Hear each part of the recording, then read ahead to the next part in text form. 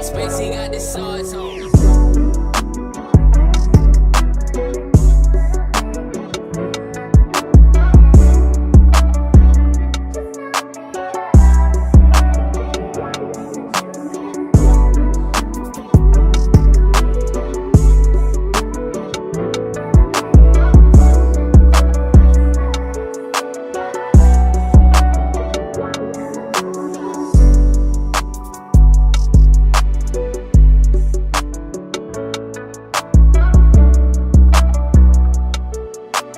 We all be. Spacey got the sauce on.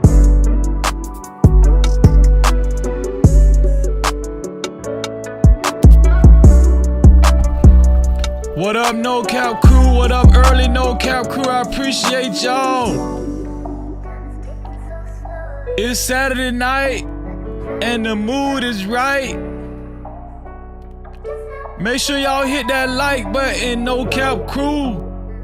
Everybody watching from the clouds, make sure you hit that like button. If you're watching the replay, you could always support the channel by sending a super thanks. Spacey got the sauce on. That's right, a super thanks. That's the heart shape with the $sign in it.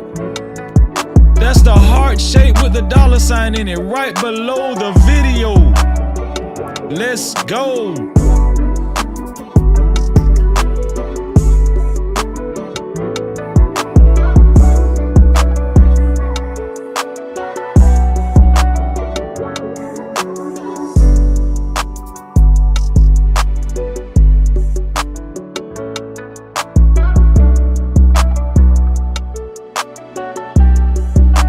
Spacey got the sauce on.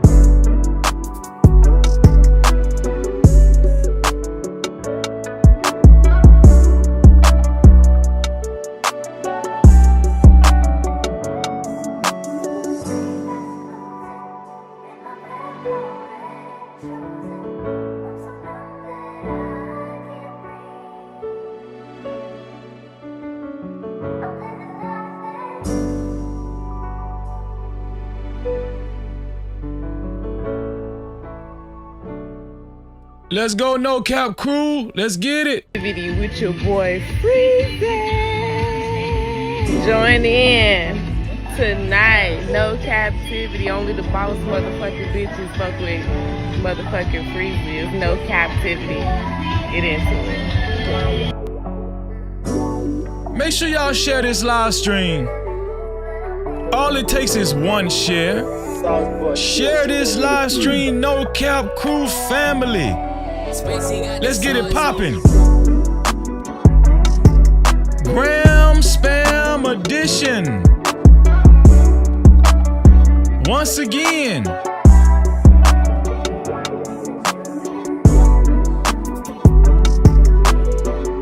Make sure y'all share this live stream. Click the share button right below the video.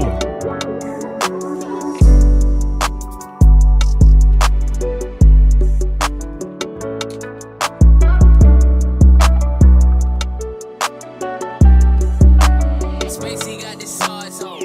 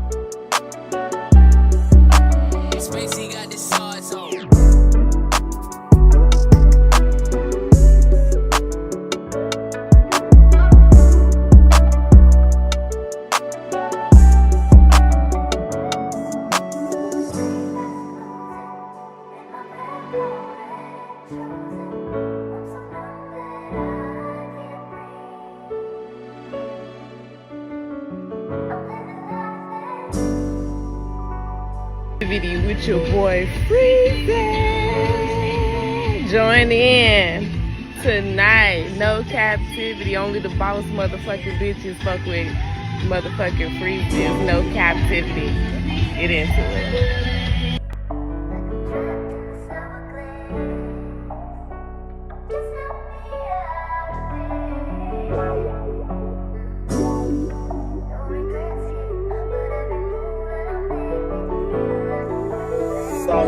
Shit, what you want me to prove? Spacey got the sauce on. Make sure y'all hit that like button. Make sure you hit the like button. Make sure you share the video.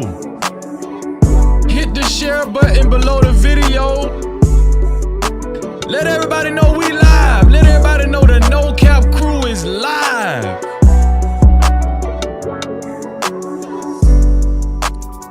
To support this platform, you could always send a super thanks if you're watching the replay. Spacey got the sauce on. If you're watching the replay, you could always send a super thanks by hitting the heart shape with the $sign in it right below the video.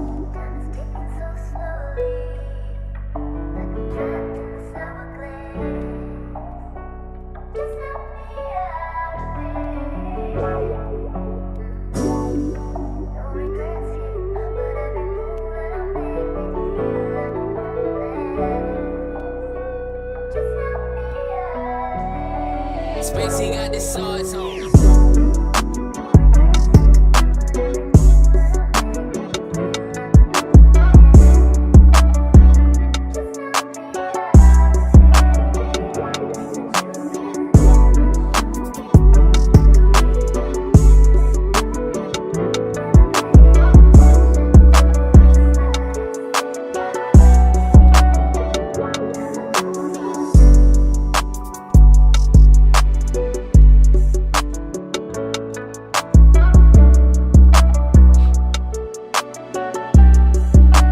Spacey got the sauce on.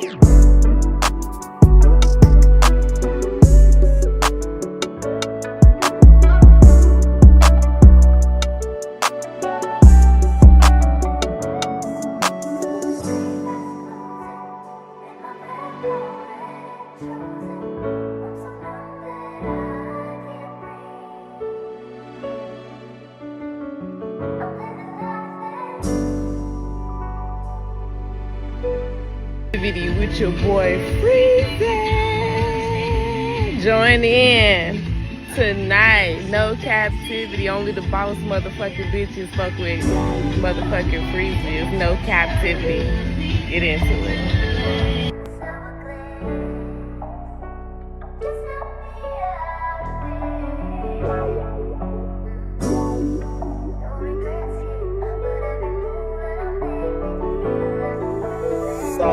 Shit, what you want me to prove? Spacey got the sauce on.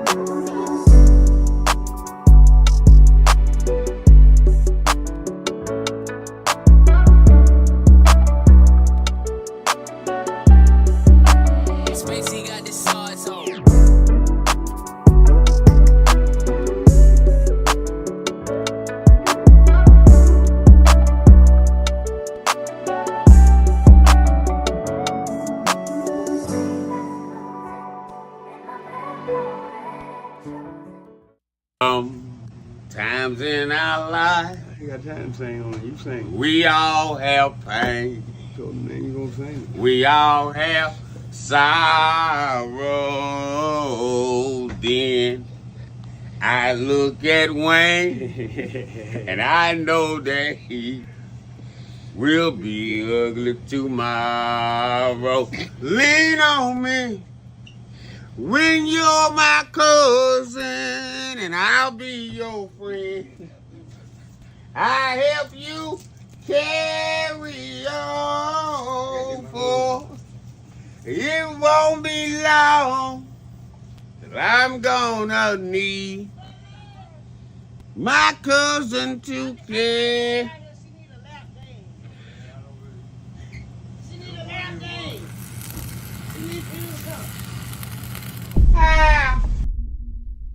No captivity.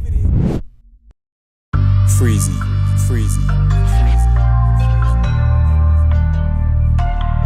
What up? You are officially locked in to No Captivity with Freezy, where we tackle issues that sometimes have us trapped in this thing that we call life. But if you know me, you know my motto. To free yourself, you must heal yourself. And if you're rock with your dog, please hit that like and subscribe button hard right now. And also comment and share this video. That is if you're rock with your boy Freezy. No captivity. Yo, what's going on with y'all? No Cap Land, No Cap Crew, how y'all feeling this evening? I appreciate y'all being here.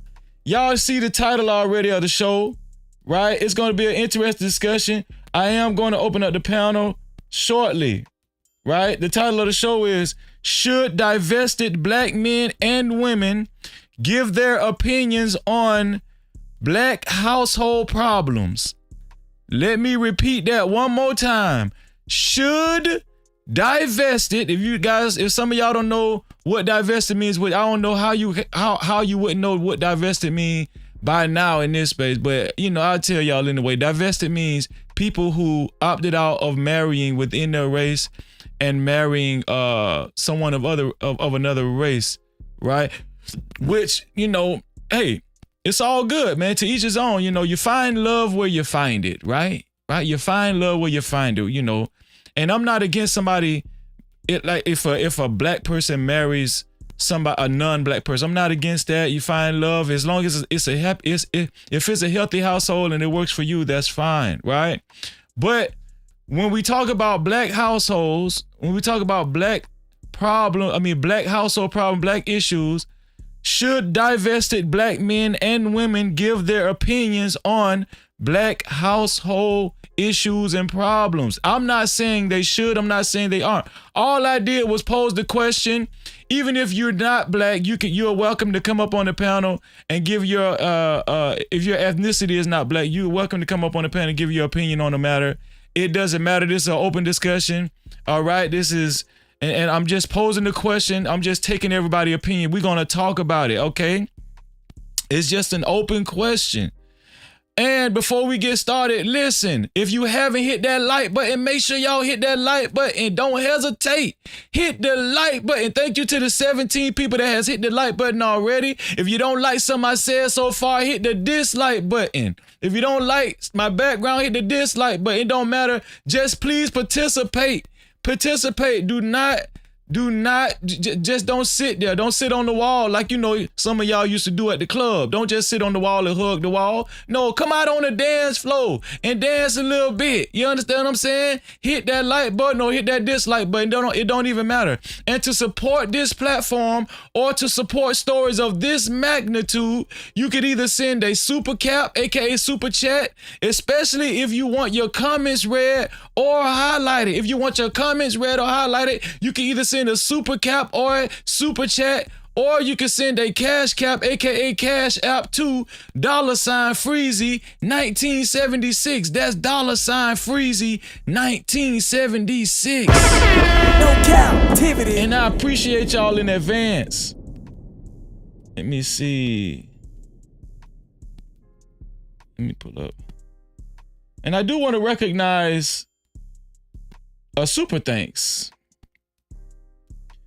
I want to recognize a super thanks, and I believe my brother gave a super thanks in the comment. He left it in the comments, so it's always in the comment section. Last show, Big Dave. Big Dave gave us super thanks. Let me see. Where's Big Dave's super thanks? Let me take a. I should have been did this, but yeah, Big Dave gave us super thanks. Here we go. And I want to recognize Big Dave's super thanks, man. Dave, thank you, bro. Dave gave a $25 super thanks. He left it in the comment. I appreciate you, bro. I appreciate you. He said, just paying my light bill. Just paying my light bill. I appreciate that, Dave. Thank you for the $25 super thanks, bro. No Cap-tivity. I appreciate that, bro. Thank you. Super chat. Thank you, Dave, for the $25 super thanks, bro. Thank you. Let me see. I think it's about time for the roll call. What do y'all say? It's about time to get it cracking. Shout out to Justin Wade. He's already geared up and he already represents saying gram spam. That's what we got going on tonight. Y'all know it's the gram spam edition where we spam the gram. That's right. We're going to spam the gram tonight.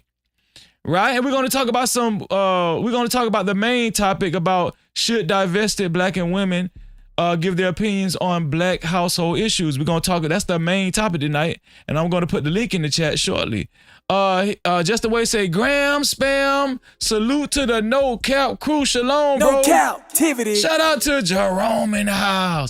I say Jerome in the house, watch him out. Jerome says salute Freezy, my kneesy, and to the No Cap crew, what it do? Shout out to my dog, Jerome. No Cap-tivity. Shalom, bro. Shout out to It Is What It Is TV in the building. It Is What It Is TV says, Freezy, peace and blessings to you. Shout out to It Is What It Is TV. Appreciate you, bro. Shalom. No Cap-tivity. Shout out to Love W in the building. Love W. Thank you, bro. Thank you for always, showing up and showing out. He said, what up, Freezy and chat. Shout out to Love W in the building. No Cap-tivity. Shalom. Embrace the Grace is here, ladies and gentlemen.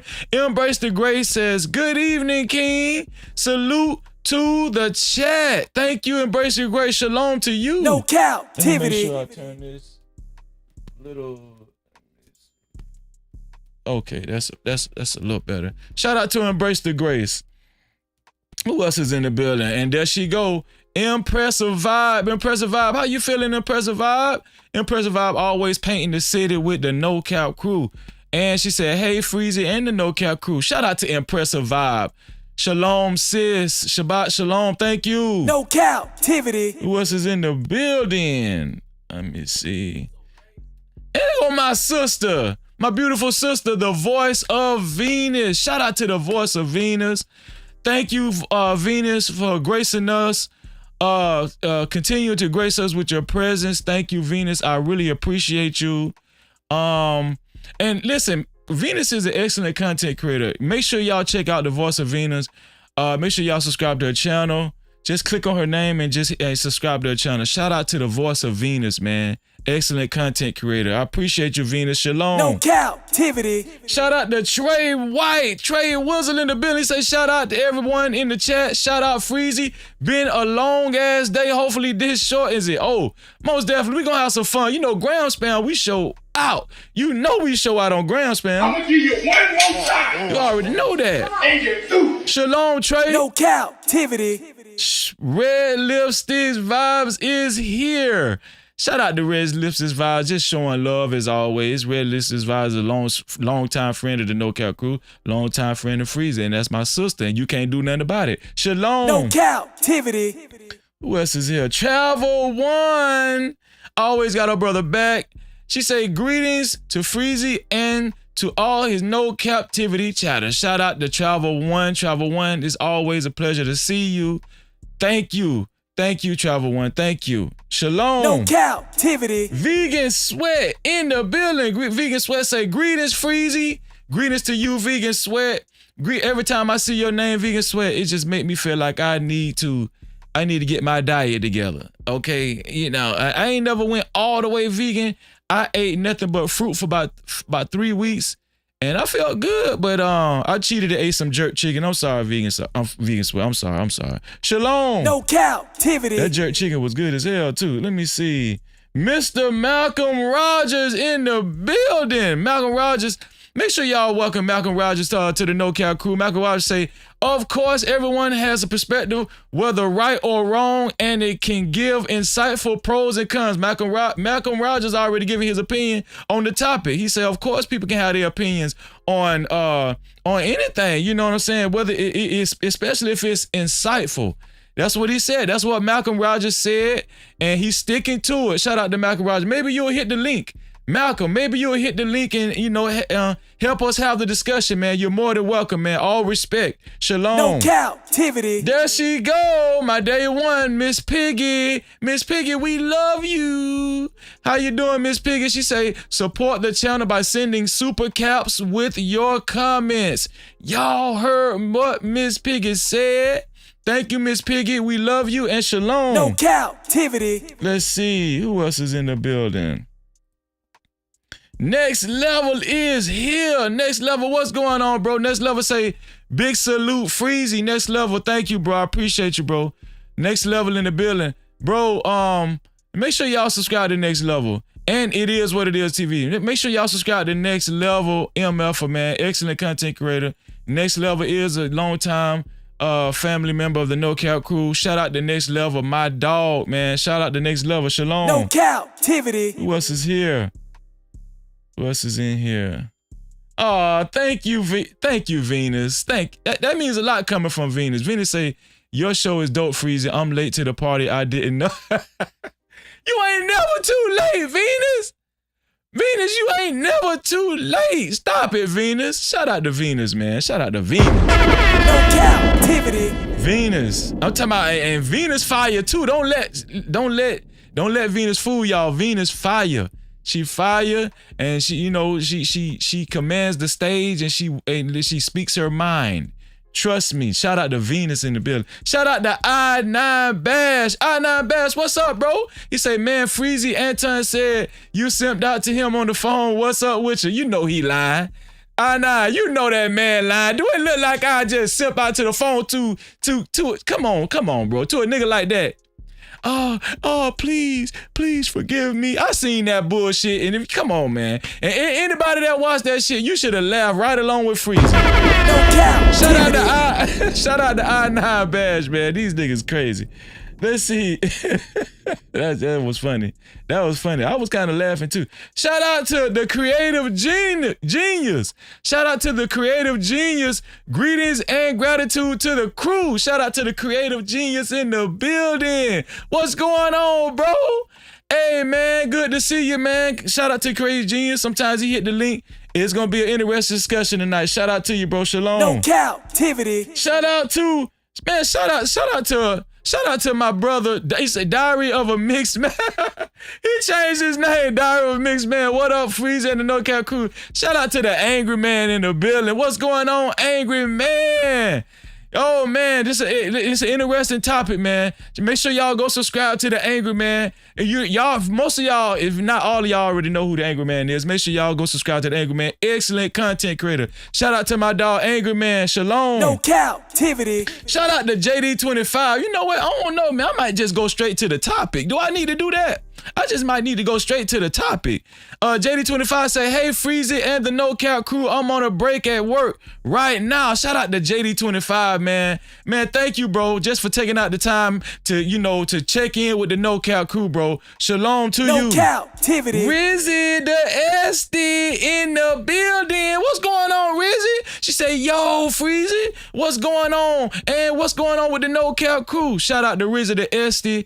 Thank you, Rizzy the SD. Her and 2 Glock High have a platform coming soon, and it's gonna be fire. Y'all be on the lookout. Shalom. No captivity. RJ, my nephew. Shout out to RJ, DJ, and shout out to Stage, aka Jakari in the building. Shout out to RJ. He say, Freezy. That's Uncle Freezy to you. That's Uncle Freezy to you, no bro. Captivity. Shout out to Dr. Frizzle Frost, a warrior spirit. Dr. Frizzle Frost say salute, No Cap crew and Freezy. Freezy, peace and prosperity to you all. What's going on, Dr. Frizzle Frost, a warrior spirit? Thank you for all you do. Shalom, bro. No captivity. Who else is in here? Okay, I think that's it. Roll call is complete. Shout out to everybody in the building, man. No captivity. I like for everybody to come early because it gives me a chance to shout out everybody, because sometimes when the show going on, I can't get everybody that come towards the middle of the show, and it's not intentional. I'm sorry. I try to get as many people as I can, but y'all gotta forgive me.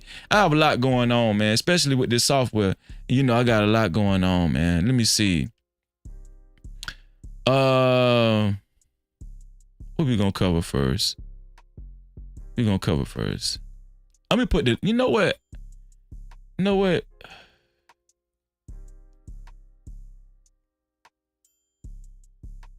gonna just put the link in the chat. Y'all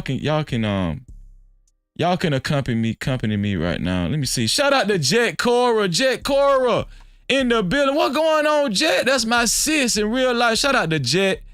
Jet say, Freezy, what up? Much love. Thank you, sis, for being here as always. Thank you for having your brother back. Shalom. No captivity. Danica just came through. She tried to sneak in here. Shout out to Danica. Always great to see you, Danica. She say, what up, Freezy? Thank you, Danica. I appreciate you. Much love. Shalom. No captivity. Big Bad Bull is in the building. Shout out to Big Bad Bull. The Mod Father is here. Shout out to my dog, Big Bad Bull in the building. Always got his brother back. Shalom. No captivity. Let me see. Y'all sneaking in here, ain't y'all? Let me see. So listen. Should I put the link in the chat? I'm gonna just put the link in the chat.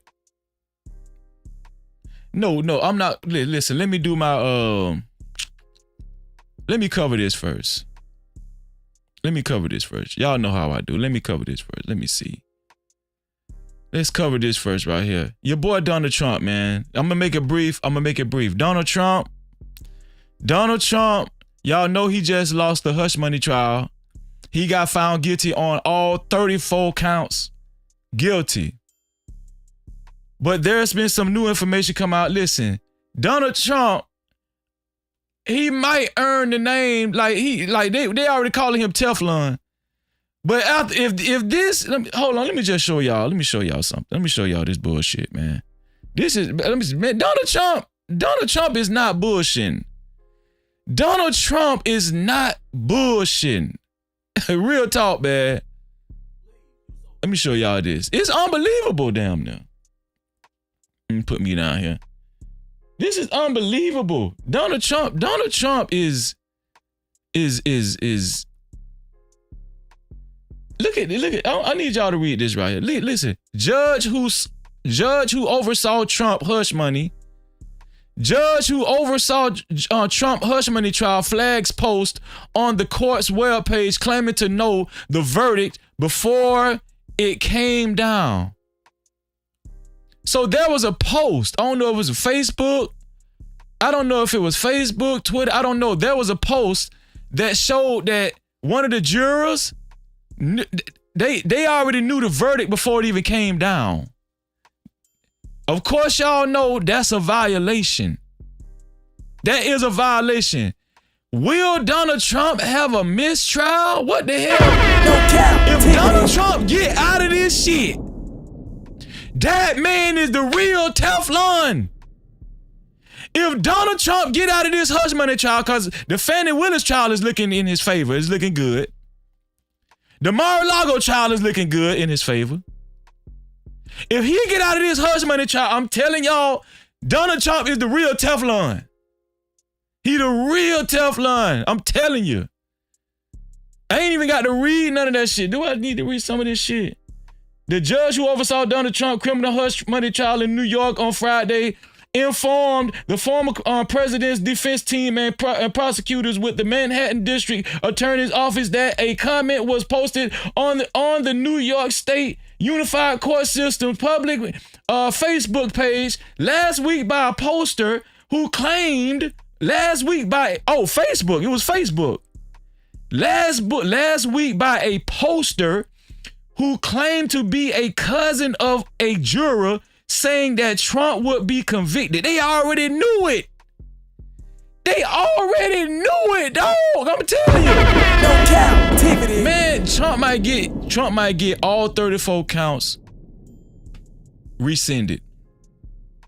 It might be a mistrial, y'all. I don't know, man. Trump is if Trump get out of this shit, man. If Trump get out of this,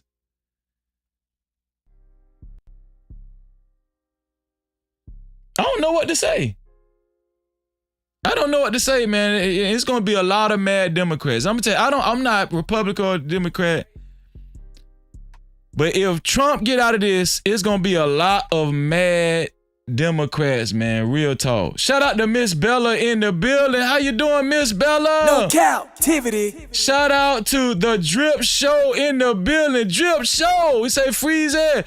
We gonna start this thing all right. It's the No Cap crew and Drip Nation in the house tonight. Shout out to Drip. No captivity. Make sure y'all subscribe to my dog Drip Nation, the Drip Show. Who else is? Shout out to my sister Fanny P. How you doing, Fanny? Oh, much love to Fanny P. Good to see you, Fanny. Shout out to Fanny P, man. I appreciate you, Fanny. No captivity. Let me see. Okay, that's it. Let me see. So who we gonna talk about next? Cause I want to get to the main topic. Cause I want to talk. Shout out to Bun B, man. Bun B. Did y'all know Bun B house was broken into? Did y'all know Bun B's wife was held at gunpoint? Did y'all know that? Did y'all know Bun B almost lost his wife? Did y'all know that? Let me show y'all this right here. Bun B got very emotional on stage as well. If I can find the video, where is it? Let me see. It's on my desktop somewhere. I'm not gonna spend too much time looking for it, but I do have him on trial. I mean, I do have him, on the stand, giving his testimony about his wife. I'm gonna tell you something. I ain't gonna lie. That was kind of tragic. Matter of fact, I got it on Instagram. Shout out to TK. I see you, TK. Shout out to TK in the building. Shalom, sis. No captivity. Let me see. I can't even find the damn. What? I know where is it? Well, I'm gonna just show Bun B. I got it on Instagram. I thought I had it. Oh well. And you know what's gonna happen? I'm gonna tell y'all what's gonna end up happening. I'm gonna find it. I'm gonna find this video when I end the live stream, and I'm gonna be so mad, for real. I'm gonna be so mad. It's gonna pop up. Oh, there it is. I got it. There it is. So here's the video. I should have put it in the folder. That's what I should have did. Here's the video, y'all.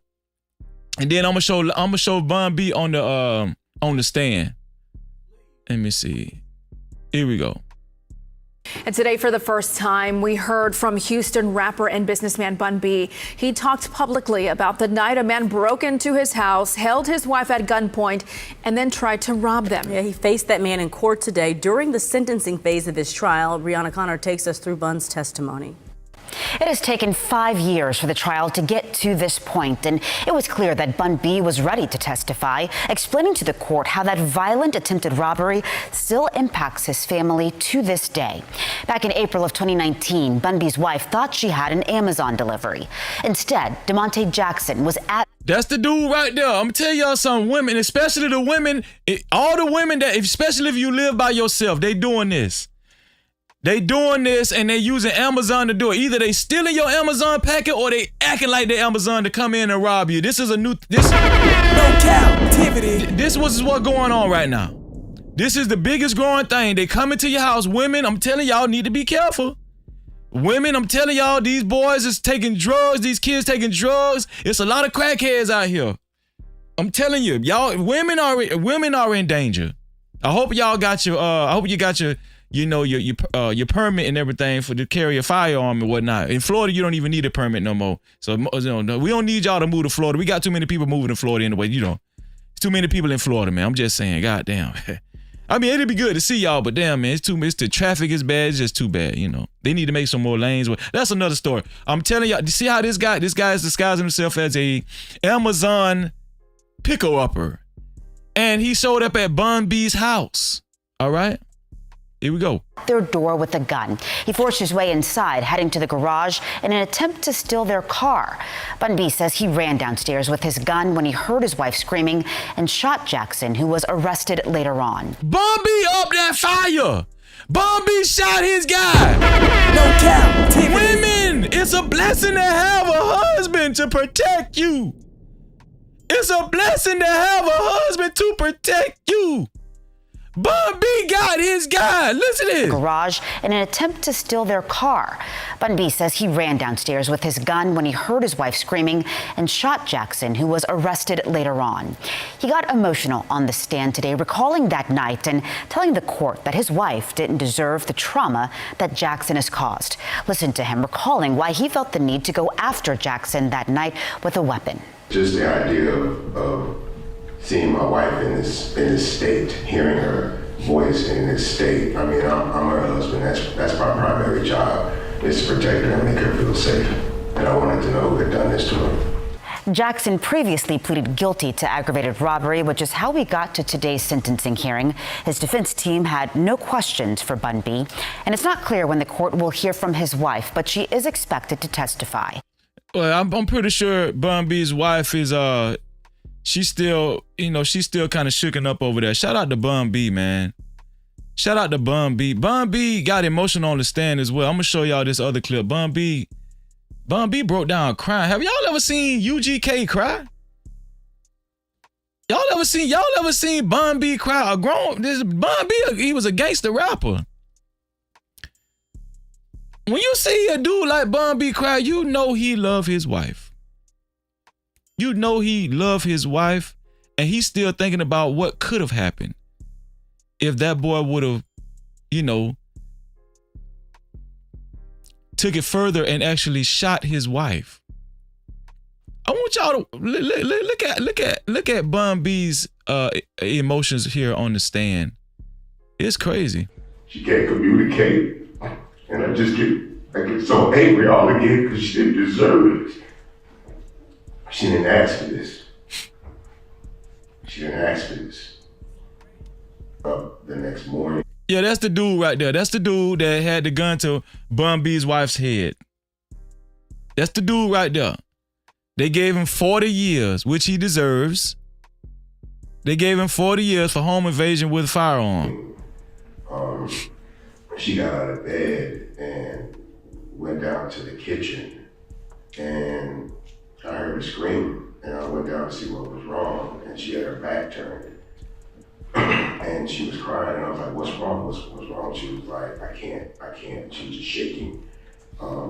So he heard his wife scream, and he was upstairs, she was downstairs, and when he seen his wife from upstairs, his wife had her back turned, but she was shaking, and she said she can't do nothing.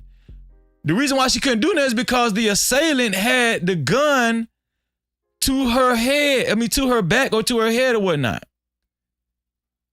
Maybe the guy wasn't visible at the time, but that's what was going on. I can't. I'm like, you can't. She's like, I can't look at those stairs. And it was from that point where we realized like she couldn't even be in that house anymore. It is because, there are times where she gets closed off. Man, listen, man, shout out to Bun B, man. And I'm gonna tell you something. We have these conversations sometimes about the importance of a man in the house. And we've been having discussions lately. Shout out to Hemp. I was on Hemp's channel. We were talking about a leader. Men should be leaders. Well, listen, Bun B is a leader in my book. This is the perfect example of a leader in his house, a man that's a husband. Bun B defended his house, he defended his wife, even though his wife was held gunpoint in the house and Bun B was upstairs. Now, how Bun B ended up shooting this guy, I don't know, and I don't care. He should have killed his ass. That's what he should have did. No Cap-tivity. But that's the true value of a husband. That's the true value of a man in a house with a woman. That's the true value of a man in a house with a woman. She could have lost her life. She could have got raped. She could have got sexually assaulted. A lot of stuff could have happened to her. But Bun B was the police that night. Bun B protected his wife. When I seen this story, I was like, I got to report on this shit. Shout out to Bun B, man. No Cap-tivity. This is what we be talking about. All the ladies, this is what we talking about. And shout out to his wife. Listen, prayers go out to her. I mean, I know she was shaking up. Shout out to her. I know she's still shaking up. She probably is in therapy. If not, she needs to probably go to therapy. Shout out to Bun B's wife. But Bun B, this is what we be talking about real leaders. So if women are wondering if there are any leaders, if there are still any leaders left in society today, well, we just seen it in Bun B. Shout out to Bun B. No Cap-tivity. I would do the same thing in my house, and I know a lot of men in the No Cap crew would do the same thing. It's still a lot of good men out here. Bun B saved his wife's life. He saved his wife's life, man. Shout out to everybody that came on in, man. Shout out to Chris Savage. I'm gonna just group y'all together. Shout out to Chris Savage. Shout out to Angela Reddick. Shout out to Judah Israel. What's going on, Judah Israel? Shalom, bro. No Cap-tivity. Shabbat shalom. Shout out to Judah Israel. Shout out to Up with BM. Shout out to Anika Budgets, Tyrone Church. What's going on? I see y'all. Why high? Shalom to all y'all. No Cap-tivity. Shout out to Bun B, man. Shout out to Bun B. I want to show y'all that. Let me see. And so we finna go to the gram. Y'all know this gram spam, right? We finna go to the gram. We gonna go to the gram, y'all. Ray J was on Shannon Sharp's show. Ray J said if he wouldn't have made that sex tape with Ray J said if he wouldn't have made the sex tape with Kim Kardashian, it probably wouldn't even been on OnlyFans. OnlyFans would not have existed. Do y'all believe that? That's what Ray J said. He said OnlyFans would probably not have existed if he didn't make that sex tape with Kim Kardashian. Let's see what Ray J had to say. Is that family life? I think more of the question is how different would we all be? How different would this whole fucking thing be? How different would the industry be? How different would the wheel roll? Everything would be different. We would all be different. All of us. Everybody in here would be different. We would have on different clothes. What you mean? Everything would be different, meaning like you would never ask me that question. Meaning if we sat here right now, and we got to this point, I don't know, probably more people would be going to college and, you know what I'm saying, getting an education to be successful. There might not be any OnlyFans and other things like that, other opportunities like that. So, I mean, are we a part of the cure? Do y'all believe that? Do y'all believe that? Let me put the link in the chat. Y'all can start joining me right now. Let me put the link in the chat. Join the show. I'm gonna put join your boy Freezy. Yeah, I'll put that. Join your boy Freezy. That sound better. Let me see. Join your boy Freezy. I want y'all to tell me, what do y'all think about that? Do y'all think it would have been OnlyFans? Do y'all think Ray J is making a point? Do you think he's making a valid point right now? He said it probably wouldn't be no OnlyFans if him and Kim Kardashian wouldn't have made that sex tape.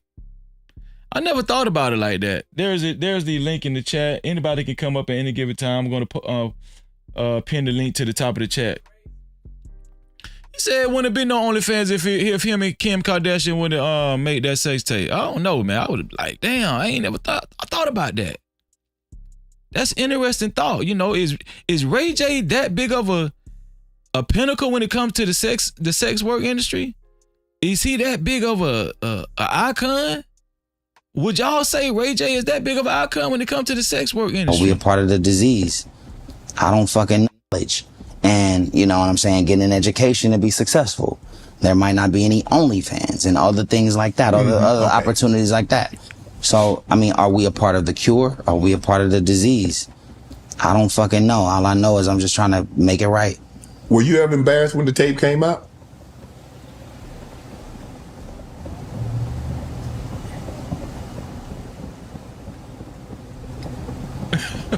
Why is he taking that long?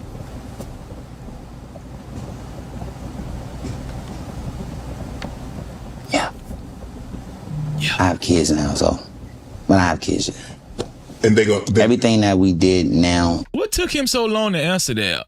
He said, well, are you embarrassed that the tape came out? He said, yeah. Well, he could have said no, you know, just to play it off. But he said, yeah, I got kids now. You know, I thought that was a responsible answer, man. When I have kids, it's just totally different. The whole thing is wacky. Before, I was just like, but with my kids, it's not okay. And so I can't, without me going too far into it, without me getting in trouble.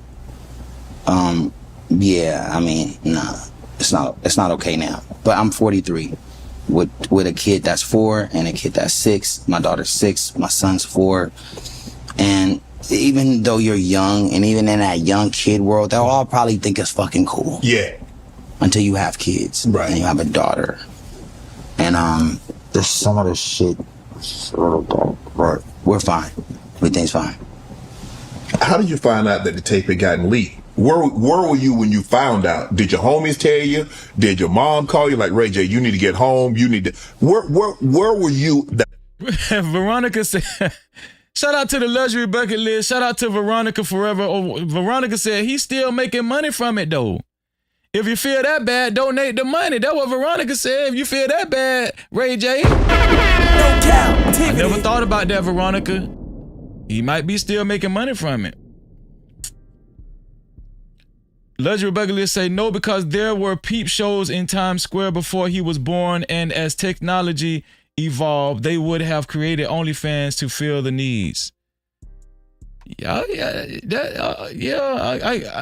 get that, but I mean, Ray J and Kim Kardashian, I don't know, Luxury Bucket List, Ray J and Kim Kardashian kind of blew up the sex tape scene. I know Paris Hilton was trying to do it before, and Tonya Harding, but Ray J and Kim Kardashian blew up the video, the mainstream video sex tape scene.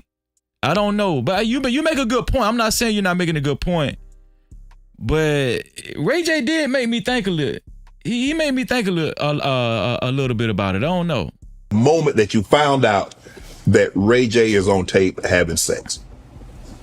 So long ago, all I remember is how it smells. I'm just playing. I can't.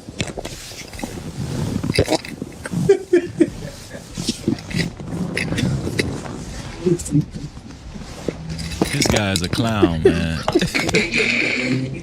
Ray J is a clown. I'm gonna tell you something about Ray J. Ray J is a master he's just a master at the camera. He's become a master at the camera.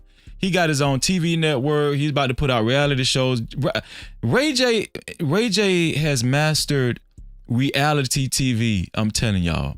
Ray J is about to be super rich. I'm not counting his pockets, but I just believe that Ray J, he just done mastered this shit. He's mastered it. He's camera friendly. He know how to entertain people. And I don't even know where this came from. He branded brother. This dude branded brother, man. You know, maybe when you go through so many embarrassing moments the way he did, you just lose your you know, because he's lost his dignity on a few incidences. He's probably just been humiliated so many times, he don't even care. He done been broken all the way down. He don't even care. He just about making money now. Ray J don't even care no more, man. He's done had so many embarrassing moments, man. I mean, y'all remember the dude, what's the dude name? Danny Boy. Remember, y'all remember Danny Boy? Danny Boy that was with Death Row Records, man. Shout out to Kills, don't give two fucks. Shout out to Kills in the building. Shout out to Mandrell in the building. Shalom. No cap. Shout out to both of y'all brothers, man. Yeah, y'all remember that, man. Man, Danny Boy came out and said that he gave Ray J fellatio. All that came out. We know Ray J go both ways now. Ray J, he done been exposed. He don't care no more. He just trying to make money. He trying to do reality show TV. He got his own network. Word is Shaquille O'Neal just invested $1.5 million in Ray J's television network. Ray J is on his way. I'm telling y'all, Ray J don't give a damn. Ray J about to get rich. Ray J is about to be rich. And guess who is his flagship person on the reality show? It's Suki Hunter. Ray J is about to take off, man. I'm telling y'all. You know why he about to take off? Because it's money in being ignorant now. And Ray J has learned how to be ignorant. He don't give a damn no more. He's been embarrassed so many times. He can't even come back. He can't come back. The only way Ray J doing it, he doing the right thing. When you embarrassed that many times, when you can't come back and your reputation is that bad, you might as well just dive in the embarrassment and make money. Is that family life? You know, I think more of the question is how different would we all be? How different would this whole fucking thing be? How different? He done lost his wife. What his wife's name is? Princess. He done lost his wife. She's his ex-wife now. He's going through a divorce. His wife left. His wife is with the actor guy. I forgot the actor guy's name. Jonathan. I forgot the actor guy's name. Ray J done took a lot of hits, man. He's just like, I don't give a damn. He sold a little scooty bike shit. That shit ain't working no more. His glasses, his shades, whatever the shades. Y'all remember he said the shades was destructible? No, they can't break. They destructible. And the dude broke the shades on the complex network. He just had Ray J done took a lot of L's. He was on Versus. Remember he was on Versus and he was hitting all kind of wrong notes. Ray J has took a lot of L's, man. So I believe that Ray J is going to take off with this reality show shit because he don't have any more pride or ego. Ray J does not have any more pride or ego. He's ready to show his ass. Real talk. No Cap-tivity. Batman say, shout out to Batman. Batman say his headphones are fire though. I ain't know what is headphones called? Ray-Cons? Okay, I think headphones, that's what he made money off of. I think that's what he made enough money off of to invest in this reality show shit. I think that's what he made his money off of, Batman. Shout out to Batman in the building. No Cap-tivity. Different would the industry be? How different would the wheel roll? Everything would be different. We would all be different. All of us. Everybody in here would be different. We'll have on different clothes. What you mean? Everything would be different, meaning like you would never ask me that question. Meaning if we sat here right now and we got to this point, I don't know, probably more people would be going to college and, you know what I'm saying, getting an education to be successful. Ray J is dumb. This man said if he wouldn't have made that sex tape, more people probably would have been going to college. He said it wouldn't have been on OnlyFans. More people would have been going to college. His sex tape, Ray J is saying his sex tape single-handedly changed the trajectory of human life. That sex tape with him and Kim Kardashian, if he wouldn't have made that sex tape, the life would have been different. Ray J is a clown, dog. And look how serious he looking, though. Look how serious he looking, bro. There might not be any OnlyFans and other things like that, other opportunities like that. So, I mean, are we a part of the cure? Are we a part of the disease? I don't fucking know. All I know is I'm just trying to make it right. Were you ever embarrassed when... Shout out to Ray J, man. No Cap-tivity. Ray J, I'm going to tell y'all the truth. All the L's that Ray J took, man, I like Ray J, dog. I like Ray, because let me tell you something. Ray J, he don't care. Nah, he did some, you're getting some fellatio From Danny Boy, that's on you. You know what I'm saying? But I'm just, as far as like in the entertainment, he's learned it. He's learned the tricks of the trade when it comes to entertainment business, man. Ray J don't give a damn. Ray J has learned the tricks in the trade when it comes to entertainment business, and I believe Ray J is about to get paid. Obviously, Shaquille O'Neal believe in Ray J too. He invested $1.5 million in Ray J's television network. Ray J is about to get paid. We finna be hearing a lot about Ray J. Ray J is finna be the new, what's the lady's name that was over Love and Hip Hop? What's the lady's name? Do y'all remember that lady's name? Mona Scott Young. Mona Scott Young, thank you. Mona Scott Young. My wife, she yelled throughout the time. Mona Scott Young. Yeah, Mona Scott Young. Yeah, Mona Scott. Ray J is about to be the new Mona Scott Young. Ray J is about to make a lot of money. Shout out to Mr. Midnight in the building. No Cap-tivity. Shout out to Mr. Midnight. I see you, bro. So let's talk about the main topic. Should divested black people, right? Should divested black people, and I'm gonna show y'all why I said what I said right here. This is why I said what I said right here. This guy right here. This is Representative Byron Donald. He's a Republican. I believe he was on CNN. Byron Donald. Byron Donald is the one that sparked this conversation tonight. Shout out to Game Changing Kennels in the building. Shout out to Game Changing. No Cap-tivity. He the one made me come up. He the one helped me come up with this damn topic called "Should divested black men and women give their opinions?" Should black men and women who are married to another race, should they give their opinions when it comes to broken households, broken black households? When it comes to black household problems? Should black men and women who are married to white women, Latin, whatever, Arab, it don't even matter. Should they give their opinions when it comes to black household problems, whether it's divorce, broken households, whatever? I thought it'd be a good discussion because I know we're going to have mixed opinions on that, right? We're going to have mixed opinions on it. Some people say no. Some people say, hey, it don't matter. So we had a comment earlier. It was a comment earlier say, yeah, if it's insightful, right? Matter of fact, where was that comment? Where was that comment? Let me see. Let me find that comment for y'all. Who was it?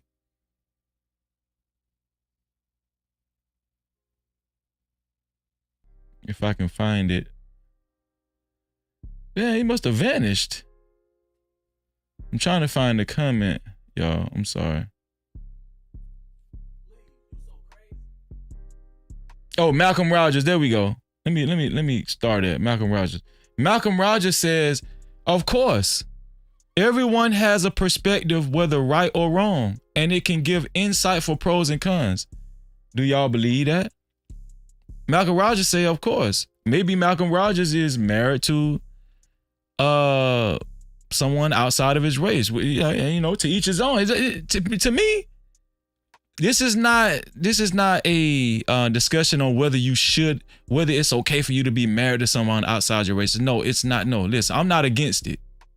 I'm not against it. I just want that to be on record. This is not that kind of conversation. This conversation is only meant for what kind of feelings or opinions do you guys think for black men and women that's married outside their race? Do you think they should have a say-so or opinion on black household problems, whether it be divorce, broken households, or whatnot? That's it. I just want to make sure. I just listen because I know y'all get crump, man. I know y'all get crump.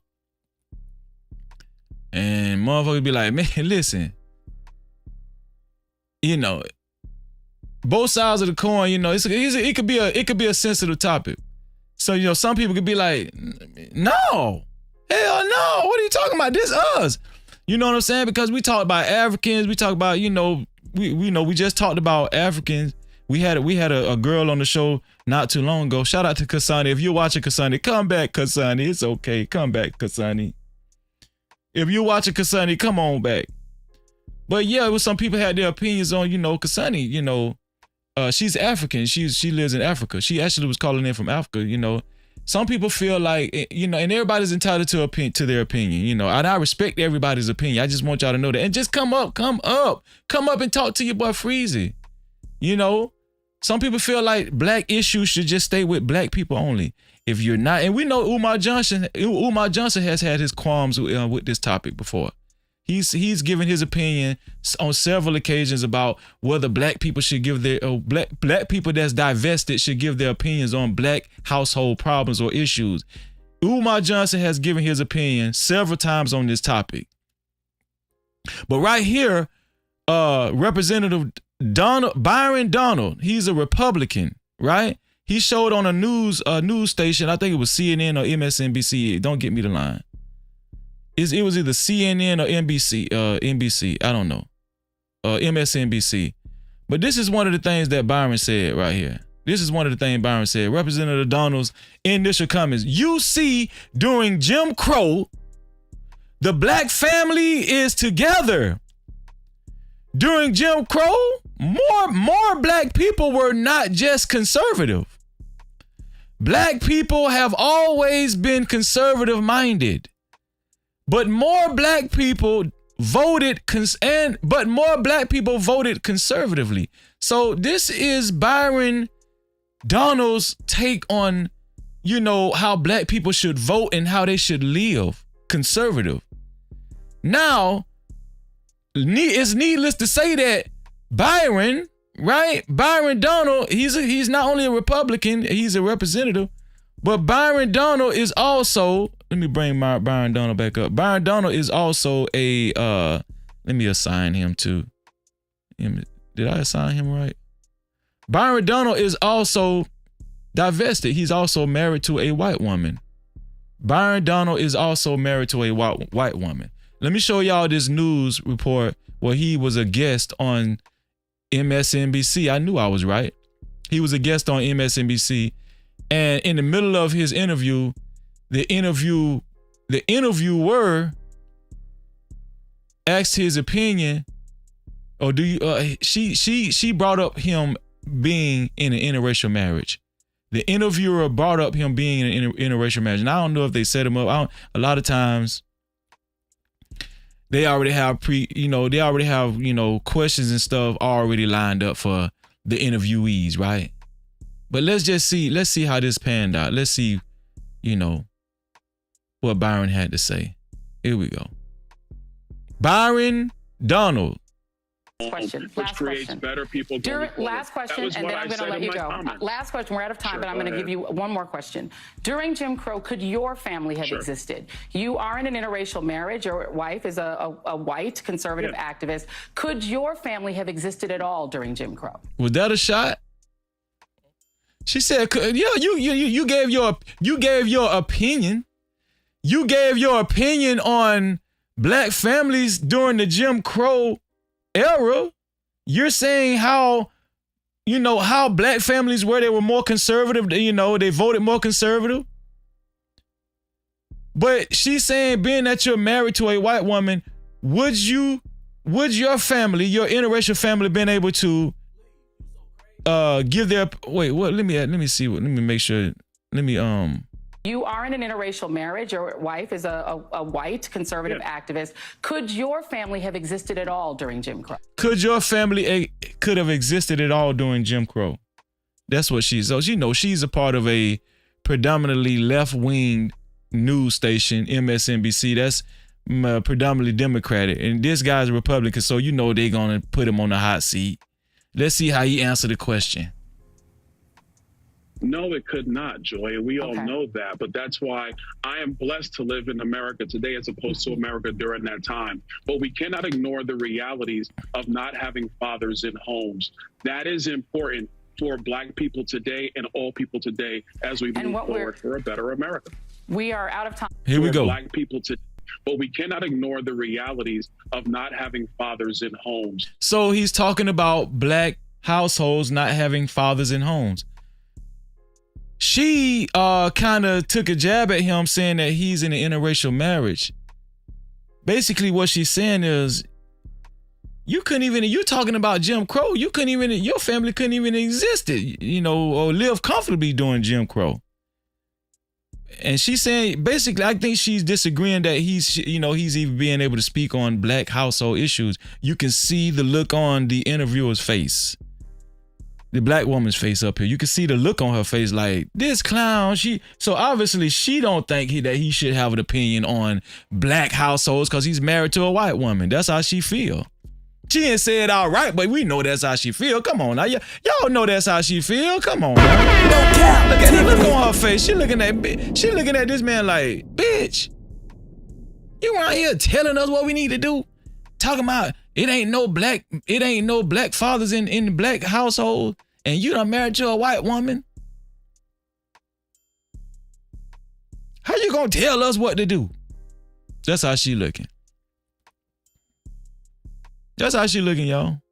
That is important for black people today and all people today as we move forward for a better America.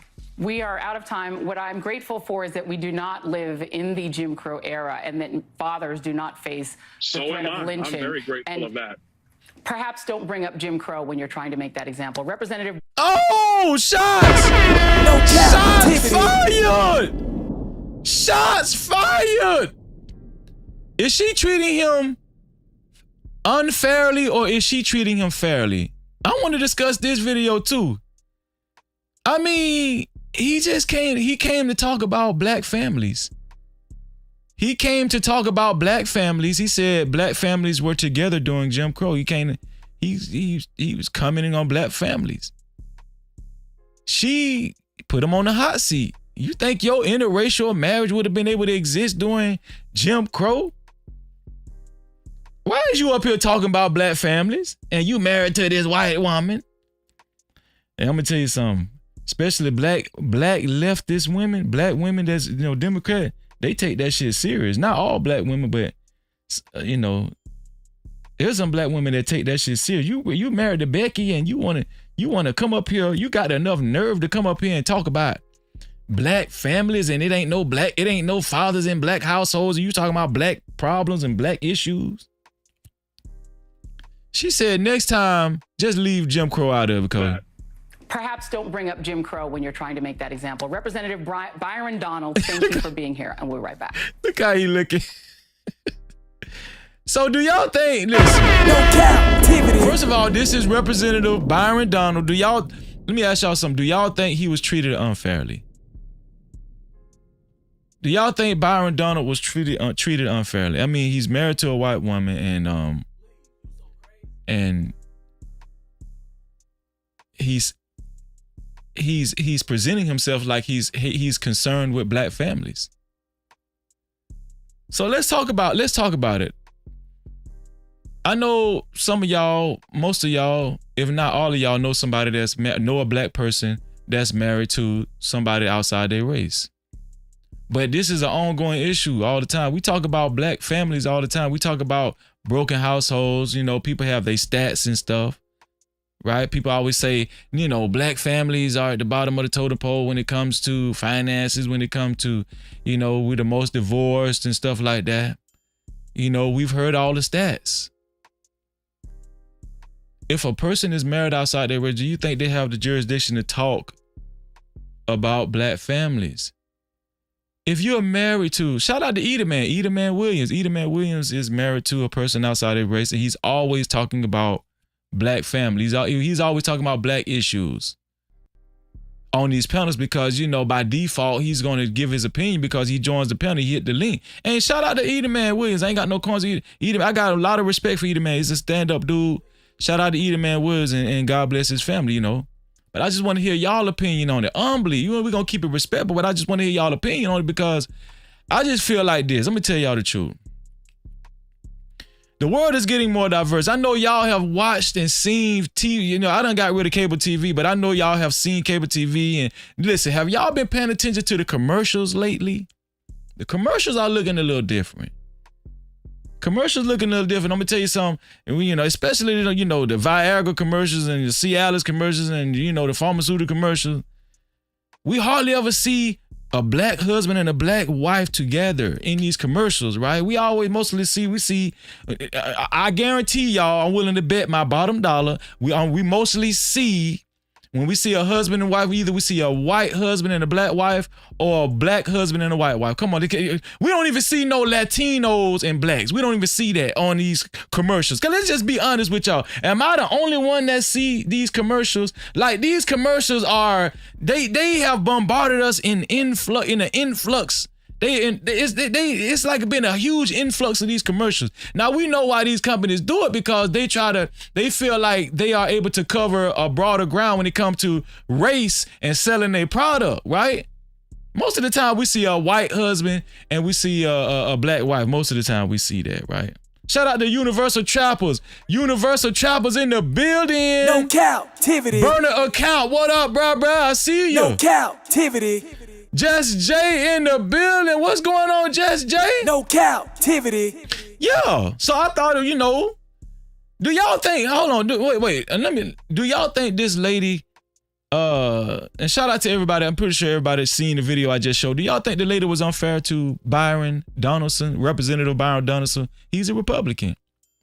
I'm gonna tell y'all the truth. Listen, in this day and age,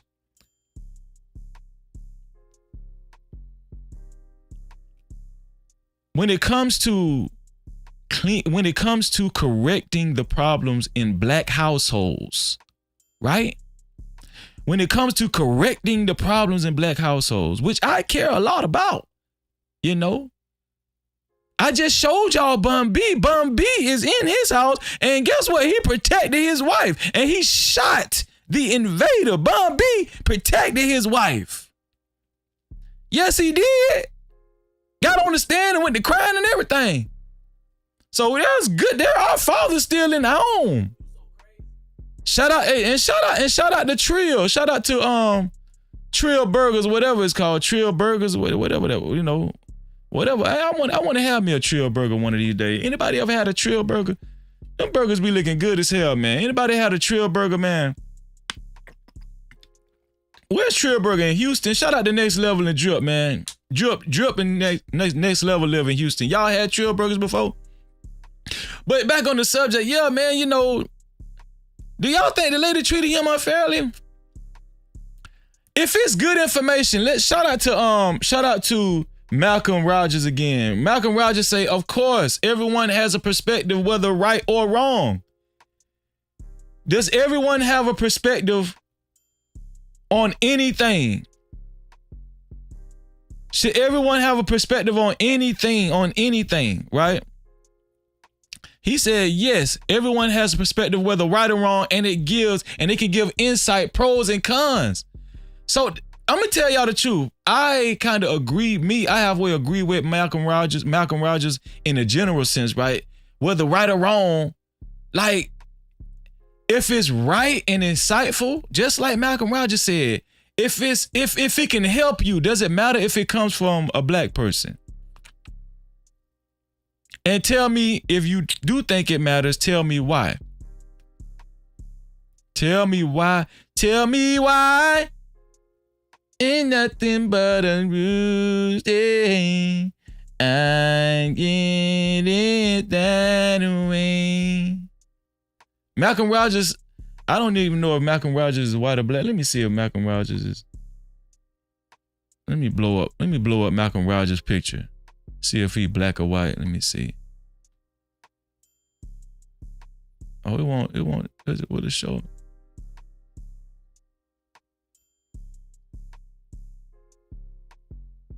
It look like he black right there. Look like Malcolm might be black right there. It don't really matter. I was just wanting to see if it, yeah. I just wanted to see. But Malcolm Rogers say it shouldn't matter. Of course we can have an opinion. So I'm thinking Malcolm Rogers is married to somebody outside of his race, a woman outside of his race, or somebody outside of his race, right? But yeah, I mean, So some people, like when they get to these subject matters, man, when they get to this type of topic, it's very sensitive. It's very sensitive because you could take offense and, you know, you could feel like somebody is actually being condescending. It's easy to feel like a person that's divested, a black person that's divested, whether it's a black woman. I've seen conversations with black women that's divested. They're with white men, you know, especially if you were the white person. And let's just keep it 100, right? Because this conversation, anybody can join the panel. The link is pinned to the top of the chat, right? The link is pinned to the top of the chat. But especially when you see a black woman, I'm going to just keep it. Y'all want me to keep it 100, right? Shout out to Miss K. Miss K in the building. Miss K, I see you. Stan Joseph, I see you. Shalom. No Cap-tivity. Come on, can we just keep it 100? When we see a black person, when we see a black woman, right? Because black men get very possessive. Black men are very possessive. Well, some black men are very possessive.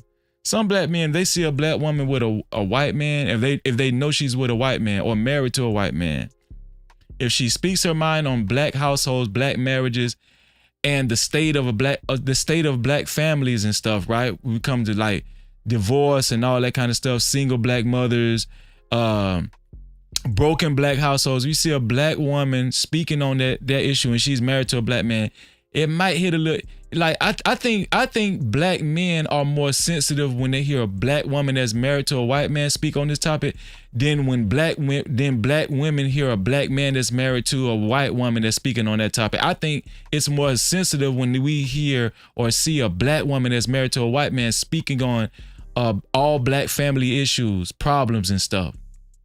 Now that's just my opinion. That's just, you know, from my experience of going around talking to people in real life, talking to people on YouTube. Right? But is it that serious? Is it serious?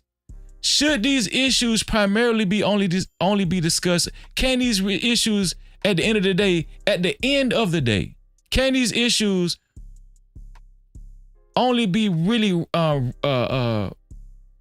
reconciled by people within the black race? Is that the case? Like I told y'all about the commercials, man. The commercials, all I see is commercials. All I see is, listen, I got rid of cable. I don't got cable no more. Shout out to everybody who got rid of their cable. If you got rid of your cable, some of y'all still got cable, but if you got rid of your cable, put a 1 in the chat. Let me see how many people did what Freezy did. Shout out to Chief Santana in the building. No Cap-tivity. If you got rid of your cable, put a 1 in the chat. I got rid of my cable. I don't even got cable no more. I just got a Fire Stick, and I ain't gonna tell y'all what I did to my Fire Stick. I ain't gonna tell y'all what I did to my Fire Stick because they lurking. Okay, damn, I ain't the only one got rid of cable. Mr. Midnight got rid of his cable. I'm telling you, people getting rid of cable. Mr. Midnight got rid of his cable. Chief Santana got rid of his cable. Travel One says she never had cable. Dr. Frizzle say he got rid of his cable. Mr. Midnight say he got rid of his cable years ago. Rizzy say she got rid of it. I thought I was the only one. Impressive Vibe say she got rid of her cable. Yeah, I got rid of my cable, man, you know, because I just ain't, cable got so expensive. Cable got more expensive than a car note.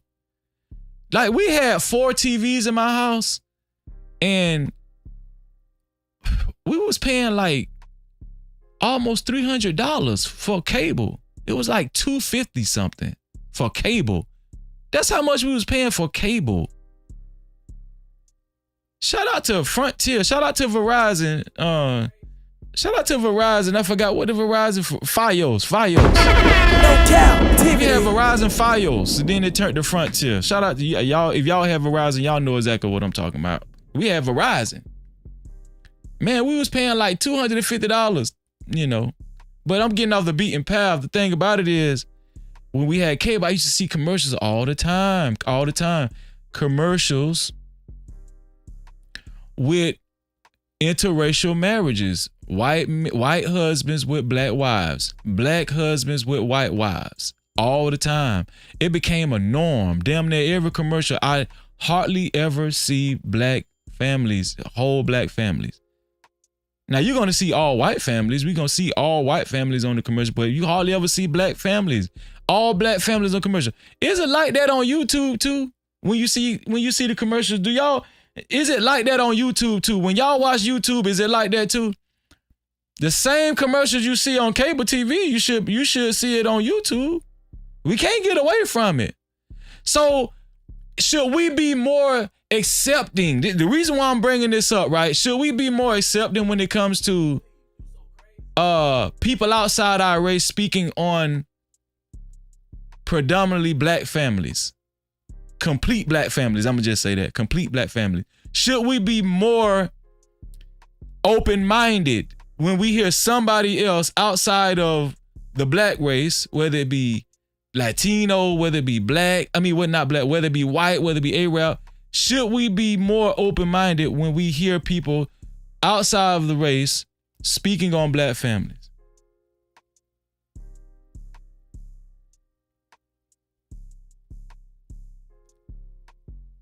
Now this lady got ticked off. Do y'all see how mad this lady looked at?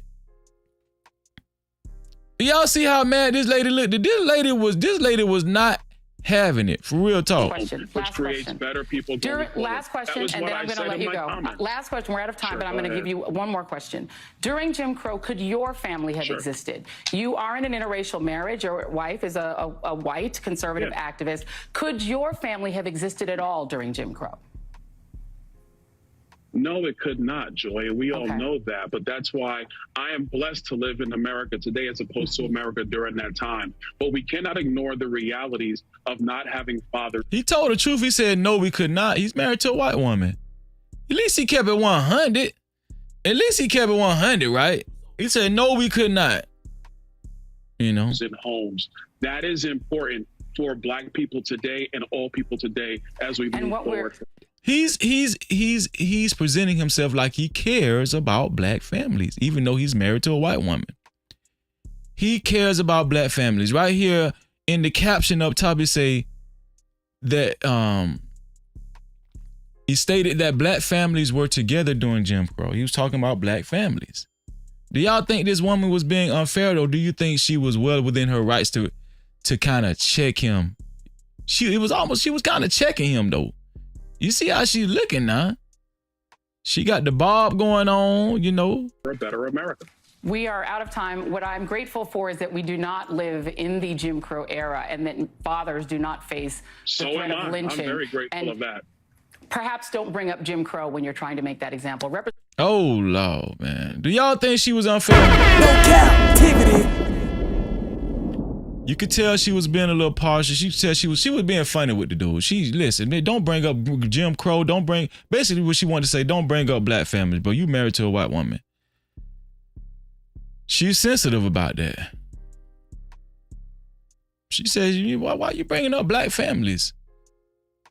Man, listen, the way he was looking, look how this dude was looking. This dude he was looking like he wanted to cuss her ass out. He just couldn't do it because he was on MSNBC, but he wanted to cuss this lady. He wanted to say, you black. You know what he wanted to say? You know what he wanted to say? And listen, my sisters, don't get mad. Don't get mad. I'm about to say, y'all know. I'm just trying to read his mind, but he looked like he wanted to say, that's why I ain't want no black woman like you. That's why I married a white woman. That's why. Senator Byron Donalds. Look how he looking. He wanted to say something too. That's why I married a white woman. Because of shit like this. This is what I'm talking about. So I won't have to deal with that bullshit. You could tell he thinking that shit. And perhaps don't bring up Jim Crow when you're trying to make that example. Representative Byron Donalds, thank you for being here. He wanted to straighten that lady. He wanted to tell that lady a thing or two. Yes, he did. He wanted to tell that lady a thing or two. Should he feel like, man, listen, I could say it was almost like he felt like, you can't tell me what not to talk about. Did the lady have a point? Should divested black men and women give their opinions on black household problems? right? Let's talk about why black men and women actually divest outside of their race when it comes to marriage. Why do they do it, right? It's because they always bring up these social stereotypes when it comes to black people. You know, a lot of black men say, you know, they talk about how black women, well, you know, the stereotypical black woman, right? And the shit that they don't want to deal with. They bring it up all the time. We hear it all the time in these spaces. We talk about the passport bros. Let's talk about that. Listen, if a black dude, right? Let me talk to my no cap crew, man. Let me talk to my no cap crew. No Cap-tivity. If a passport bro go across seas, and he didn't, you know, he on YouTube and he in public, he in real life saying, that's why I don't like black women, because see, they got an attitude problem. They angry all the time, right? And then they go get a white woman, or let's just say another woman out of another race, of another persuasion outside of the United States of America. Let's say he's a passport bro. He done went and did the whole nine. He done got married and everything. Let's say he get back on YouTube after he done got married. He a passport bro now. He got him a wife outside of the country. If he gets on YouTube and he talks about black family, black issues, do you think that he still has a right to do it? Do you think he still has a right to do it? Now, listen, I'm not saying whether he does or not. This is an open discussion. Listen, I just want to hear from y'all. I'm just trying to carry on the conversation, because see, what I notice is there's a lot of people, you know, that's kind of quiet out there. Y'all a little quiet out there because see, y'all don't want to hurt no feelings. See, this is a sensitive subject. Right? It's a sensitive subject, but is it really though? You know, if you are married, let's say if you're a black woman that's married to a black man, or if you're a black man that's married to a black woman, is it really that sensitive? What do you have to say to people that's divested and just chose to leave their race and just find somebody else to marry? Do you think they have the right to speak on black marriages? What do y'all think? I mean, we know, listen, we can go down a huge rabbit hole. Listen, we know the food listen, it ain't really gonna be no more soul. Most of the time, it ain't really gonna be no more soul food no more. Right? The house ain't gonna smell like Fabuloso no more. The collard greens gonna taste different. It ain't gonna be the same. Cornbread gonna taste different. Thanksgiving gonna taste different. Thanksgiving gonna be different, you know. Do y'all think once they've subjected themselves to this type of life, do you think they still can speak on black households? Shout out to Vivian. Vivian, I see you in the chat. You can't sneak in here, Vivian. Shout out to Vivian in the chat. No Cap-tivity. Right? Think about it. It's a huge dynamic to this, because, like, okay, let's just be honest. Let's be honest. Let me get rid of Byron Donaldson. Let's just be honest. Shout out to Black Man Unfiltered in the building. No Cap-tivity. Excellent content creator. Make sure y'all subscribe to my brother Black Man Unfiltered in the building. Shout out to Black Man Unfiltered, man. Oh, I got cash caps, don't I? Damn, I'm sorry, y'all. Damn, I got cash caps. My bad, boss man. My bad, boss man. Check the cash out, bitch. Oh, my bad. Let me show my brother's cash cap, and he is a sponsor of tonight's show. Shout out to Christopher Mayberry, aka Boss Man, with a $50 cash cap. With a $50 cash cap, he is the sponsor of tonight's show. Thank you for helping us keep the lights on, Boss Man. Thank you, bro. No Cap-tivity. Shout out to Boss Man, man. Let me see. Trucker Yell, I see you. I'm gonna get to you 1 second, man. Let me see. Boss Man is the official sponsor of tonight's show with a total of $50.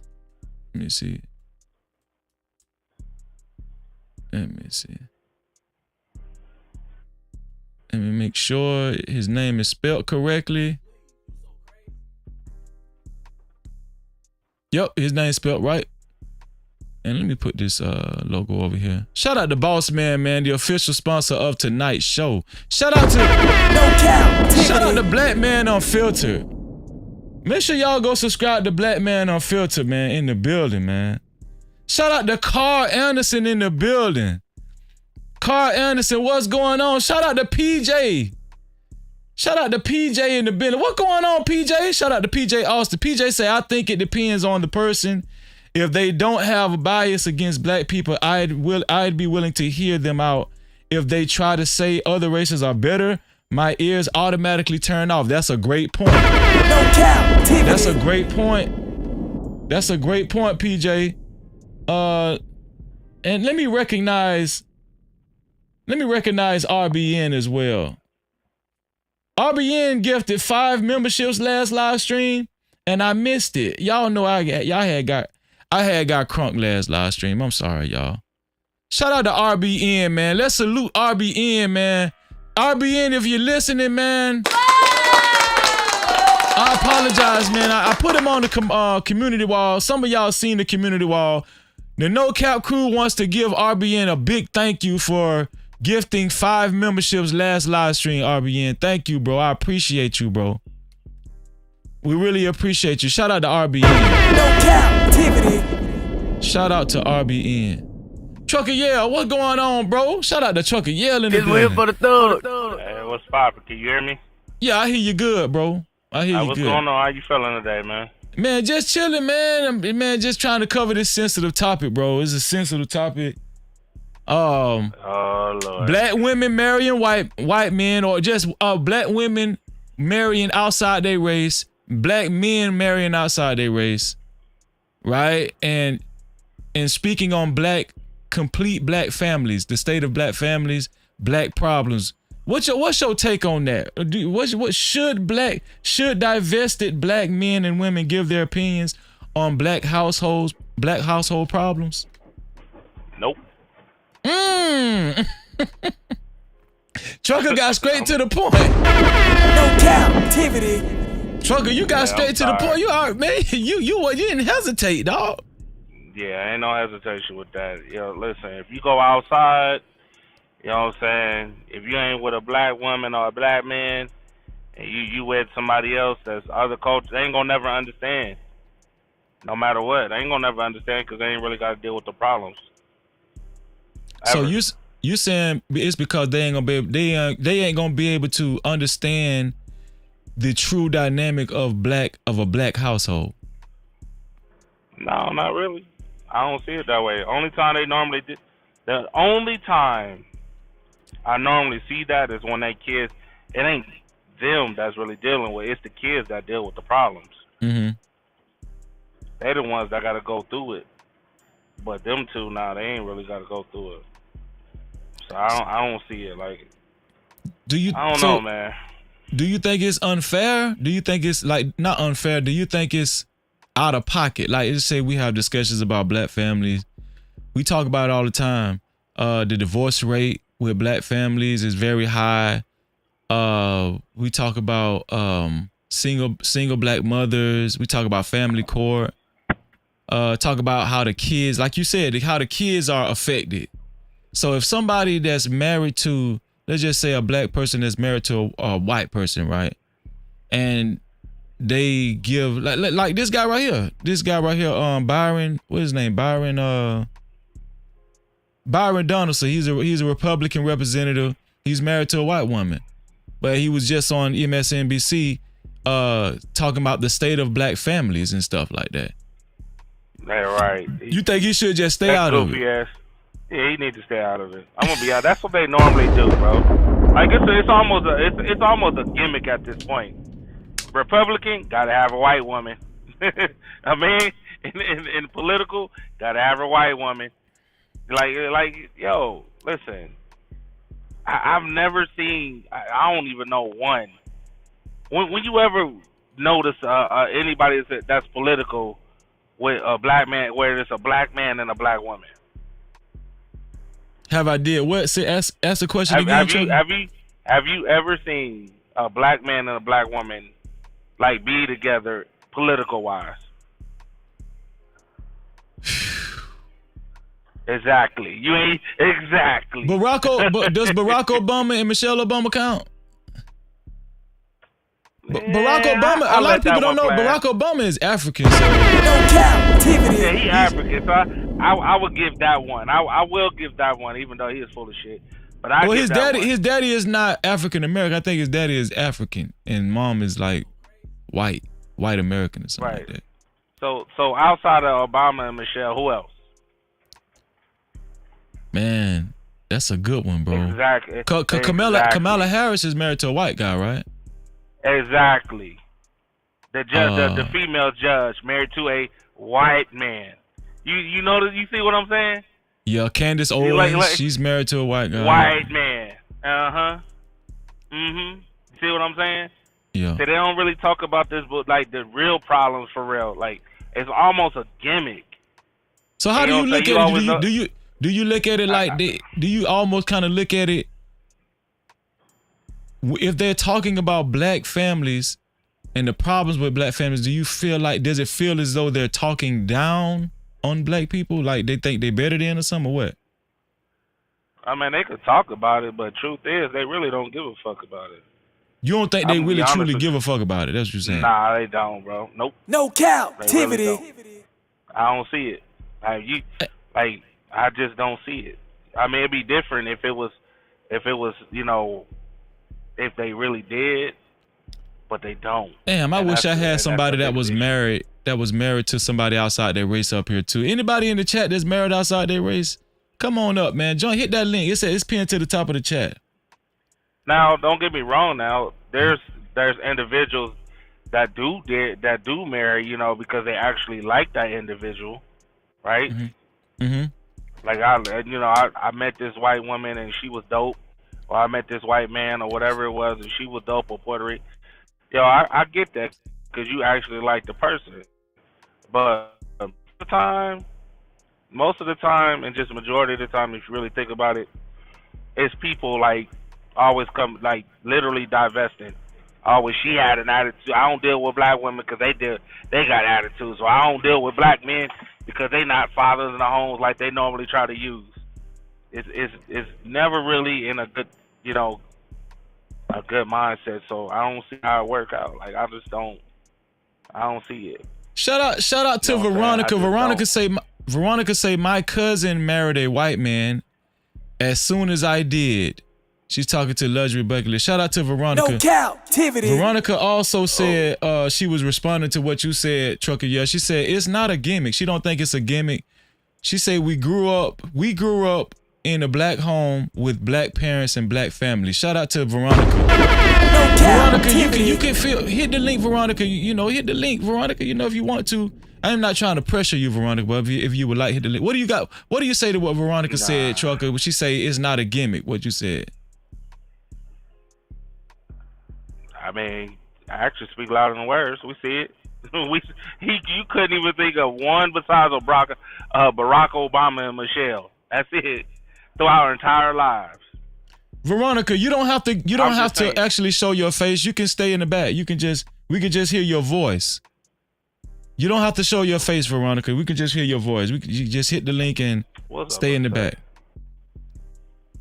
Yeah, she said if she hits the link. I don't know, man. Because I got a brother.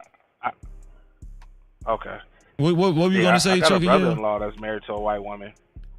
You got a brother-in-law that's married to a white woman? I got a brother-in-law that's married to yeah. My wife's brother is married to a white woman, and you know, she was feeling some type of way, like, oh well, you know, they was feeling some type of way. Oh, well, my family don't want me. You know, it's always like, what you I had to ask them, what would you expect? Trucker, your phone is breaking up a little bit. Man, okay, I can hear you now. I can hear you now. What did you say, Trucker? What was the last thing you said? Yo, Your phone breaking up, trucker. Your phone breaking up. Do we got anybody that's married outside their race out there? Anybody? Shout out to Veronica. Hopefully Veronica can hit the link. Anybody else that's married outside their race? I want to hear y'all perspective. What do you think about that? Veronica say, listen, I grew up in a black family. I grew up in a black household. My mama was black. My daddy was black. Why can't I speak on black households just because I married a white man? That's what Veronica is saying. Did anybody else agree with Veronica? Shout out to Veronica for giving her opinion on that. That's what we want. I wanted to be an open discussion. I thought it was a great topic. Trucker, yeah, you got your mic back together, man? Yo, Trucker, yeah. Can you hear me? Yeah, I hear you now. Yeah. Can you hear me? Yeah, I hear you now. Can you hear me? Okay, my bad. Okay. I mean, listen, you talk about it. I was saying, that my brother-in-law is married to a white woman, right? Mm-hmm. But I see the things that he go through, and the kids is the one that pay for it. You get what I'm saying? Yeah.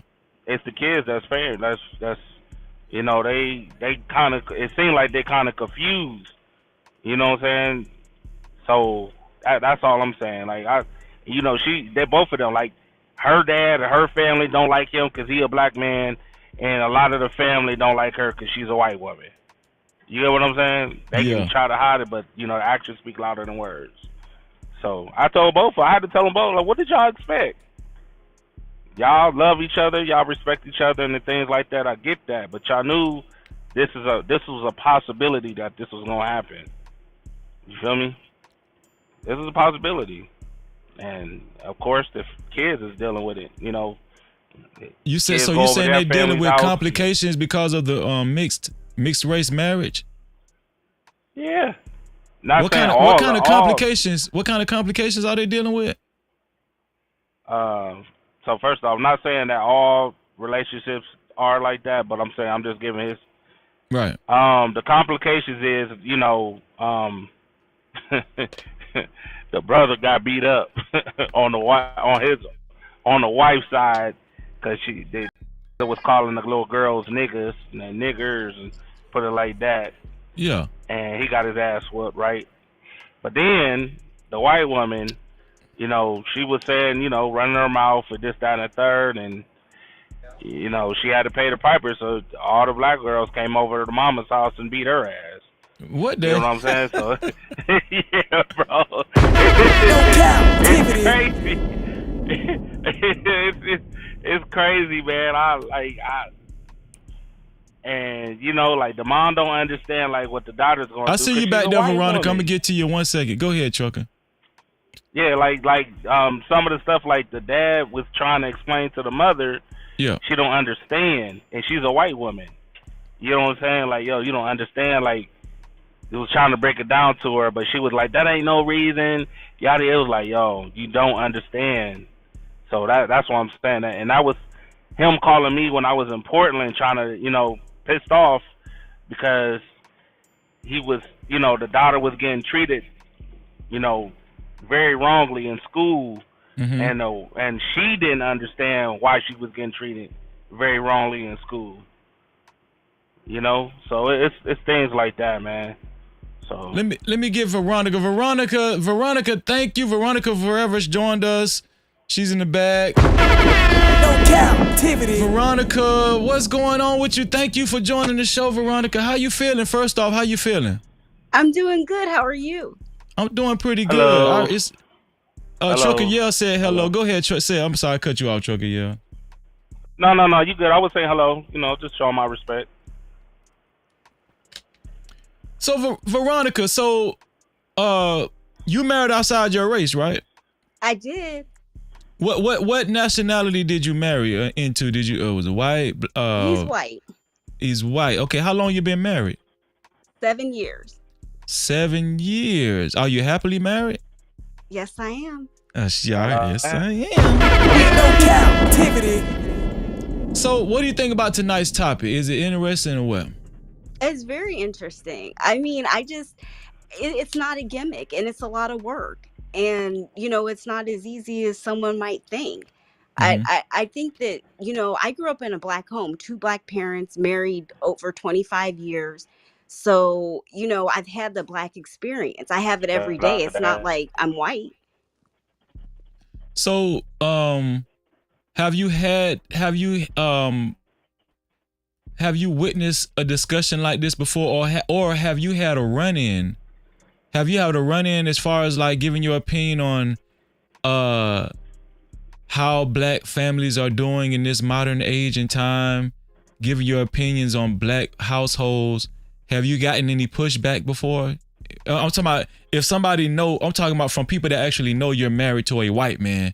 Have you gotten pushback before about speaking on complete Black household issues and stuff?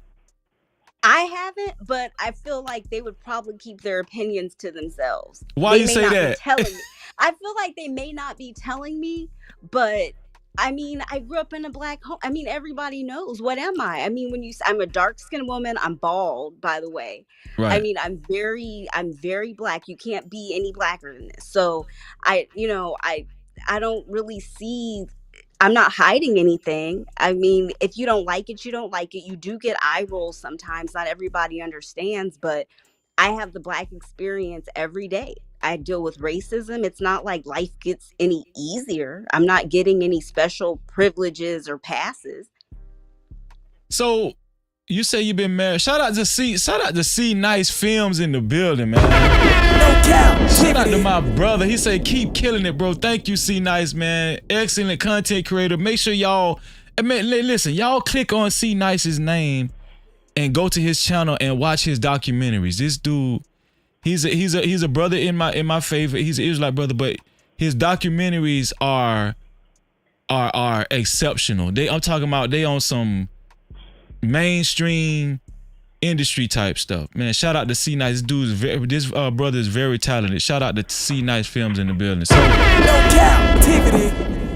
Veronica, so let's wrap a little taste. So you've been married for 7 years and you say you're happily married. Yeah. How old are you? I'm 40. You're 40. Okay, I seen it. I seen a little glimpse of you. You look way younger than that from what I seen before you cut your camera I look off. younger. I look young for my age. But Let me see you one time. Let me see. They can't see you. Only I can see you. I can see. Okay, I'm trying to see how to do it because this is the first time I've ever come up. So I'm sorry. I'm learning. How y'all turn y'all cameras black? I don't even know. It gave me an option. Did y'all cut y'all lights off in your room or something? Well, my camera's black. Are you inside the home? Let me see. I'm driving the truck. Hit the camera button. Okay, hit the camera button. It might be either red. You on your phone? Veronica? I'm on my phone. Yeah. Oh. I'm not sure if I'm. Oh, let me see. Your camera, cause you soon. She clicked off. Hit the link again. Hit the link again, Veronica. Veronica, she I think that's what she about to do. Yeah. Let's see.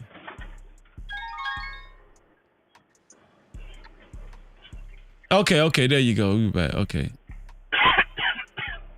Now you say you 40 years old, right? Mm-hmm. Yep. Yeah, but as soon as you cammed up last time, I seen a glimpse of your face. I was like, you don't look. Maybe that was your sister or something. I don't know. But no, I don't have a sister. No, I'm 40 for real. Oh, okay. So you've been married for 7 years, right? Mm-hmm. 7 years, and you're happily married. Mm-hmm. So 7 years, 33. You got married at age of 33 or 32? Yep. Mm-hmm. 33. So could I? Let me ask this question first, Trucker Yale. So go ahead. What have you dated black men before? Not a lot, a little bit, but not much. Have you had is most of your experience been bad with black men, or? I think it was just the proximity and some bad experiences, just as far as like, I didn't grow up in the US for the most part. And I was always told I was too white for black men. So I was just told, like, you sound like a white girl. I'm not interested. I'm kind of a small person, so I'm not, I don't have big boobs and a big ass and all that. So, I just kind of drop to the bottom of the list sometimes. No, I'm just being honest, for real. And so, Nah, I black respect men that. didn't get interested. Black men were not interested in me until I was a lot older. And then by then, there just weren't as many around. They weren't at my jobs. And, I married who I met and who I fell in love with. And that was just that. How did you meet your husband? At work. Oh, okay. Okay. So it was like it was in the same environment. Okay. That makes sense. So, when you first met your husband, when you first met him and y'all started talking, did he asked you out or something or what? Yep. And was it new to you or did it feel natural when you first started talking to him? It felt pretty natural. I mean, I wasn't really looking to date anyone. It just kind of was really organic. I didn't even realize he was asking me on a date, to be honest. I was really thinking about work. I really wasn't. So was it a culture shock when you started dating him? Was it a culture shock after you met his family and all that kind of stuff? Well, I'm not close with them, but to me, you're not close. Hold on, wait. So you're not close with his family? Right. No Cap-tivity. Why not? Boom. Why not? I don't think they're too happy about our relationship. Wow. Didn't I say that, Freezy? What I say, Freezy? Didn't I say that? Wait. After 7 years? Well, some people are ignorant. I mean, listen, I live in a place where people are not that bright, so I'm just being honest with you. We want each other. We do what we do. My family loves him to death, and we keep it rolling. We have a kid. We're happy. Life doesn't stop. There you go. Wow. Luxury bucket list is in the bag. Luxury. Yep. Can you hear me, Luxury? Let me see if your mic working. Would you like to come on camera? Your mic is muted. Wait, hold on, wait. Just do some hand signal. I'm about to ask you some questions, okay? What are you? Are you on your computer? Okay. Are you using Chrome? Or what kind of browser are you using? Is it Chrome or is it Firefox or Safari? Do you have a Chrome browser? Can you drop down and come back in through Chrome? Okay, no problem. Gotcha. Yeah, shout out to all the mods, man. Shout out to all the mods handling business. And so yeah, so Veronica, how is that for you? Like, you say you're happily married. You've been married for 7 years, and that's a blessing. But is that uncomfortable? Like, do you have discussions with your husband or about that still to this day about how uncomfortable? Yeah. How is Thanksgiving and Christmas and to your show together.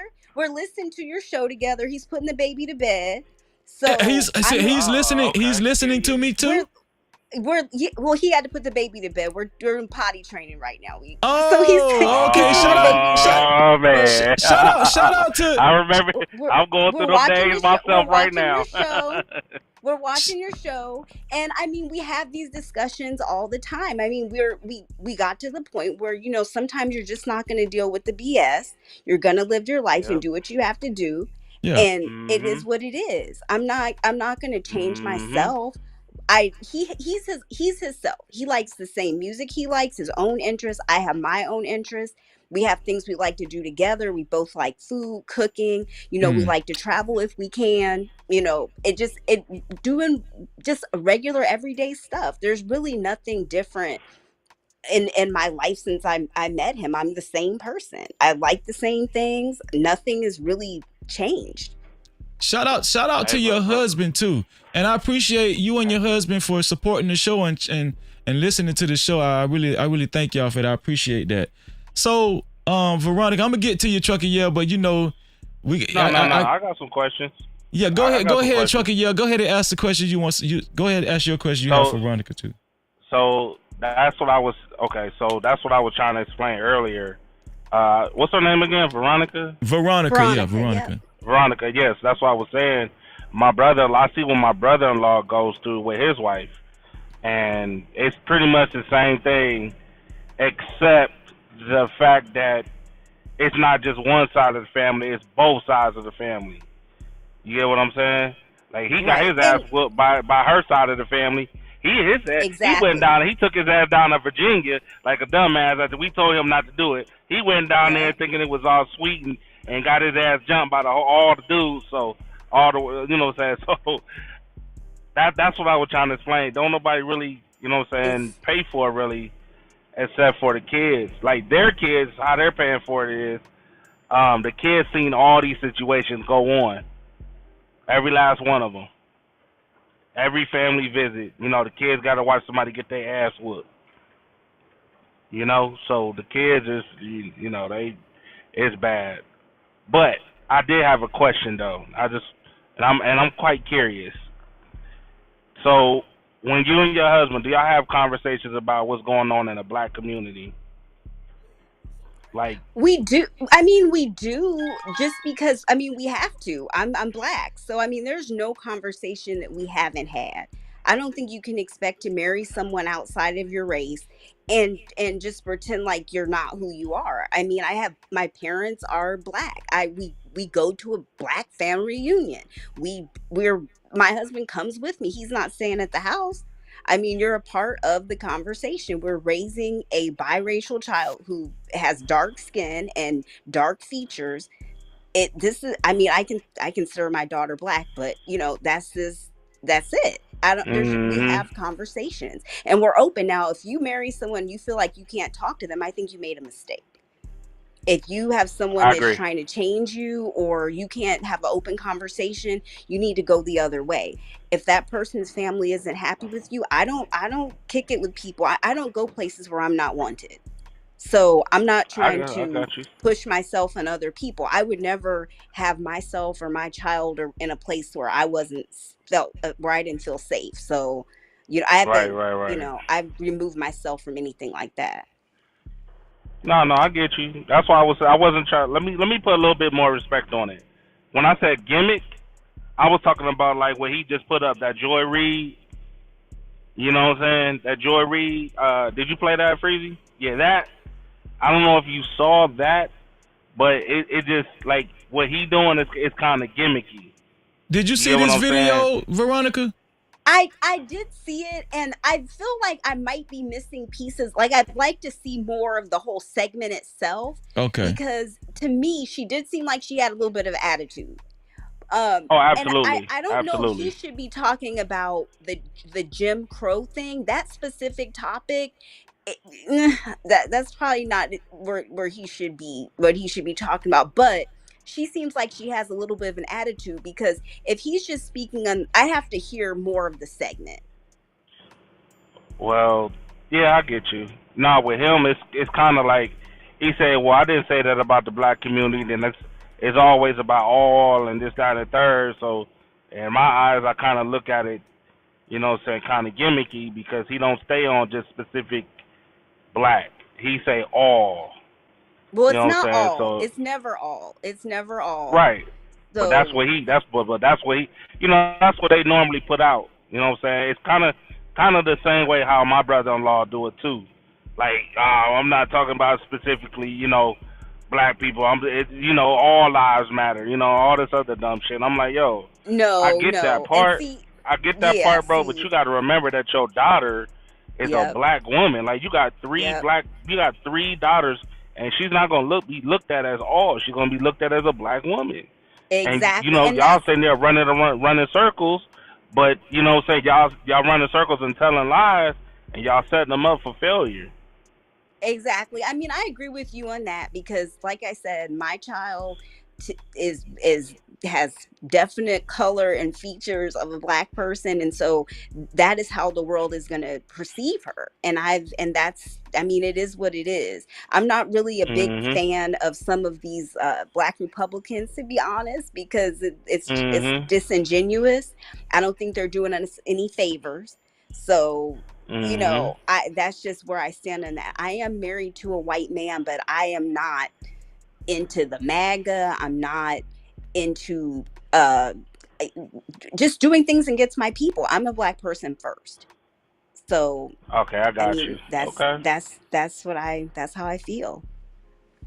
So yeah, so have you talked to have you sat down? Have you and your husband had to sit down with his parents and try to iron out some things, or That didn't go too well. what do you mean? What do you mean? Just you know, just a little bit. It just didn't go too well, and I'm still living my life, and I'm still here. So it did. Hey, you can't teach everybody. You can't teach everybody. Everyone's not going to get on board, and you have to stand up. You have to make decisions. Everything is not going to be a smooth, you know, you give people chances, but I have self-respect, so I'm only going to put myself through so much. I'm only going to, you know, do so much. So it seems like your husband's family, they still kind of they have race issues going on still, you know, as far as So what happened to your how did your husband get open-minded? I mean, he came from that family. I mean, how did he get open-minded as far as you know, wanting to actually date a black woman? I think just being a different person. Every kid is different, every child is different, and getting away from home, having different experiences, you just have a totally different person. Getting out of that area that he's from. So, and having, where y'all from the Midwest? Unfortunately, I'm not from here. Shout out to the Midwest. No, I'm not originally from this area, but I live out here. So.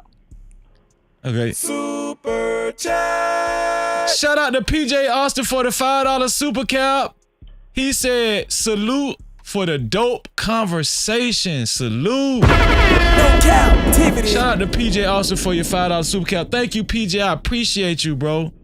Thank you. I appreciate you.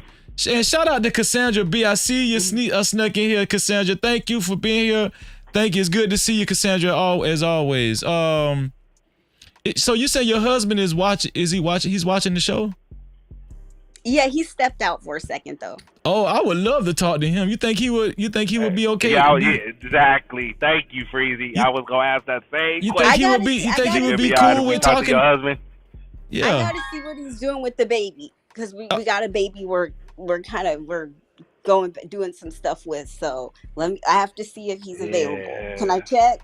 Yeah, go check. I'm gonna talk to. Are you guys gonna roast him?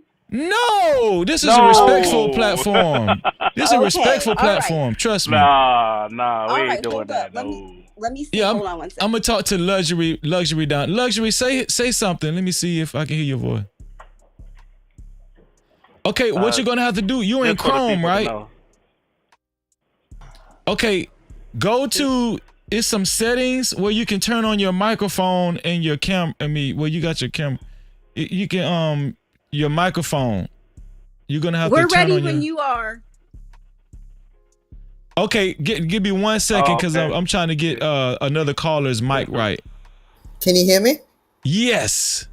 All right. Okay. Now, luxury. Just hold on 1 second because I'm gonna interview Veronica's husband. But before I interview Veronica's husband, do you want to stand in the back, or would you just like to come up with me with Freezy?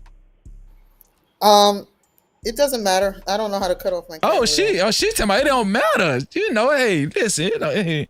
Thank you. Okay, so I'm gonna bring you up in 1 second after I get done. I'm gonna bring you up in 1 second after I get done talking to Miss Veronica's husband, okay? Veronica's husband, welcome to the show. How you feeling? Doing good, man. Doing good. How are you? What's your name, bro? Because I don't want to keep referring to you as Veronica's husband, you know? It's Luke. It's Luke. Luke. That's a white man's name. Well, shout out to Luke. I'm just playing, Luke. I'm just playing, Luke. I'm just playing. Yeah, all good, man. So Luke, Veronica kind of gave us some of y'all background on how y'all met. It's a beautiful story. She said you guys been married for 7 years. She's happily married. Sounds like you're a lucky man, Luke. But she did say, you know, she did explain some tension or whatever, some issues you guys have with your family, your mom and dad or whatnot, right? And so, my question is this: how did you get to the point where you were open-minded enough to date outside of your race? Were you kind of apprehensive in the beginning, and were you kind of afraid of what your immediate family would think? Honestly, no, not at all. I didn't really. Once I kind of got out of my household and saw the world for what it really was, you know, I was always kind of more rebellious against some of my parents' ways of doing things. Really? And I actually never had any. You know, it was always more about what a person, what attracted me to a person wasn't, you know, the color of their skin or anything like that. It was of who they were and their personality. And so when I met my wife, she was extremely attractive to me due to the fact that, well, not only is she a beautiful black woman, but I've dated other ethnicities before I met my wife, and I've dated white people as well, and, you know, white girls as well. And so really it's all about personality for me. It had nothing to do with you know, the color of somebody's skin or just trying to be like a rebellious stage or anything. I just really liked Veronica as a person and who she was. She was just a really sweet person and a good-hearted person, and that's what really connected us after our first couple of dates. Were you nervous about introducing her to your family? I definitely definitely was nervous, but I didn't think it was going to go as bad as how it did. Oh, damn! Did it go that bad? God, y'all make it seem like it was. Man, how bad was it? Shit. It was bad. It was bad. We just leave the details off. Yeah, I try. Yeah, I try. Yeah, tell it all, man. It's all right. Yeah, you know.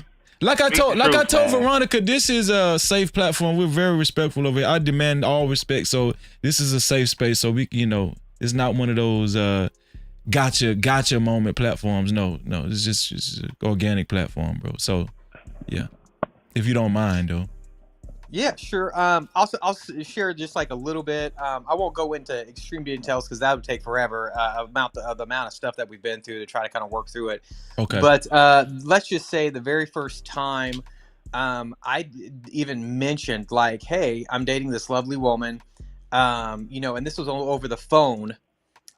With my parents, and I sit there and I said, hey, I'm dating this lovely woman, and I was describing what she looked like, because my dad was, you know how fathers were like, oh, is she cute, is she like, you know, this and that, and I you know, right. kind of explain to them, hey, this is what she looks like, and she is cute, she's beautiful, she's gorgeous, and, you know, she has an excellent personality, and immediately when I said that is, you know, like, you know, I told them it's essentially the qualities of what you would find on a black person. Then they asked me, is she black? And I said, yes, she is black. And immediately they went off on me over the phone and told me I was a horrible son and an embarrassment to them, and things of that nature, in which I did not see that coming. I thought it might be hard to accept for them, but I didn't think they would go into that route because they were just, you know, to me, you know, I know that everybody has their things that they need to work on within themselves. I just didn't think it was that bad. And so I basically, you didn't know at all. Like, yeah, you didn't really know who your parents was until you started dating her. And I think he knew because he, you know, he grew up with them, but I don't think he actually felt the pie in the face until he actually told him he was dating a black woman. I don't think it, right. You know. That's still considered like you didn't know the truth.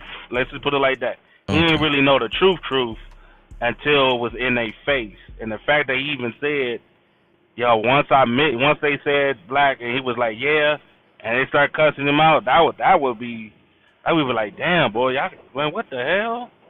So I can see that point. I always wondered that too. But continue, sir. Yeah, Luke. Yeah, So but go ahead, Luke. I'm sorry. yeah, Go ahead. no, you're fine. But yeah, I was like, and over the, and I will say that, it wasn't until many months of just arguing and basically having fights with my mother and things of that nature that Damn, you had months of fights. Oh, it was we didn't It's even. been rough. It's been rough, but you know Yeah. what? We Yeah. got married, Yeah. and so I mean, It was you have to That's all decide that what you're matters. going to do. That's the thing. You have to decide what you're going to do and what your principles are, and you can't let someone else make those decisions for you. I understand that. So y'all been together longer than 7 years. Almost 9. Mm-hmm. Okay, so y'all was dating almost 2 years and then y'all got married. Yes. After about 2 years. Okay, and so during that 2 year time period, were you guys questioning on whether you should take it further because of the tension from Luke's family? Were you kind of questioning, should you take it further or what? Did you reach a rocky moment? Not really, because we were having a good time and enjoying each other. We were focused on each other, yes, I think, is not, what the thing, yeah. and not allowing other people to ruin what we have. Right. I'm not dating his parents. I don't date, Right. I'm not dating the family. I mean, it's nice if Now- you can be close, but if you're not, and if they don't live immediately like right in our community, so. Oh, you didn't have to cuss his parents out before, did you, Veronica? Oh, I've never had to. Okay. I because I have respect. I do. So, Okay. I'm not gonna lower myself, because see, that would be held against me. You would have been So you would have been the angry black woman. That's what No Cap-tivity. I still am. So I'm not even gonna make it any worse. Hey, Veronica, you brave, because I'm telling you, somebody would have got shanked that day. Well, yeah. You have to be a little bit brave. I mean, I don't think interracial dating is for people that want to do the safest thing in the world. I think you do have to have a little bit of courage. Right. Yeah, that's a fact. I agree with that. So how did your family react to Veronica? How did your family react to you telling them that I'm dating this white guy? That's a good question. He's a solid dude. That's a good question. Well, and before you go, Veronica, the reason why this conversation is so important, because there are people out there that are in interracial marriages or thinking about getting married to someone outside their race, and it's just cool to hear a specific dynamic with in Veronica and Luke, and I just want to say I really appreciate you guys willing to share your story. I really appreciate it, and I say that with all due respect. But I just wanted to say that because there are people out there that's watching this show, and it's just fortunate that we can have this discussion. Go ahead, Veronica. I see someone asking about, do I enjoy, or does Luke enjoy my cooking? Oh, he does, and I enjoy his. He can cook really good. I can't see all the questions, but I did see one go by. What was your question again? I'm sorry. The question was, when you introduced Luke to your family, how did they feel about it, honestly?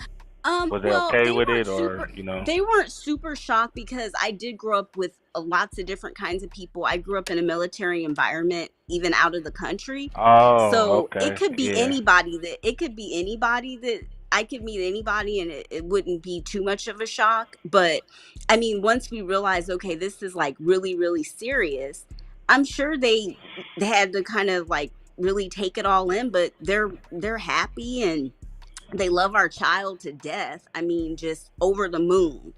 So, all right, let's ask him. Hey, family, Luke. Yes, sir. Hey, Luke, sir. How do you feel her family like you? So we've never had any problems at all. I think they like me. I've never felt any discomfort from them whatsoever. And and just to know, I think that me and my family, we're not really on exact speaking terms. We're never going to see eye to eye and I think that's where it's kind of ended after years of trying to get somewhere with it. But I think it's gotten better, essentially from the very first point of where we were at. But essentially, it's never going to be where we wanted it to be. Yeah. So we just keep living our Right. lives. Well, So you can't make That's the best way to do it. you can't control how other people feel. Let's just go ahead and throw that out the window. Right. If we had remote controls, you know, we would use them, but we don't. So I mean, but hey, you know, listen, the quintessential situation, or you know, the best situation would have been for everybody to get along, right? But I'm gonna just be real with you. It could be the same. It could be the same race. Everybody could be the same race and still not get along. So that's I mean, true. That's a good point. yeah. So I'm gonna just say that. But I want to ask Luke this as well. I want to ask Luke. So what do you think about the topic, Luke? What do you think about and I'm gonna flip it. What do you think about? he didn't get to see the question. He didn't get to see the Joy's interview part just because he had the baby. Oh, you didn't get to see it? Yeah. Okay, let me play it. Let me play it. Here we go. Yeah, this interview was wild. It was very disrespectful. So this is Representative. He's a Republican. This is Representative Byron Donald. He was just on MSNBC and he was talking about the state of black families during Jim Crow. And this is how the interview went. Here we go. Let me turn the volume up too. This is how the interview went. Question. Which creates better people. Last question, and then I'm going to let you go. Last question. We're out of time, but I'm going to give you one more question. During Jim Crow, could your family have existed? You are in an interracial marriage. Your wife is a white conservative activist. Could your family have existed at all during Jim Crow? No, it could not, Joy. We all know that. But that's why I am blessed to live in America today as opposed to America during that time. But we cannot ignore the realities of not having fathers in homes. That is important for black people today and all people today as we move forward for a better America. We are out of time. What I'm grateful for is that we do not live in the Jim Crow era and that fathers do not face the threat of lynching. I'm very grateful of that. Perhaps don't bring up Jim Crow when you're trying to make that example. Representative Byron Donalds, thank you for being here, and we'll be right back. So, Luke, do you think that Cap-tivity. Do you think the interviewer treated Representative Byron Donaldson unfairly during this interview? No, not at all. Not at all. It's, you know, sometimes I think that people need to have a reality check, you know, Really? essentially. Mm-hmm. Wow. Mr. Youngblood in the city said she was so disrespectful speaking to him. She was very disrespectful. Very. You think so too, Chucker? Yeah. Yeah, absolutely. From the beginning of the interview, she had an attitude to the end. She kept cutting him off. He couldn't finish none of what he was trying to say. You know, she always trying to bring it back to Jim Crow. You know, like, I don't understand it. I don't understand it at all. I don't agree, and I don't know if Luke really understood everything in that interview, but I just felt like she had an attitude. I understand the point he was trying to make about, you know, having fathers in the home, but I don't think that the Jim Crow reference should have been the reference that he used. Why? Right, Because and that's all I was saying is I agree with that. Yeah. So why do you guys think that? Is it because he is married to a white conservative woman? Yeah, that's not a good like time period to refer to. I just, you know, like there's better examples and to get your point across. And I think that's why I kind of agreed with what you were saying. I don't agree with the way how she did it and how disrespectful she was, but I do. But I agree with Veronica in the fact that, like, okay, let's use a different example. Let's refer to something that might get to everybody, on that. So let me ask you a question, Luke. The topic of tonight's show is should divested black men and women give their opinions on black household problems. Let's just say Veronica is married to you. Let's just say if a black man is married to, just like Representative Donald is married to a white woman, if there's a discussion talking about the disturbing things that happen in black households, as far as broken households, single parenthood, single black mothers, the effect on the kids, black kids, just complete black households, do you think that it's okay for a black person that has chosen to marry outside their race? Do you think it's okay for them to still be able to participate in those type of discussions? Yes, yeah, I do think they should participate in those type of discussions because they, like Veronica here, grew up with black parents. That doesn't make her any less black because she married a white guy. So I think Veronica you had the same stance, right, Veronica? Yeah, I mean, like, I have black parents, cousins, grandparents. I have the experience. I mean, I don't. And it's not like that experience goes away just because she married a white guy. It hasn't disappeared. Yeah. I'm still. I have cousins that are in different situations economically, deal with, they have homes where there's no fathers, different situations, and so it's not like it's gone away. I mean, I'm still. We still have to help each other out. I mean, there's all kinds of things that are still in existence. Just because I'm married to Luke doesn't mean that I'm not close to my cousin who might have these problems. What do you say to people? Because I've been a part of these conversations before and I've seen how they go, right? What do you say to people that would say, well, if you really cared, why would you marry outside your race? What would you say to those people, Veronica?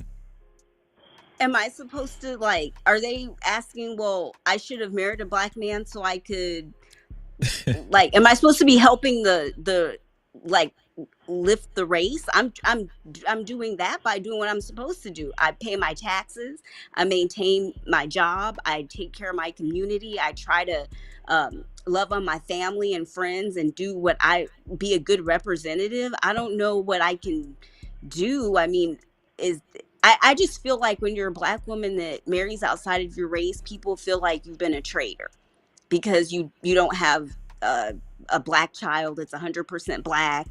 But what have I not done for my people?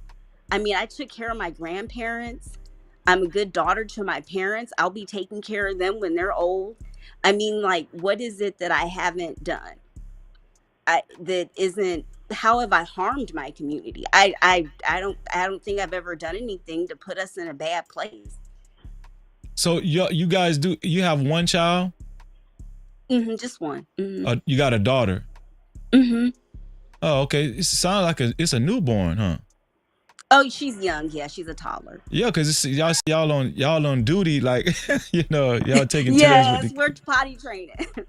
Oh, okay.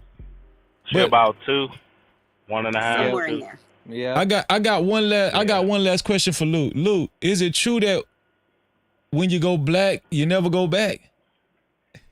Well, I can't go back because I'm married and I value marriage. So, No captivity.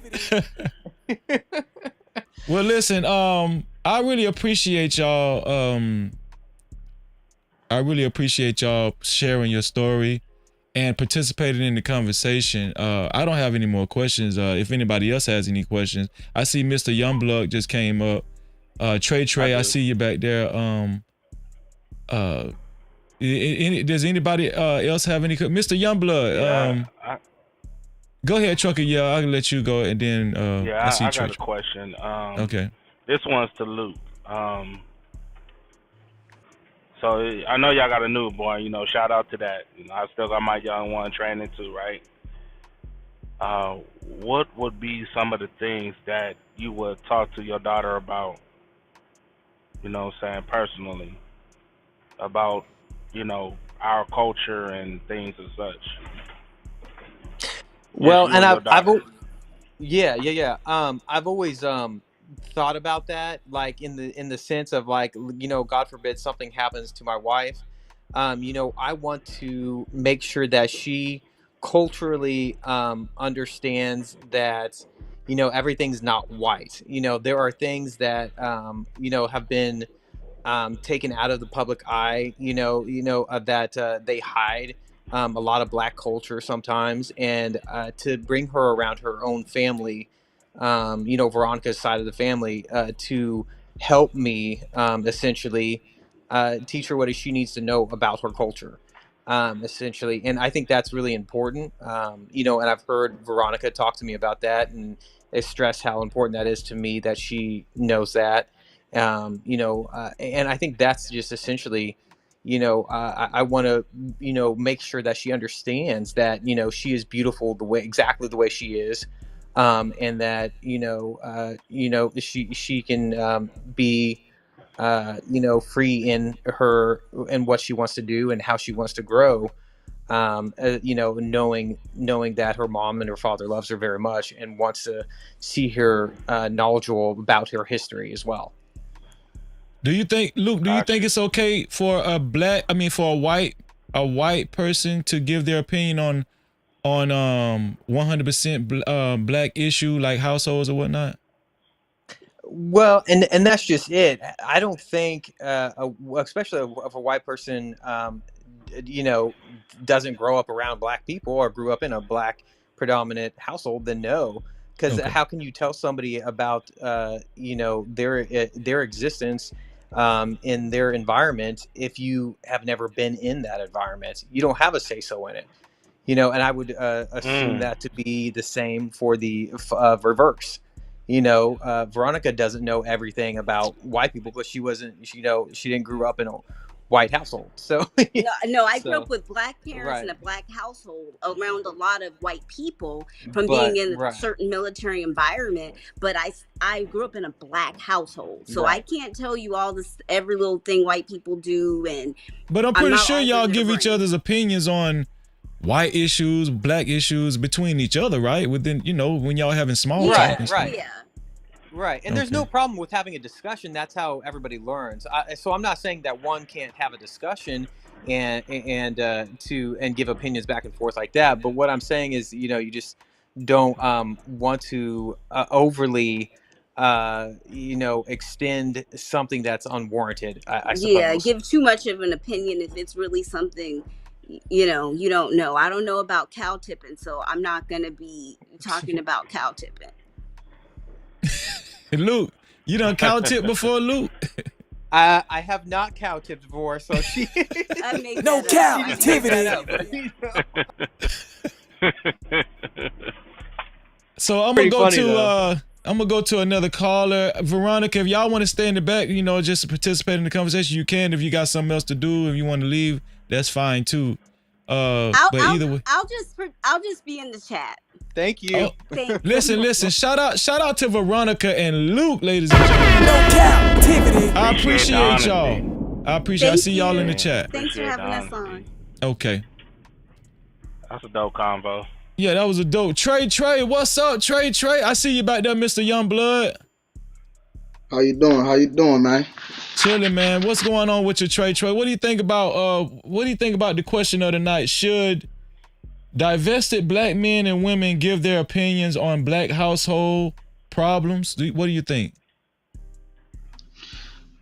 We talking about black men and women that have married outside their race.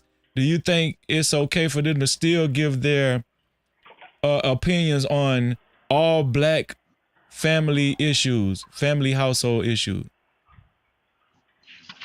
What I think, in my opinion, is you can have your opinion on whatever you want to have your opinion on, especially if you grew up in a home. I don't care if you marry a white dude. I don't care if you marry a white girl. I don't care if you marry a Asian. I don't care what it is. If you black and you grew up in a black household, I don't care if your significant other isn't, a black. You feel what I'm saying? Because you grew up in a black household. So why aren't you able to have an opinion? It's only right for you to have an opinion. That's my opinion. shout out to Trey, man. That's a strong opinion. No Cap-tivity. Let me ask Mr. Youngblood. Mr. Youngblood, how do you feel? Well, first of all, shout out to Mr. Youngblood, man. Long time friend of mine in these space, man. We done had discussions before. Mr. Youngblood, what do you think about the question of the night, man? Should divested black men and women give their opinions on black household problems, or do you think they should just mind their own business? What do you think, Mr. Youngblood? Hey, how you doing, Freebie? It's been a Man, while. just Can you hear me chilling, pretty man. good? Just chill. You want to come up? You want to show your face? Or? No, I don't got you. But Okay, you can hear me good, though? Yeah, I hear you pretty good. Okay. Well, I also want to touch on that video after. I think that I'm a divester, I guess, because my wife's Mexican. But oh, okay. I didn't know. No Cap-tivity. Yeah, I didn't know so many dudes they not at race until I got on the internet. And I'm like, I thought I was, because all of my friends, they all, most of them are married to black women. And my wife, even though all I used to date is tall black women. That was like my type right there. But me and my wife, we just known each other so long, and we always kind of liked each other, since we were, like I said, preteens and shit, Mm-hmm. And then we got together in our late 20s or mid 20s, something like that. And here we are, married. Anyway, I think you should, because I'm gonna tell you why you should be able to have an opinion, even if you are a divester. Because I lived in Long Beach, right? Long Beach is super diverse. You got white, black, candy stripe, anybody but a dead body, any soul but a shoe soul. Everything is out there. And then what I started to notice when I would go to other cultures, and you'll see things, you'll be like, you know what? In our culture, we don't do that. But what they doing right there, that seemed to work. You know what I mean? Something with how they save, something with how they live. It's like, man, that's something good that you could bring over to our culture to help out. You know what I mean? Mm-hmm. Like Jews are known for saving. Mexicans have real strong families, and it's like, why do they have strong families? It's like because they work together. They all we eat together. They give each other jobs. You know what I mean? And those are things that we don't do in our culture. We compete against each other. You know what I mean? We want to. I got better Jordans than you, or my car look better. It ain't like in mass. We don't really try and push each other up. So yeah, you could definitely learn a lot from other cultures. But what do you say to somebody like Umar Johnson? Umar Johnson would say, he would tell you, listen, stay out of black business. Basically Umar Johnson's has gone on record saying things like black people that marry outside their race, they have no right to speak on all black families and black households, because if you really cared, you would marry within your race and have black babies. Yeah, and I mean, you can make that argument. You know what I mean? Like, he's entitled to his opinion. Just like, hey, I always like to say, if we both had Bitcoin and it went down 10%, would you buy or sell? And it's one of those things where, like, you can argue either point, either way. You know what I mean? Mm-hmm. So, like, yeah, he's entitled to that opinion. And and there's some people that agree and some people that don't disagree. Like, that's why it's one of those things where, like, who's better, LeBron or Jordan? You know what I mean? It's one of those things where, like, we can argue that all the way down, and there's going to be strong opinions on either side. So what did you have to say about Representative Byron Donalds? Of course, you seen the video. You seen the video when I played it, right? I saw it. I was going to do a video last night when I I'm going to tell people, this is what you do. First off, before you even hit play on a video and hear what he said, take your confirmation bias, put it to the side. Take your emotions, put it to the side. And take your political opinions and put it to the side. So what he was doing was he was doing a compare and contrast. You know what I mean? He was saying that even during one of the worst times when we were during Jim Crow, we had higher marriage rates. That's what he was doing. He was comparing and contrasting to then and now. He was saying he used that. You have to use an example of like some worst times. He didn't want to go to slavery. He said, let's just go back to Jim Crow. We had higher marriage rates, and everybody said, "Oh, that's a bad example." That was the perfect example. He's trying to show how bad the problem is. Yeah. He's like, even when niggas was getting beat the fuck up, couldn't get jobs, couldn't get in the union, was getting lynched, we still had higher marriage Family rate. units. But now when we ain't dealing with Jim Crow, you know, niggas ain't, you know, you got some rights. You know what I mean? Like you can walk down most streets, you can go to most neighborhoods, you can eat at the white people diner, all of that, and our marriage rate are just plummeting. And that's what he's trying to. The whole point what he's trying to make is that why? Like that's something that we need to like try and attack and understand. Why is it that we've gotten freer, but yet we've become more divided? And that was a good point. If you really look at it without that whole prejudice eye, you'll see that that's what he meant by it. So do you what do you think about the interviewer's approach, the way she approached him and talked to him? And what do you think about her telling him next time, I don't think you should use Jim Crow as an example? Do you think she had an attitude, or do you think she came from a sincere place? Let me first off, I got to quote from Kevin Sanders right now. He said there's an overall lack of respect for the overall black male image. That man's he's a sitting member of Congress, right? Yeah. Yeah, just by his position alone commands a certain level of respect, especially when you're speaking to him. You know what I mean? Just being a United States, I'm not saying you got to like bow down to him, but like the way she was speaking to him, like it took me a while. That's why I said I had to watch it a couple times. I had to get over the way this bitch was talking to another black man. like we pretty much they pretty much was Mandingo fighting, right? You know what I mean? Like they're using her as the pawn, and she got, look at that shit on her fucking head.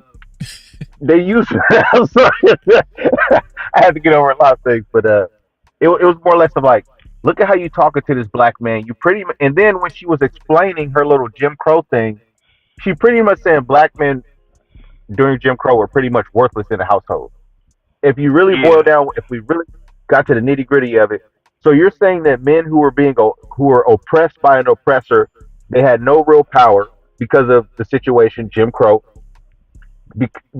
There's so many things out of their control, and you're saying that they were worthless because you saying they weak or something like that. And I'm like, I don't believe that at all. I don't think those were weak men, because if you think about it, our grandpas are probably some of the toughest niggas you ever seen in your life. You know what I mean?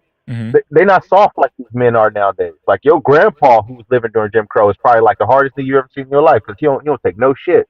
So like, and I'm sorry, like after that shit, I'm gonna break it down probably today or tomorrow. But hey, yeah, I'm sorry. I hope I answered the question. Go ahead, you think we can watch the whole interview from the beginning? Because I forgot about them parts.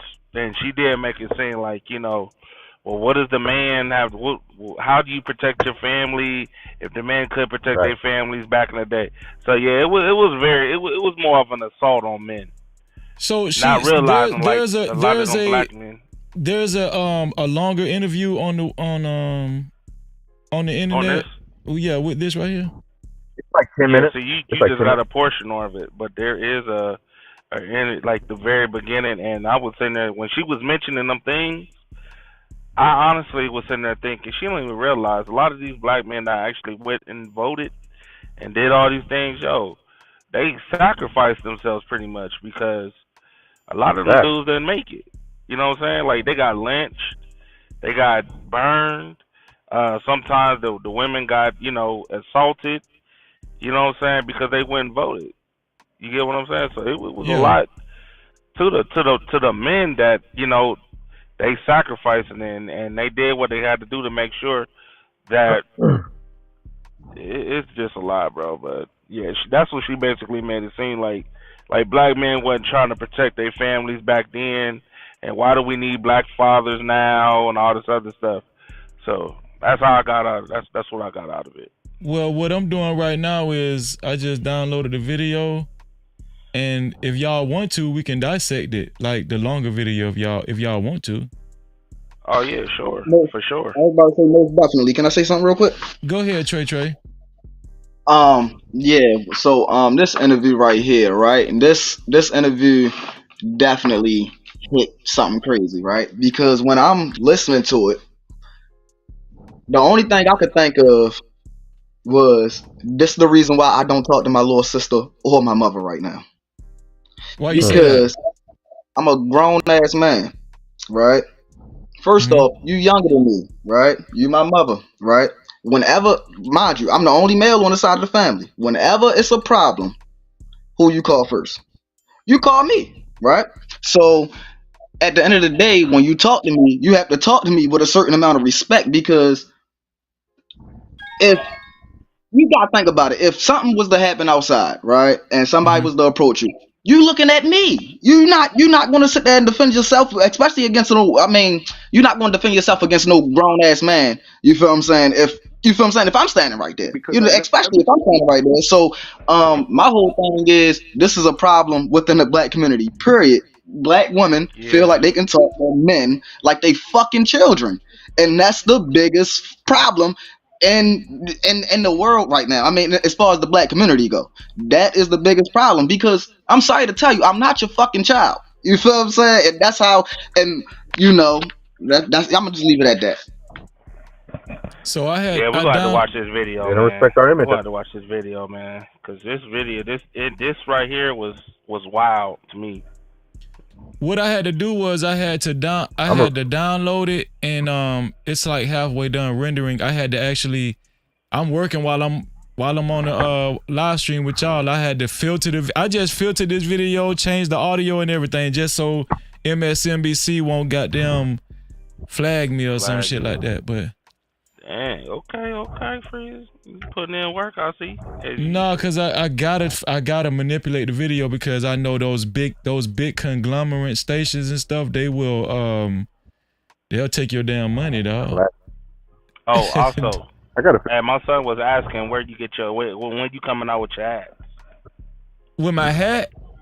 Yeah, that other hat, the black one with the no cap. Oh, yeah. Was that Stitch doing? Was that Stitch doing? Man, it's a trial now, but I'm gonna come out with the merch real soon, probably like at the end of the month. I'm working on it, man. Yeah, but I just wanted the quality to be right. I wanted it to look right. You know what I'm saying? Yeah, so, that joint was fire. I ain't gonna lie. I was like, man, I'm not even a hat person. Hey, you see when I broke it out, don't you? I broke it out at the right time, didn't I? Yeah, that joint was fire. I was like, that joint sweet. Okay, here it is right here. Somebody wanted to say something. Was it Trey or was it Mr. Youngblood before I played the video?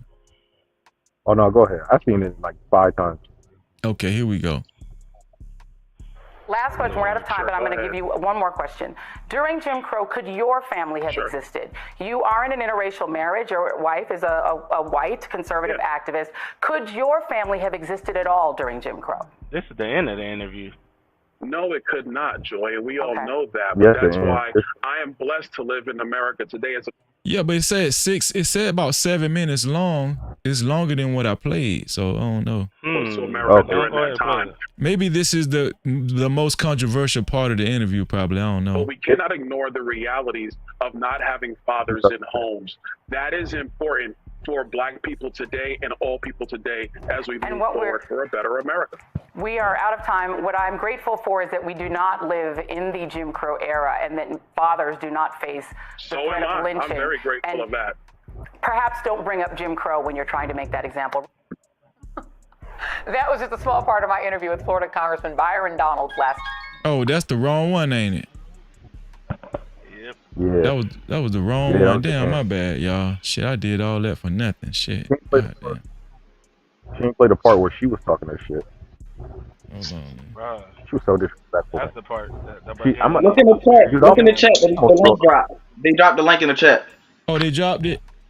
Okay. Let me click on the link.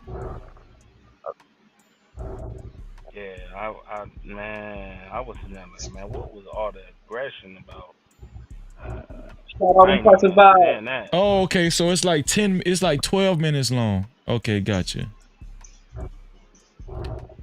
Yeah, Antoine, what's going on, man? While I'm rendering this video, Antoine, what do you think, bro? What do you think about the question of the night as far as should black men and women, should divested black men and women rather, should they give their opinions on black household problems? What do you think? What do you think, Antoine? Man, I put it like this, Reezy. And thanks for having me on. What's up to Trey and Trucker? What's going on, fellas? Chilling. What's poppin'? Nothing much. My thing about it, All right, my thing about it is this. Yes and no. Yes, they can speak on it because they grew up in black households, so they can speak from their perspective while grown up. As for the current situation, once they get older and become adults, it's kind of hard for them to try to give an opinion on it. It's kind of hard. That's the best way I could look at it. I mean, and I did see that interview between Joy Reid and Congressman Byron Donalds. Uh-huh. From what I got, this is from my perspective, and some people may agree with me, some people may not agree with me. I feel like he's trying to say the only way black families will ever get back together or will ever be together is we have to go back to the days of Jim Crow. That's what I got. And I think that's Wow. what Joy Reid was trying to see. Why would you bring up Jim Crow in this, why would you bring up Jim Crow in reference to something like this? And I think that's what she was trying to do. That's just my opinion. Some people may not some people may agree with me, some people may not agree with me, but that's the perspective I got. Why we got to go back to Jim Crow in order for black families to be together. That's what I got from it. Anybody got some pushback for Antoine? Yeah, I do. You know, okay, I do. Go ahead, Mr. Youngblood. Like I don't know if he missed what I said about it. He was the point he was making was that during the worst time we were more together, because that's the time that that's like the how are the marriage? He's wondering like how is it that during some of the worst times in the country we were more together than we are now? That's why he brought up Jim Crow. Like that was the whole reason. It was like that was a horrible time, and we were still more together. Can I say something real quick? Go ahead, Trey. So I had to go back, right? And I had to go rewatch the whole series just because that's what I do, right? I watch TV. So as I was watching Power, right? And this it's all going to correlate. When I was watching Power, right? So you seen James St. Patrick in the beginning. His whole mission was to change his life, to go in a different direction, right? So he was talking to his wife about it. He was talking to his wife about it, and she kept giving him hella pushback. So then when he ran into Angela, Angela was, encouraging him to, push, positivity, keep it going, go all the way legit, stuff like that. And the community, right? So when you watch it, the community will tell you that Angela, they can't stand Angela. If you ask like the average black woman who watch Power, they can't stand Angela, right? But they don't say nothing about Tasha St. Patrick when I was about to say it was like season 6. Tasha St. Patrick was in the car talking to his biggest enemy about getting him killed, but they won't say nothing about that. And I was about to say it all correlates though. Like it all correlates. Like so basically it's like when you trying to elevate or something like that, right? So every time a man elevate or every time we get into another level, it's like jealousy and stuff like that. Like they don't want us to, until they are ready to make a change. I'll put it like that. So some people would say, why would you say are you saying marrying somebody outside your race is like elevating? No, I'm not saying it in that sense. I'm saying like, so when you used to somebody being a certain way when you're young, they most likely not going to be that way when they get older. They're going to get a lot wiser. They're going to get a lot smarter, right? You're willing to change. What I see happening is as we get a lot wiser and a lot smarter, a lot of people just getting a lot dumber and a lot, more fickle in their feelings. And it's just, it don't that right there, that's always going to cause a clash, right? So my whole thing is when it comes to the black community, period, you just really have to align yourself with people who want to elevate, and all the time that's not going to be the person that look like you.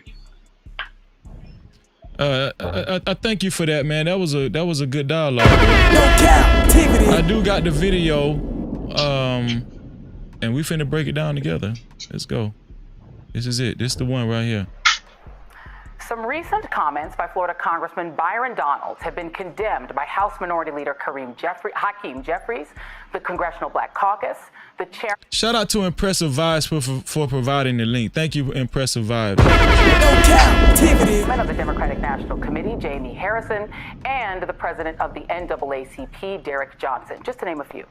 In those comments at an event designed to help Republican outreach to black voters in Philadelphia early this week, Congressman Donalds made what certainly seemed like positive comments about the Jim Crow era, and he claims his critics are missing the context of what he said. So, here's the context. I grew up with my mom. My dad and my mom, things didn't work out.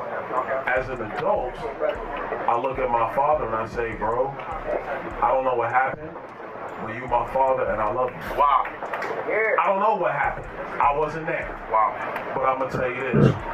Growing up, the one thing I knew I wanted to do, and this is not about my father, this is about what I wanted to do, is I wanted to be a father to my son. Wow. And so one of the things that's actually happening in our culture, which you're now starting to see in our politics, is the reinvigoration of black families with younger black men and black women. And that is also helping to breed the revival of a black middle class in America. You see, during Jim Crow,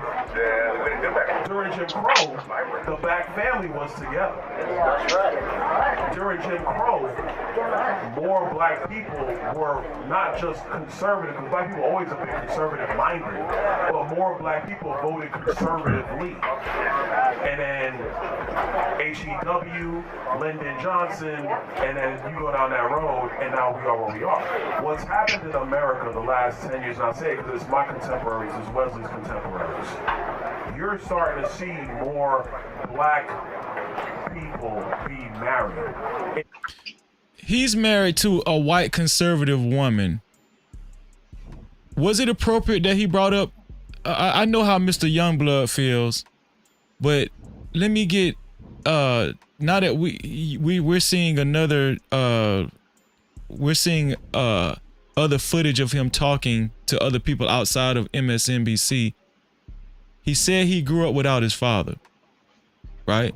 And he said he knew when he got older, one of his goals was to be a good father to his kids.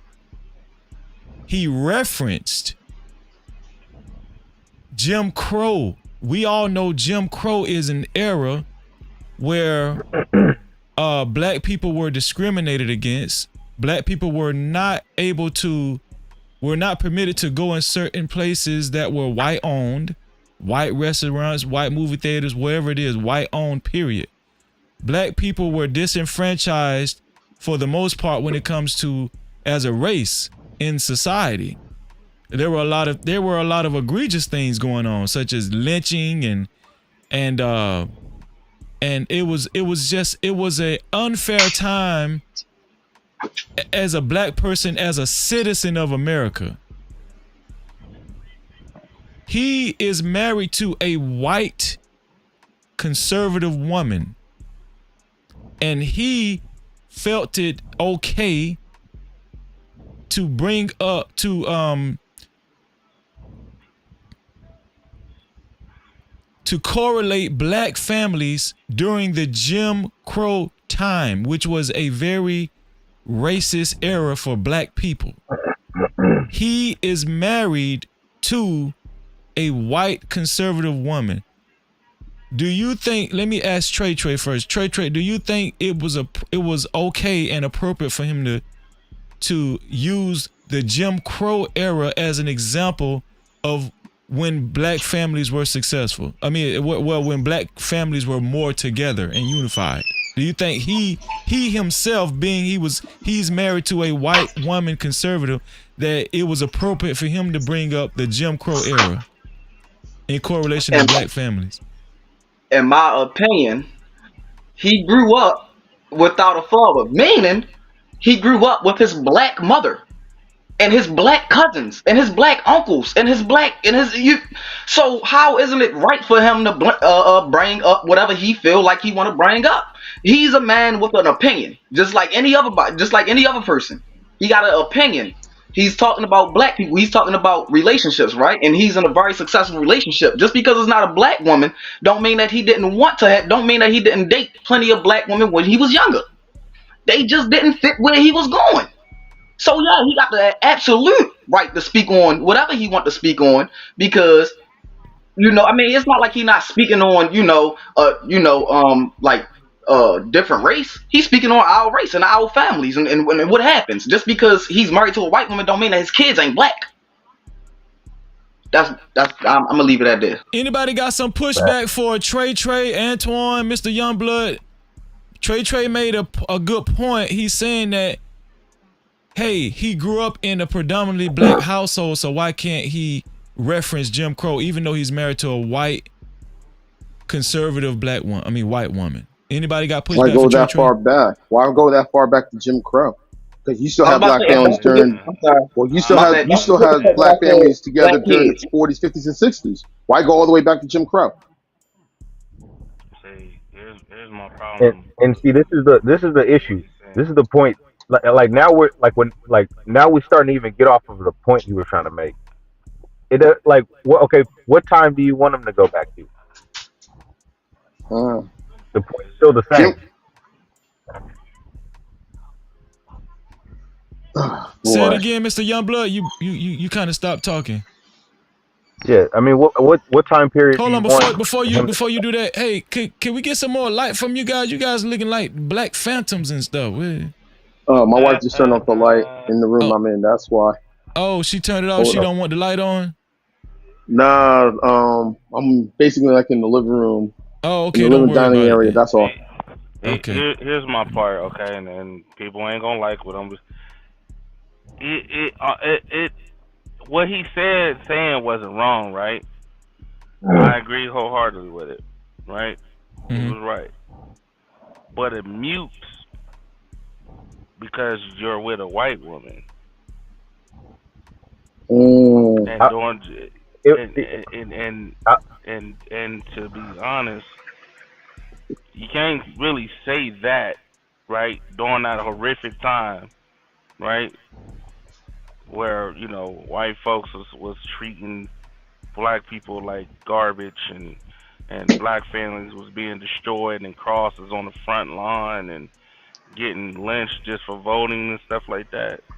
And then have a white woman. So it's almost like it's like nobody's gonna really take it serious. But that's how I look at these conversations. Yeah, don't matter who said it, is it true or not? It may be true, but what if, what if Freezy said it? What if Freezy said it? Freezy, you married to a black woman? Yeah. Okay, so it's different. It's very respected. It's very it doesn't. Not saying what the person is saying is not true again, what I was saying, but it mutes what he was really trying to put out there because he's married to the same individual, the same race of people who literally literally did this on a daily. You know what I'm saying? Like the horrific things they was doing. You know what I'm saying? That's a fact. So I'm just keeping it a buck. You know what I'm saying? Yeah, I can't. People wasn't lynching people though. That's you know how what I mean? people looking at it like that. I definitely got a question though, right? I definitely got a question. Right? Hold on, let Mr. Youngblood finish and then you can ask your question, Trey. Go ahead, Mr. Youngblood. No, I'll let Trey have it. Shout out to Shiesty Bomb. Shout out to Shiesty Bomb in the chat. Go ahead, Trey. I just wanted to ask why don't he have the right? How does it negate what he's saying or make it lesser when if these two people were to have kids, what would their race be? Child with black. So therefore, if he having black kids, if his kids are considered black, technically he's raising a black family. Just because he got a white wife don't mean anything. That's just my opinion on it. Do y'all agree with Trey? Trey is Not at all. Byron Donald raising a I black see family? I see where you come from, Trey, Not but at all. also at the same time, that mother would not be able to help their child deal with some of the issues. Yes, he will be able to help their child with, navigate the difficulties and challenges of being black. Yes, Right. she won't be able to because she's not black, and that's why some people feel his argument is mute. What's his name? What's his name with the blue shirt? Freeze. Antoine. Antoine. Right. Okay, Antoine. Antoine, you made a good point right there. Because, like I said, my wife is Mexican, right?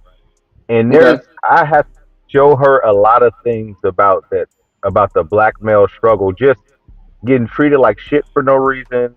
You know Mhm. what? You know what I mean? Like you get treated like a second class citizen. Like she sees it, and I have to show her. I'm like, you got to pay attention, and you'll see. Look, watch this. Watch when it's my turn to go up to the counter.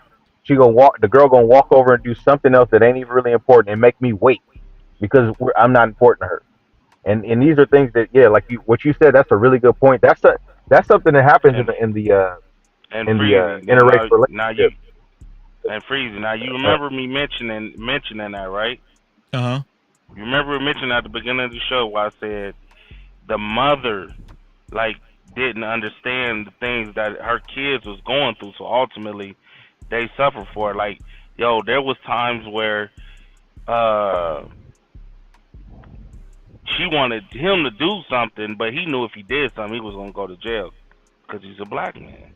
But she don't understand that because she's the other, you know what I'm saying? She's the other. She don't understand that. You know what I'm saying? So that's why I said like a lot of the kids they suffer for it. Yeah. You know what I'm saying? Now I respect what Luke was talking about. That's why I asked him the question. Well, what are you gonna tell how you gonna have a conversation with your daughters? And he was honest about it. Hey, listen, I ain't gonna lie. I'm still thinking about it right now. I'm still trying to figure out how to have these conversations. You know what I'm saying? Just as a father to his daughter. You know what I'm saying? As a white man Right. to a black little girl. You know what I'm saying? But Yeah, he ultimately said the best thing, which is I'm gonna take her more to that side of the family where the culture is more involved. You get what I'm saying? Mm-hmm. And Yeah. that side, that's a good thing in my eyes. But unfortunately, you got a lot of families out here, like he was talking about. His wife don't know for real things like that don't really they try to protect the child instead of telling them the truth. You know what I'm saying? Or trying to Exactly. try to run it, duck and dodge a little bit. You know what I'm saying? Instead of just having a simple conversation. So that's what I'm telling you. I've seen more. But the thing is, our culture. You got to say, our culture in America, especially as black people, is so unique that sometimes, nigga, we don't even understand it That's a about some fact. of the, you know what I mean? Like it's very unique experience. Man, sometimes I don't even want to go out the house. 'Cause I'm like, I don't want some angry bitch just being angry just because I'm here. Like you bothering them or something. Even though you be at the store Yeah. spending money, they don't care. And my wife is a first generation. Her parents, she was actually born in Mexico. So like, and her family was almost like, like Indians. Like they really don't leave outside their culture, even though they're in America. So there's a lot of things she just wasn't really exposed to. And so there's a lot of teaching that's what I'm saying. If you're gonna go interracial, you got to kind of factor that shit in. Like, are you willing to take that on? Is that something like that's gonna be a dynamic that comes up? You're gonna have mixed kids, and there's gonna be a lot of. That's why I never like light skinned bitches because they always have that identity crisis. Notice they always gotta be pro Damn. black. The most pro black be a barely light skinned bitch that look like some. She the same color as raw chicken, and she over here talking about she's super pro black. Damn. So Wow, that's Mr. Youngblood, is that the predominant reason? Is that the biggest reason why you married outside your race? Was because you had bad experience with black women and they gave you a lot of headache or something? It was too stressful. No, no, I'm telling you, I didn't. I thought I was the only one. I love. That's what I'm saying. I like black women. I never had an issue with. Well, of course, I only had one violent one. The rest were cool. I would just stay away from them hyenas. The hyena ones, I stay away from them. You know what I mean? I'll let just you let them stay out of the streets, and I find me a nice with a good attitude. Who ain't all that hostile. No, I don't have. No, I know that's a common thing that people say, and I'm not saying it's not without merit. You know what I mean? Because I'm pretty sure there's plenty of reasons why dudes don't. I just so happen to be like that's the girl I liked from middle school. You know what I mean? Yeah. Um, and yeah. Well, let's review some But more of this video. Go ahead. You finish your thought. You had some more to say? Oh yeah, no. Like I said, I didn't know so many dudes were dating outside their race. I got on the internet. Well, I mean, Like I it's said, only I like always 15. Well, No, say. that's common. I Oh, mean, I know certain that's places, 16%.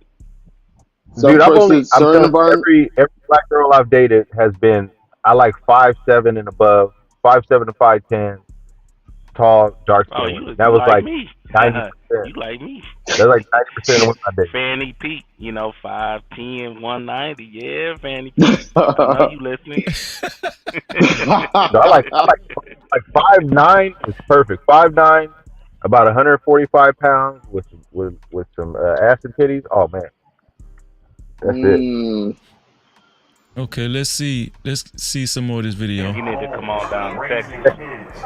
It's when you home with your wife raising your kids, and then you look at the world, you're saying, now wait a minute, time out. This does not look right. How can I get something to my kids? It goes back to the conversation of generational wealth. Not just having a job, generational wealth. I am joined now by Florida Republican Congressman Byron Donalds. Congressman, thank you for being here.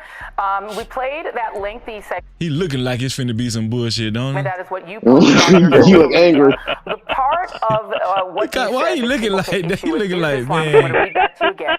Hey, man, I'm about to eat her up.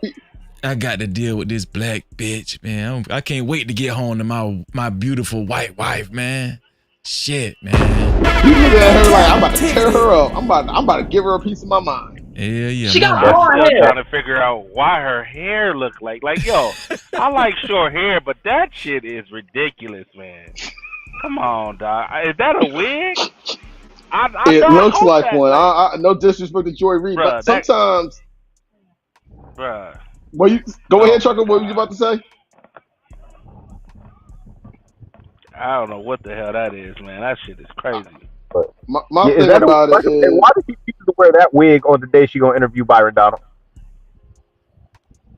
See, I ain't gonna lie. Yeah, a lot of y'all be letting this shit slide. I would have roasted her ass before this interview when you came up with this attitude. Did you try to match the wig with the attitude too?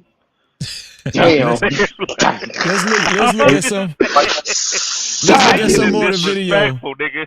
This is disrespectful. Let's look at some more of the video, guys. You see, during Jim Crow, the black family was together.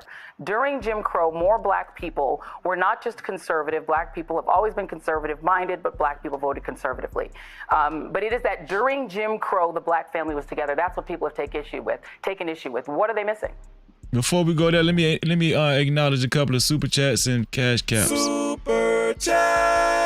Shout out to Shiesty Bomb. What's going on, Shiesty Bomb? No Cap-tivity. Shiesty Bomb left for $2 super chat. She say, if you happily married, why are you concerned with it? No Cap-tivity. Shout out to Shiesty Bomb. I appreciate you, Shiesty Bomb. Good to see you.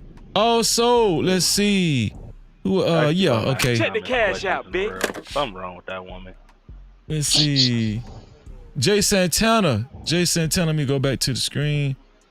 Jay Santana left a cash cap. Let me get this out of the way. Jay Santana with a $1 cash cap. He said, let's effing go. Freeze it. No Cap-tivity. Appreciate you, Jay Santana, for your $1 cash cap. Thank you for helping us keep the lights on, bro. I appreciate that. Thank you. And thank you, Shiesty Bomb, as well. I appreciate y'all. No Cap-tivity. Okay, let's go back to the video. Let's see. I'm glad I did that. Here we go.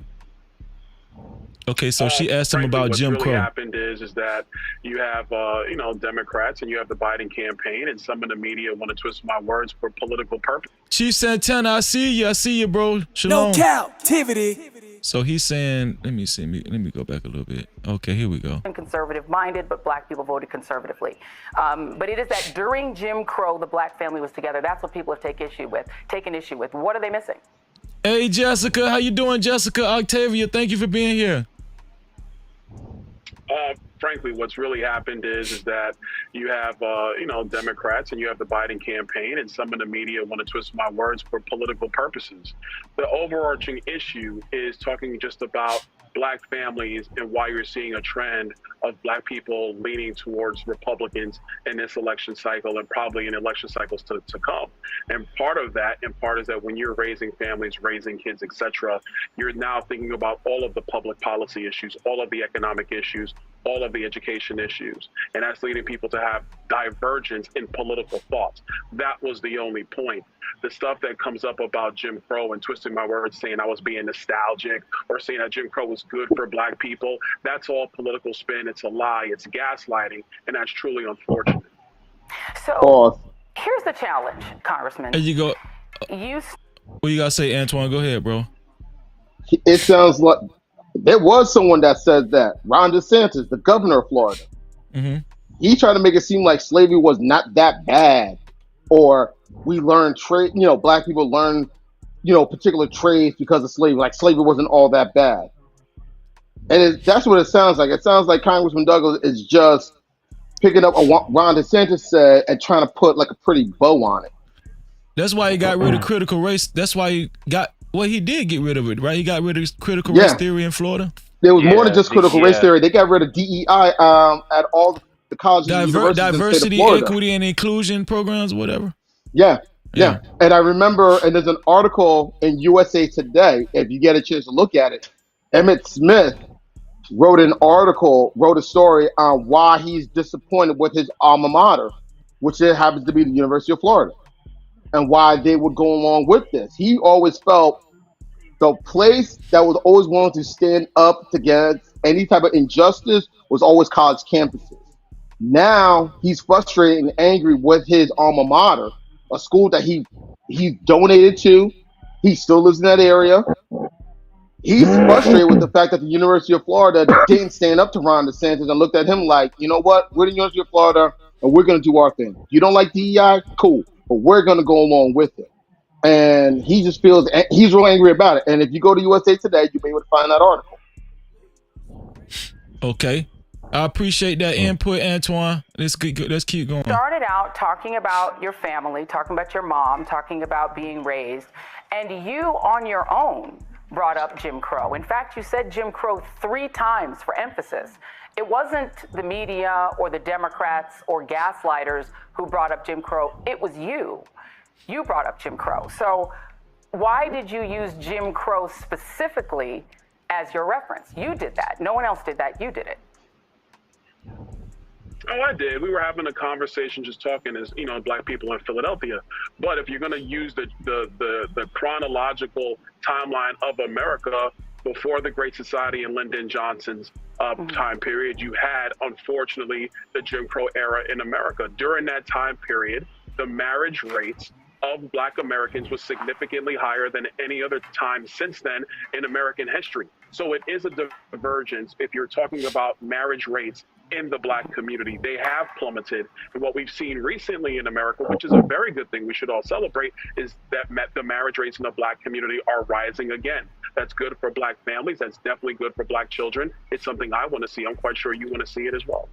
Okay, let's talk about that. Jim Crow lasted roughly. Is it me or it just seemed like she already had her bullets in the chamber? Is it me? No Cap-tivity. I'm trying to tell you, it's about to go down right now. Keep playing it. You about to be like, what the? Watch this. It's about to go down right here. From You go full angry black man. 1967 after the Civil War to 1968. Is there a specific period between 1867 and 1968 that you thought was this golden era for Black families, or a time that was good for Black families?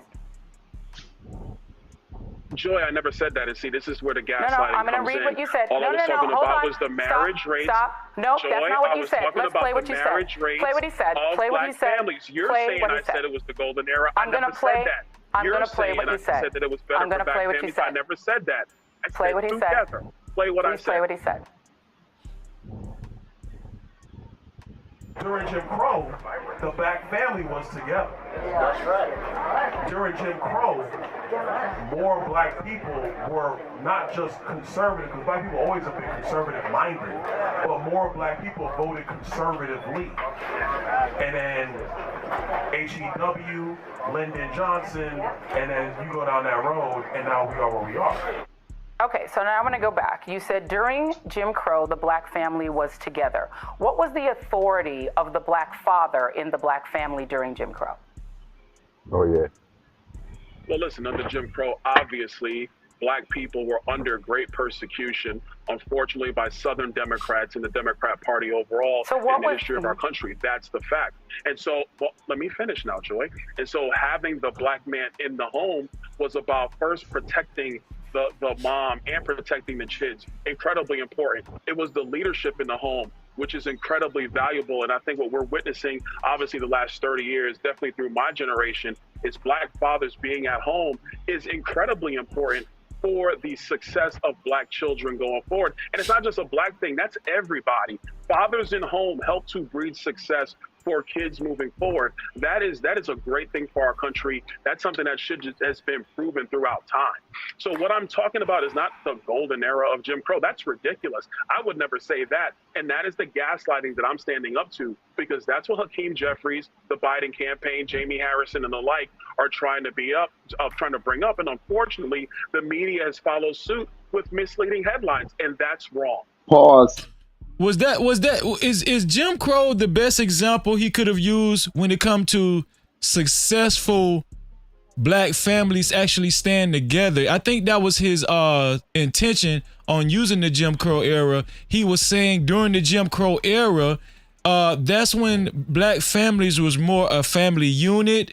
The black fathers were predominantly in the household. He's saying that was the only reason why he actually use that as an example. Do you guys? She's saying that because he's married to a white woman, and also he's negating the fact that was one of the hardest times for black people, and it was just a slap in the face on why he would even use that era, the Jim Crow era, in correlation to black families. Do you guys think that? What do you guys think? Do you guys think was that the best era he could have used to talk about a healthy black family? The ironic thing about it is, of course, he was going to use the Democrats because, yes, there were a lot of Southern Democrats that were against the Civil Rights Act and everything else. George Wallace was being one, the governor of Alabama. I think Strom Thurmond, when he was in South Carolina, was another one. And I think he forgets that a lot of those Southern Democrats, or Dixiecrats, as they were referred to as, eventually became members of the GOP. And I think that's what he forgot to mention as well. It's easy to just put all the blame on just the Democrats per se, but yet this is an agenda that the Republicans have been running ever since the Civil Rights Act. And they've always had an agenda against blacks, Latinos, Native Americans, trying to advance in any way, shape, or form. So to me, it's not just putting it on. It's too easy to just put it on one side. Yes, it did start with the Democrats, but guess what? The Republicans picked it up and have been running with it ever since. But that's just my opinion. So but you like say, you said, so basically, you're saying you're saying he used the Jim Crow era as a way to prop up the Republican Party, as saying black people were more conservative during the Jim Crow era and they voted more conservative. You're saying that he was trying to actually, he was trying to highlight the Republican Party and saying basically black people need to vote more Republican and possibly vote for him in future offices because obviously he's a Republican. I didn't get that. That's what I got. I didn't get that. I got that. That's what you got? I didn't. That's one aspect. I understand what he was trying to. I mean, it was. When he said conservative, he was like, he meant like black people. We are fairly conservative, like in just how we kind of. You think black people are conservative? We love God. We don't want if our son came to us and said he want to be a girl, we'd be mortified. You know what I mean? We're not into a lot of these kind of liberal ideas, but for whatever reason, we're somehow siding with them for whatever reason. Mm-hmm. I think that's what he meant by it, because we do have a lot of we love Jesus, and we don't want our boys to be women. So Hold on, Trucker, yo, 1 second. Shout out to Shiesty Bomb. Shiesty Bomb for the $2 super couch. Shiesty Bomb says, then Trucker will cry. Nobody want a black son. No Cap-tivity. Shout out to Shiesty Bomb. Well, Shiesty Bomb on your top, Trucker, yeah. man, I'll tell you what. Stop smoking that cocaine before you start writing. That's all I'm gonna say. Wow. Dumbass. But I didn't get like the point that he was making, which he was absolutely right. Cause we had this conversation before. How come during the most extreme time of black folks, you know what I'm saying, it was black families, it was respect, it was all this other stuff, all the segregation, all of that. We had everything that we was hoping for right now. You know what I'm saying? Like extreme points. He wasn't wrong what he was saying at the Jim Crow era, or whether it was during Martin Luther King era, or whatever era you want to call it. We was married at an 80% rate, right? Mm-hmm. Family, black family. When I say black family, like, yo, you used to be able to say, well, Mr. the Browns and the Freezies over there, and you know what I'm saying, like, you know, that's a fact. You could tell, oh, you a Johnson, you know what I'm saying? Yep. Oh, okay, yeah, they good people. Oh, you a Hightower? Oh, there's some raggedy ass people. Nah, you know what I'm saying? It made it a lot more easier. You get what I'm saying? Versus There are now, other things that also like, came out of that benefited black people. We started, the establishment of the HBCUs, and then eventually later on the establishment of the Divine Nine. I think those are some of the other good things that came out during that HSBCUs challenges wasn't as well. started by black people. HSBCUs wasn't started by black people. That's not Hot true. sauce. Hot sauce is in the building, ladies and gentlemen. He just came through the door. Ready to cause some havoc. Shout out to my dog, Hot Sauce. Go ahead, Antoine. You want to respond back to Hot Sauce? What he said? Basically, what I hear what you're saying in that aspect, but also it also led to the establishment of the Divine Nine. That's one of the things that also came out during this time, because while blacks were attending were at PWI and wanted to be part of fraternities and sororities, a lot of these organizations and organizations I'm not going to name because I do know which organizations they are, refused to take in blacks as members. So that's what led to the establishment of the D9. And I can honestly say when I pledged the fraternity, I learned a lot about the D9 during my time when I was pledging. Not just of the organization I was pledging, but of the other 8 organizations as well. And I also learned about the significance and importance of the fellowships too.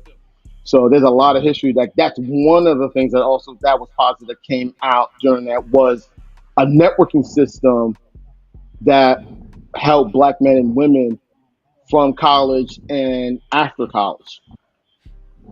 Shout out to my ghetto. Shout out to his ghetto point of view is in the building. No Cap-tivity. Man, it's so good to see you, man. It seems like the conversation is going to get better and better and better. Hot Sauce, did you want to respond to Antoine as far as the BCUs, or did you have anything else? I know you've seen the title, Should Divested Black Men and Women, Should Divested Black Men and Women Give Their Opinions on Black Household Problems?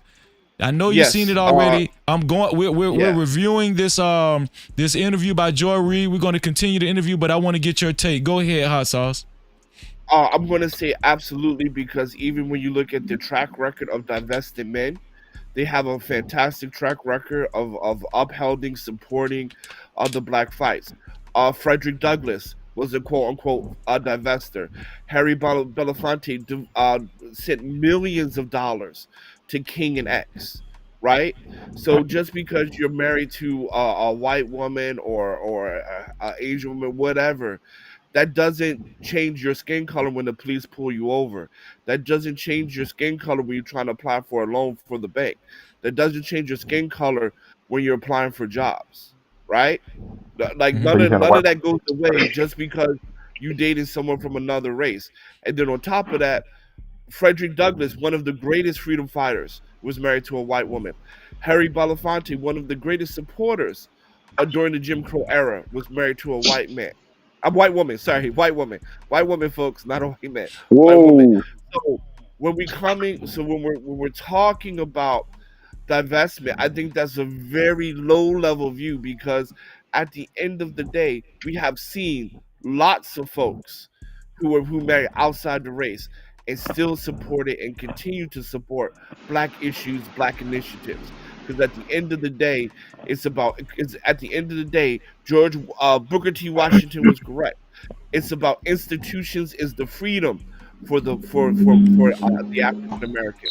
And I'll pass the mic on that. I got his ghetto point of view in the building. No Cap-tivity. His ghetto point of view. You hopefully I think you probably read the title already. I said it already. What do you think about the title of the show? What do you think about the topic? Should divested black men and women give their opinions on black household problems? And also, I want to talk about Representative Byron Donaldson. I want to get Hot Sauce's take on that too. Representative Byron Donaldson doing an interview with Joy Reid on this MSNBC interview. But what do you think about the topic? Should divested black men and women give their opinions on black household problems? His ghetto point of view, what do you think? What's your take? Well, first and foremost, a salute to you, Freezy. What's going on, everybody? Salute, man. Shout out to his ghetto point of view. No Cap-tivity. Appreciate that. Honestly think as long as somebody's trying to be constructive with their feedback, it can all be helpful.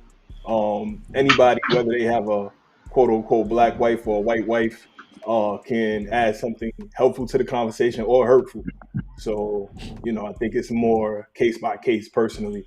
Like if they really come across like somebody who just hates themselves and hate their people, then yeah, you kind of gotta just push them to the side. But like if they actually somebody who, despite who they may personally have on their arm, still try to do for the people, then I give them a grain of salt. And my personal cup of tea wouldn't be to love somebody outside the race, but that's for me. You know what I mean? Like I don't try to put that on everybody. So just because you did that, don't mean you don't love your people still. So I gotta judge you by what you do. So y'all, so do y'all disagree? You and Hot Sauce, do y'all disagree with Umar Johnson's take, or as we say when he says, how can you care? How can you even care about black households or complete black issues when you married outside your race? He's saying that you chose to have babies from another race. If you really cared about black people and black households, you would have black babies. Do you guys share that sentiment with Umar Johnson? I'm gonna start with Hot Sauce, and then I'll go to his ghetto point of view. Go ahead, Hot Sauce. All right. I 80% disagree with Umar. I 20% agree. When we're talking about black babies, Umar is actually correct. When we talk about black babies, we're correct. Really? Right? Yeah, he's. I mean, because okay, think about it. Think about it this way, right? So let's put it into the Israelite thing, right? Right. You should marry from your tribe, right? You cannot marry a goyim, right? Cannot. So that's the same thing, right? So he's right about that, and for the most part, that's according to nature. So I do agree with him on that. The 80% I disagree with him is that you actually can marry outside your race and still care about your people. Just like I highlighted those people back in the day who married outside their race but still died for the Black Revolution or supported, right? So it doesn't matter. It doesn't matter who you sleep with. You can still be black focused with a non-black wife, right? But he is right about the children in the lineage. Now I'm going to say something a little bit controversial. I'm willing to fight for my people. I'm willing to donate and support for my people, but I'm not willing to lose my peace for my people. And right now, I have to say, majority of black women don't really look at black men as men. They got to run the household. And for my personality, nobody can run me. And that's just the bottom line. So for my peace and safety, I have to go where I'm celebrated, not tolerated. And not saying that all black women are like that. It's just not. I'm just saying my personal experience in my thing, I just found something that worked for me. Because I don't See, even advocate for divesting because Umar's right about the whole black baby thing. But I'm just saying, for me, I'm not willing to give up that. So I chose what was best for me in my household. But that does not change my viewpoint about my race, my people, and our culture. seems like you kind of share the same experience with Mr. Youngblood. You wanted to add to that, Mr. Youngblood? Yeah, I did. You know what? I'm thinking back to what Antoine said. I think Yeah. he said, it is true. It's like it's like me sitting up here smoking, telling you not to smoke. So like, it's like, nigga, how you gonna talk about a black family when you over here with a white woman? It does kind of take some of the sting off of your message. So I do understand that point you made, uh, but still at the same time, it's a bad idea to kind of just brush somebody off just because of they're not the complete package of everything you want. Like, white people are willing to accept Donald Trump, even though that nigga Donald Trump is doing everything we thought Obama would do. You know what I mean? Um, but so yeah, I understand that point that you were making, but I think that we got to kind of get out of that mindset of just like No, throwing somebody off. you're missing my point. I'm not saying throw somebody off because I said that Harry Belafonte, Frederick Douglass, right? I say you can definitely be pro-black, marry non-black. I'm saying that. All I'm agreeing with him is on the babies because when we're talking about lineage in the future, he is correct there. So I said I agree with him 20% and I disagree with him 80% because I said I'm not willing to sacrifice my peace for the race, but I'm willing to donate and support for the race. So I'm not saying dismiss people who are in interracial marriages. I'm not saying that at all. No, Uh, no, no. I was talking about Antoine. Is that his name? yeah, Oh, Antoine. okay. Yeah. Apologies, Yeah, I'm here. apologies, apologies, Yeah. apologies. Did you want to respond to Mr. Youngblood, Antoine? No, basically what I would say, I see what he's coming up. I basically said you can base on your situation when you were younger. Now at this point, if you're married to someone, it's kind of hard to. But also, like I said, when you have children of mixed background, 99% of the time they're gonna be black, and it's gonna be very hard for that other parent that's not black to speak to their child on what they're gonna have to deal with and experience. It's gonna be a challenge. Now, Byron Donalds, when he and his wife have children, he can sit down and talk to his sons, daughters, when they have their children about the issues that they're going to have to deal with and what they're going to what they're going to face as a black man or a black woman.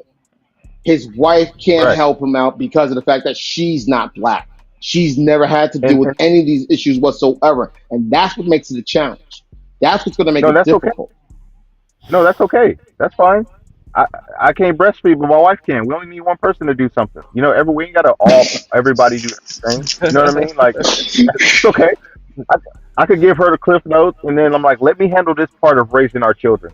I'm gonna let you breastfeed, and let me handle the part about teaching them about the dynamic of being a black person in America. And honestly, the most racist people, in my opinion, are foreigners, to be honest, because they didn't really grow up here, and so because a lot of countries they have way more racial stuff. Man, they think they better than us, but that's besides the point. But Oh, I've I seen feel that. you, I've bro. That's seen very it in true. Europe. That's very true. That's very true. Shout out to McColl's Wellness and Motion in the building and 907 Good East. Thank you for being No here. Cap-tivity. His ghetto point of view, I'm seeing some facial expressions. Before you even go in, seem like you got some things to say. What do you think It about looks what like I Trey said got something to about? say also. Okay, I'll get to you, Antoine. What do you think about what before you say what's on your mind? Seem like you got some other stuff on your mind, but what do you think about what Umar Johnson had to say about black folk that chose to divest? He said they should stay out of black folk business. You don't really care about black folk. You're not trying to have black children with black people. You don't really care about black folk. Stay out of black folk business. What do you think about what Umar Johnson had to say? I know this is probably going to ruffle some feathers, but I think Umar Johnson is a terrible example of what a black man is in our community. No Thank Cap-tivity. you. Thank talking about you. the Thank Pan you. Africanism? Are you talking about the Thank Pan you. Africanism? Go ahead You and got the only King one. expound. I want you to consciousness. expound his ghetto point of view. Go ahead and expound on your point. Yeah, nah. So King Kong consciousness, the gorilla Pan Africanism, whatever acronym he's going by these days. Opportunist. The Opportunist. opportunist looking for opportunity, whatever. I think that it's Yeah. very disingenuous for him to tell anybody what to do with relationships when he has, I mean, allegedly made several women single mothers. I mean, the choices of Yeah. women that he makes in his personal life. He's been personally allegedly connected to Sukihana. He's been connected to several strippers who he's made allegedly children's mothers. He's not White women concerned with too. marrying them White or women too. creating a nuclear family with them and making sure that there's a father in their home every day. He's not concerned with making sure that they get the structure and the dynamics that he swears that other people are missing in their lives. So, I mean, just to have somebody who's not even practicing what he preached try to tell other people what to do, it always just gives me a little cause for pause and a red flag. Bars. And the way he shames people, he will shame you.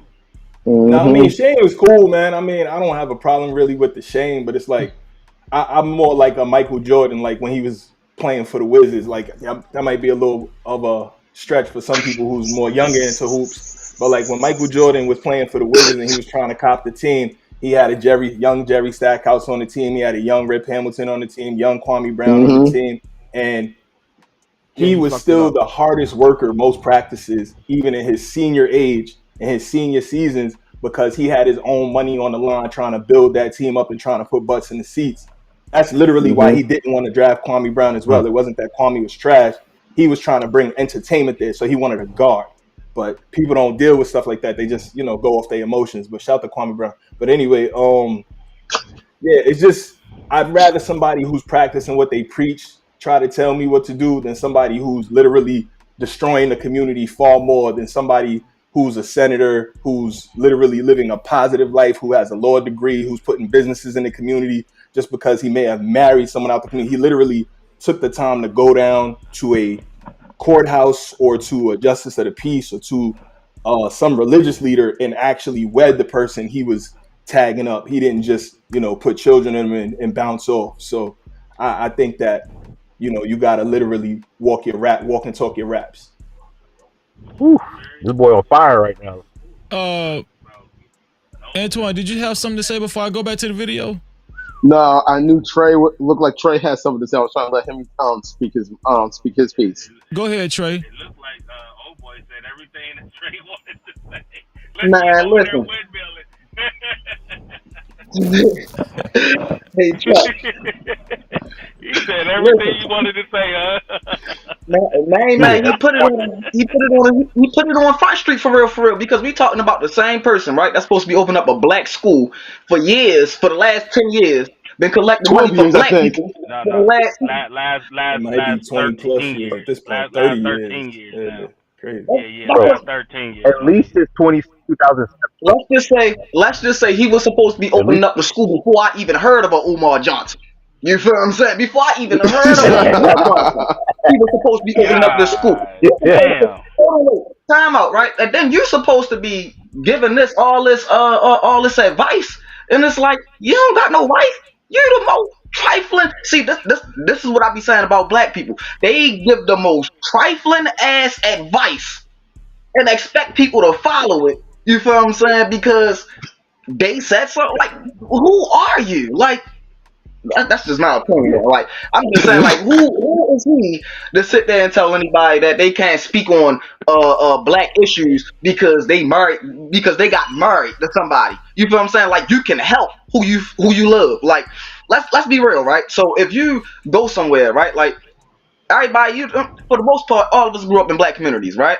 So if you grew up in a black community, right, like my man with the Mexican girl, right? He grew up in a black community. How many dips and popsicles did he have that was black? He ain't fall in love with none of them. That's why he married a Mexican. You feel what I'm saying?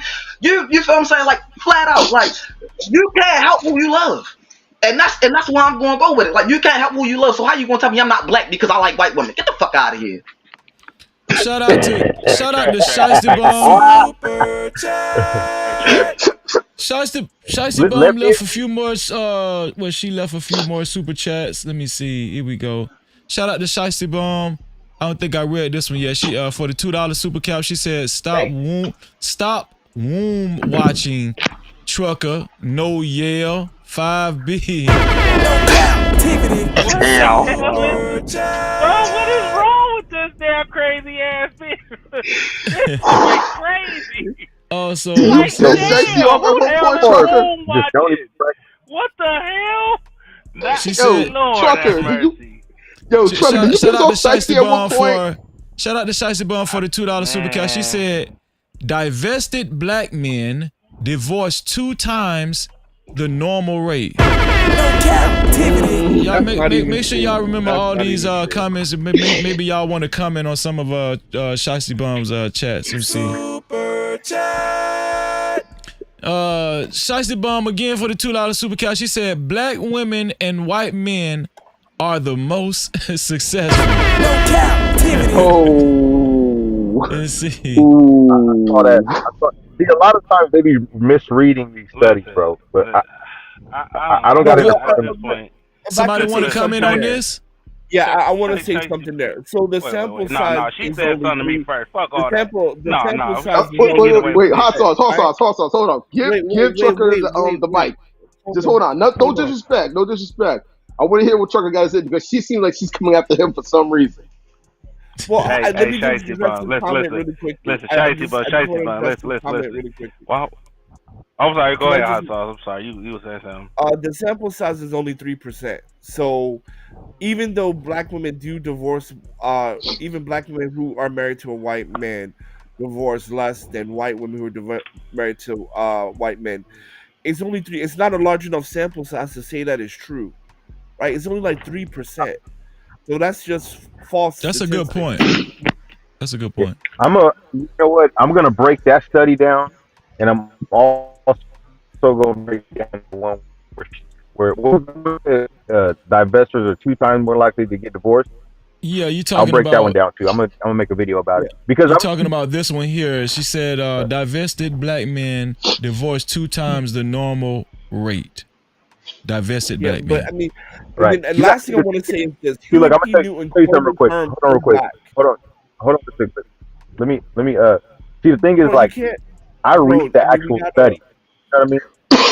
I read the actual study. So, like, you'll see how they come up with them numbers, and it's real creative. And then watch, I'm gonna do it, and I'm gonna send you a link, Freezy. Okay, no problem. Go ahead, hot sauce. Finish your thought. I just really want to say this really quickly. Huey P. Newton coined the term pro-black, and pro-black is actually spending your money in black businesses as much as you can. So if you're not doing that, you're not pro-black. It has nothing to do with who you marry, dating, whatever. Pro-black was specifically coined to be a pro-black economic viewpoint, and I'll leave it there because you have to have a standard of a definition. Shout out to Shiesty Bomb again. Shout out to Shiesty Bomb again for a $2 super couch. She said, never ask divested men what the wife looks like. Shiesty Bomb going in. She going in. Hey, She got another one. Sounds like. Listen, hold on. Shiesty Bomb. Why don't you just be a grown adult and just say you want you a white man and just solve the problem? Like, you ain't gotta explain it to us, okay? Stop running circles and just say you want you a zaddy or a white man, okay? I'm just saying, because that's what it sounds like to me. And of course, I'm gonna just leave it as that, man. Just be honest with yourself, all right? She said, y'all be honest with yourself. Shiesty Bomb going in with the super couch, y'all. Wait, hold on. Go ahead. Somebody wanted to say something before I show the next super chat. Go ahead. I definitely. I got this. No, yeah. I'm sorry, I got it. Let me get his ghetto point of view in, and then you could go next, Mr. Youngblood. Go ahead, his ghetto point of view. Go ahead, bro. Just real silly quick back to Shiesty Bomb salute and shout to you for supporting the show. But it's always funny, y'all be saying, yeah, don't worry about what shorty look like if she not from your race, and you know, y'all got some points with that sometimes, but some of these shorties be looking bad. But can we ask what's y'all womb count? Like, can we ask how many abortions you had, like, in the race? I mean, I'm just wondering, like, what would be the equivalent question? How many operations or surgeries have you had? How many fupas and fajas you running around with, taping your stomach all up so you can kind of like fit into that extra small size? What would be the equivalent question? Shiesty Bomb. It's called the waist trainer. Go ahead and Shiesty Bomb. Go ahead and send Shots some more fired. $2 super Shots caps fired. in. We got the heat on you up here. Wait, We got the man. heat on you up here, Shiesty Bomb. No Cap-tivity. We got the heat on you up here. Super chat. Let's see. Shiesty Bomb with another $2 super cap. She said, y'all make white women baby moms faster than us. No Cap-tivity. I know. Hold on. I know we ain't gonna tell that goddamn lie. I know we ain't gonna tell that goddamn lie.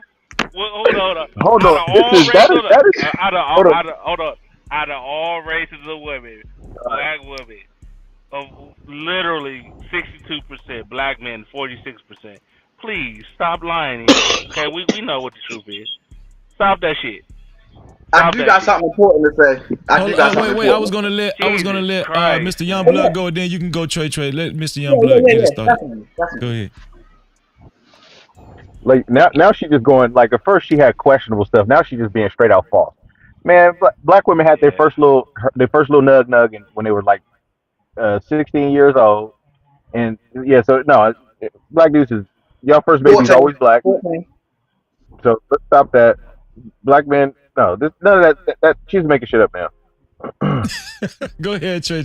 Yeah, we not even. Oh no, what you were saying was no, I ain't gonna sit there and lie to you. You said 16, cut that number down too. You feel me? It's more like 14. They having sex out here at 14 early. I'm trying to tell you. We have 14 now? They at 14, bro. Niggas was having sex at 12 in middle school. You feel what I'm saying? I know a couple cats who was having sex in middle school. So you feel me? Like, yeah, no, they starting off a little bit younger. But no, what I had to say about this whole situation, right? This whole situation. Let me tell y'all how crazy y'all sound right now, right? Because we got a walking example of a black man raising black boys with a white wife, and all three. Well, I can't say all three. Two of them they made it, but the other one, you know, he had messed up. Let me bring up my man. What's it? LeVar Ball. Did we forget about LeVar Ball? You feel what I'm saying? How all three of his black boys and you feel what I'm saying grew up. They made it to the NBA and he had a white wife. But you gonna sit there and tell that man he can't speak on a black minute? Y'all fucking retarded. That's all I got to say. Let me see. Damn. We got some more super they caps. drag LeVar Ball. We got some more super caps, y'all. Let's see. Here we go. Super chat. Shout out to Christopher Mayberry again. He's already a sponsor of tonight's show with a total of $50. This makes $55. Boss Man wrote, most black people condemn interracial marriage relationships, but love being LGBTQ. Make it make sense. No Cap-tivity. That's right. You can't argue. I think does everybody agree with that? Does everybody agree with what Boss Man wrote? I agree. I never had a problem with interracial relationships. I never had a problem with interracial relationships or marriage because, you know, I'll be honest. I dated white women for a period of time before I met my wife, and I got some relatives that are also in interracial relationships. So, you know, I never had an issue with that. I can honestly tell you that. Yeah, they'll gladly accept their little gay bestie, and I was saying that earlier. Like, man, they'll gladly accept they gay bestie, but as soon as you date a white woman, all of a sudden you ain't shit. Like, how is it? Okay, so can gay dudes have a say in the community because they're not trying to build back black families? Can lesbians have a say in a black because they want to be lesbians? You know what I mean? Why you never hear people ask that question? But if I get me a Becky, even though we can have children at least and extend our lineage, then it's a problem. Like, hey, Christopher hit it right there. Fire. There you go. Shout out to Boss Man. I feel that. There you go. That's why I said no. Sir. That's why I said Well, no. if I'm you gonna saying no tell overall. black dudes or the white girls to shut up, then tell them gay dudes and these lesbians to get the fuck off the podium. That go for I all the agree. submissive I agree, leaders, my all of nigga. The chat Keep it is big. going ham. The chat is going Keep ham it right big. now. Next up on the docket, God we got damn. our sister McCole's won this emotion for her $5 super cap. McCole, shout out to McCole. She said, "Shiesty, sis, you wildin'. I love it. Just showing love. Freezy, keep it up, my brother." No Cap-tivity. Also, Super chat. she's back with a vengeance, ladies and gentlemen. Shiesty Bum for the $2 super cap. She said, "Ask your mama then them same questions, Darky." I think she was talking to his ghetto point of view. You want to respond to that, his ghetto point of view? Nah. I think she, Shicey Bum, specifically, who you talking to? I know you asked her questions, Trucker, and I know ghetto point of view was asking questions too, whatever, about baby deletions and all, who was biggest in baby deletions and all that kind of stuff, whatever. Well, I mean, I the only thing I'm thinking of is saying, I'm asking your mama, Shicey Bum. No. No Cap-tivity. I don't want no smoke. I His said ghetto point of view wanted to did he want to respond to Shiesty Bum? Nah, Shiesty Bum already. She seemed like she trying to get a place in one of these brothers' hearts up here, but she might be mad that they might have a white woman first. It's all right. Nah. It's okay. It's all good. This one here for the let's play the thug. video. Because of course Shout out to Shiesty Bum, man. Shout out to Shiesty. Oh, we got a couple more. Super chat. Shiesty Bum with another $2 super cap. Shiesty Bum say Freezy got revenge of the nerds on the panel. No Cap-tivity. Yo, Shiesty Bum, I love the sisters, but I just want to know, like, all due respect, what I'm supposed to do when I take you to meet my mom? Say, hey, moms, here goes Shiesty Bum. Like, my mom would be like, what the fuck is that? You bringing Shiesty Bums into my house? Get out of here. My mother won't even respond. My parents won't even respond to her in English. Plain and simple. They would just look at me, speak in Creole, and say something like, I'm starting to believe Shiesty Bum pussy smell like old stale Pringles. No Cap-tivity. Well, y'all going in, man. We got one more super cap. Super chat. Shout out to shout out to McCole's Wellness Emotion for her $2 super cap. Thank you, McCole, again. She said, "God don't see color. Do what makes you happy." No Cap-tivity. Shout out to McCole's Wellness Emotion. I appreciate all my sisters and brothers. I appreciate y'all. I don't think we got any more. God do see color. I'm gonna tell you why. Because He's showing up sent Jesus down to a black area. I'm just saying though. God 100% sees color. 100%. I'm not the most religious person. I could have swore Jesus was what? He was a black man. Look like us.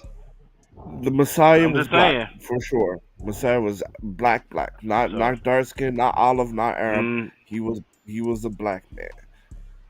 Yeah, or is Shout out, black. yeah.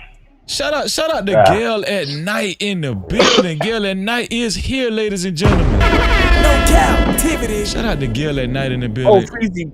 I like Sorry, her by the hair. way, that was a great conversation you had the other day about women and preachers, man. I hope you can do something like that on this channel. That was a great fucking topic, man. I enjoyed listening to that. You talk about, it was on DJ Hemp's channel. Yeah. Oh, okay, yeah. We can continue that on this channel. Don't worry about that, bro. We're gonna get it popping, man. We're gonna get it popping. I think his ghetto point of view was there too. You was there too, right? His ghetto point of view. Weren't you on that? Yeah, he was there. Shout out to Hemp, man. No Cap-tivity. Let me see. I think we lost. So let me do this. No, he had to go. Okay. So I'm gonna just expand, y'all. And then we're gonna finish up this video, and then we can wrap it up at it. Let's look at some more of this video. Now I'm going to talk. Do I have a chance? Good. Now you talked about the black father being. the black father being in the family, being able to protect the family. First, I want to read just for our audience the definition of Jim Crow, just so we all know what we're talking about. Jim Crow laws were a collection of state and local statutes that legalized racial segregation. They existed essentially from the post-Civil War era. They were meant to marginalize African Americans by denying them the right to vote, hold jobs, get an education, and other opportunities. Those who attempted to defy Jim Crow laws often faced arrest, fines, jail sentences, violence, and death. Now I want to talk about something that happened during this era. You said that what you were talking about was the presence of the black father in the home to protect his wife and family. In 1943, in the state that you represent, in Florida, a young man named Willie James Howard, who was 15 years old, was lynched. During Christmas of 1943, Willie Howard sent cards to all of his coworkers at the Van Priest Dime store in Live Oak, Florida. Unlike the other cards, Willie's card to Cynthia Goff, a white store employee, revealed a youthful crush. His greeting expressed hope that white people would someday like black people and concluded, "I love your name, I love your voice. For SH, sweetheart, you are my choice." After reading the card, Cynthia's father, Phil Goff, brought two friends to the Howard home and demanded to see Willie. Despite his mother's pleading, the men dragged Willie away and then kidnapped Willie's father, James Howard, from work. The men drove the two Howards, to the embankment of the Suwannee River, bound Willie's hands and feet, stood him at the edge of the water, and told him to either jump or be shot. Willie jumped into the cold water below and drowned while his father was forced to watch at gunpoint. Willie's dead body was pulled from the river the next day. You said that during the Jim Crow era, the importance of having a black man in the home was to protect his family and to protect his wife. I actually spoke with somebody who lived through Jim Crow. Her name is Merle Evers Williams. And Merle quoted to me a man named Charles Silverman, who wrote in Crisis in Black and White, that in 1890, the year that the Mississippi Constitution was written, the policy of crushing out the manhood of the Negro citizens was to be carried out with success.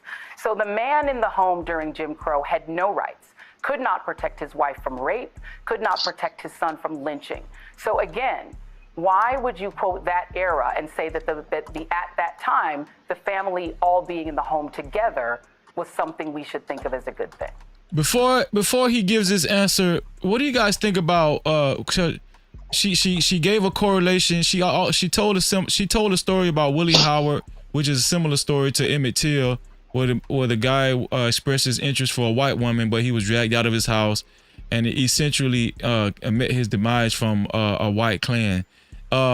So what was her reasoning for bringing it up? Because we know that Congressman Byron Donald only brought up the Jim Crow era and black families because he felt like it was just a good time for black families and they were more together, and the black father was more he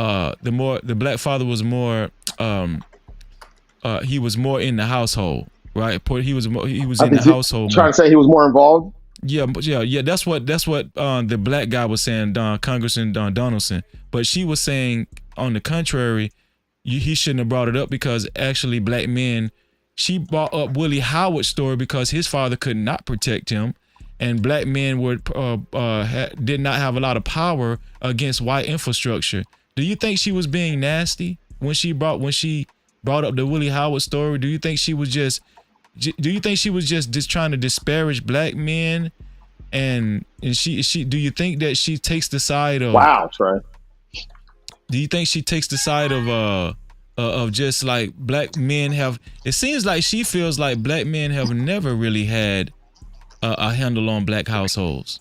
She was trying to paint a narrative. She was trying to paint a narrative how black men are not protectors, how black men is this, that, and the third. That's what she was going for. That's why she mentioned the fact that the black father was tied up and the child was tied up, and he had to jump in the water and all this stuff.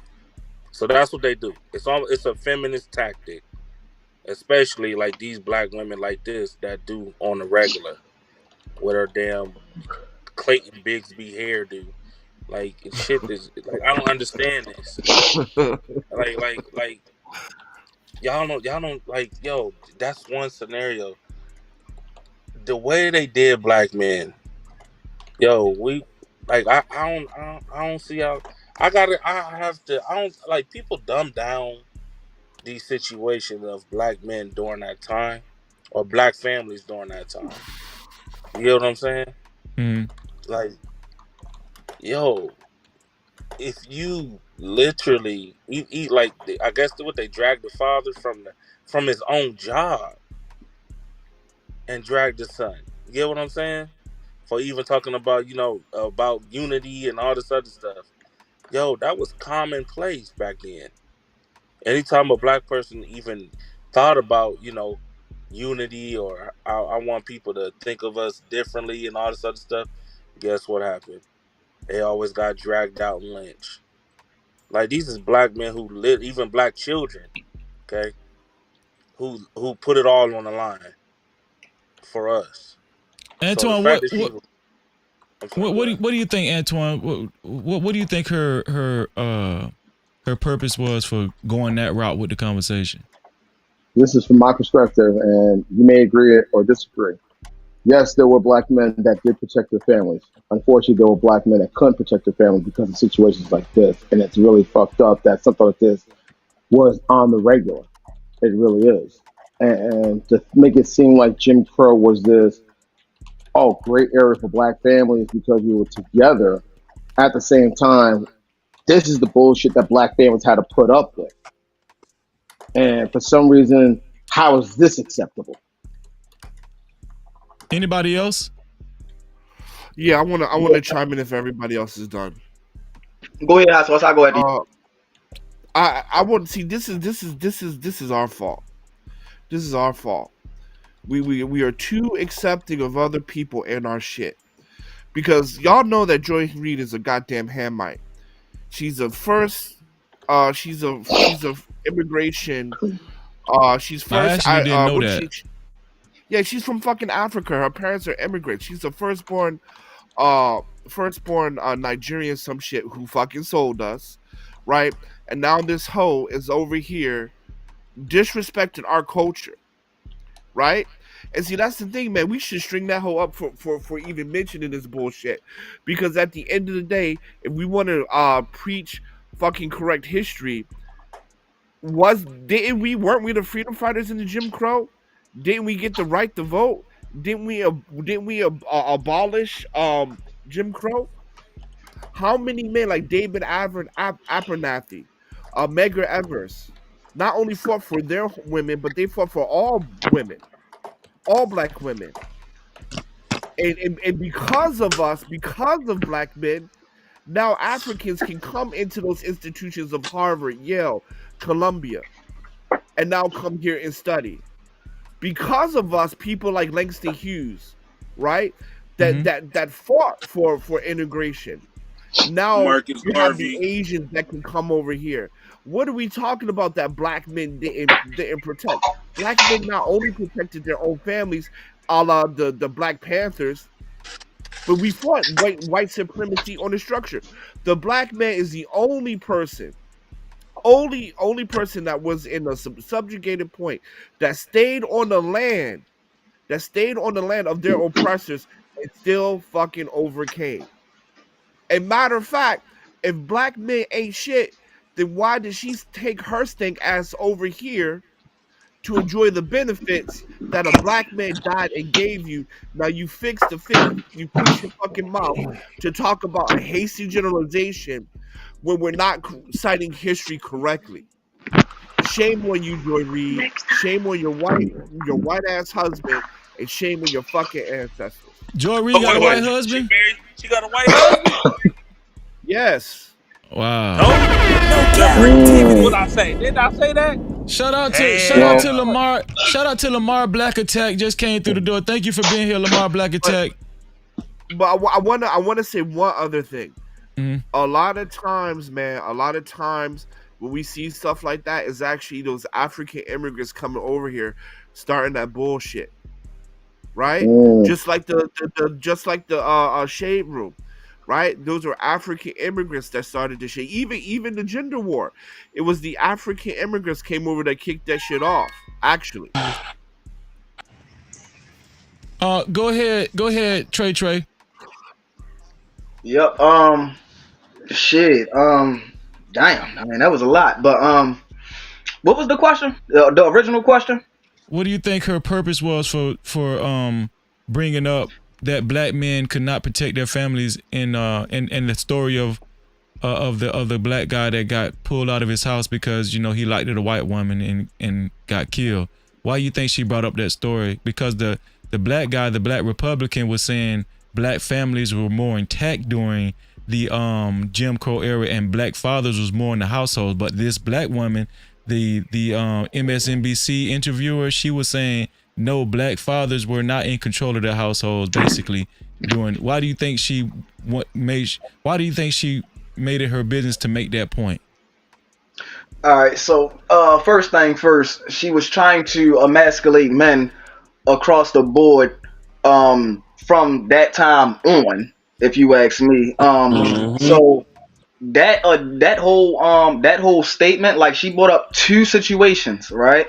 And this is what I be saying all the time, like, especially when we have conversations. You cannot bring up just one or two situations without bringing up the other two situations, like let's like 1863 and stuff like that. We ain't really have guns, so you gotta think about it like this: if 15 people run up in your house, they all got guns, you don't have nothing.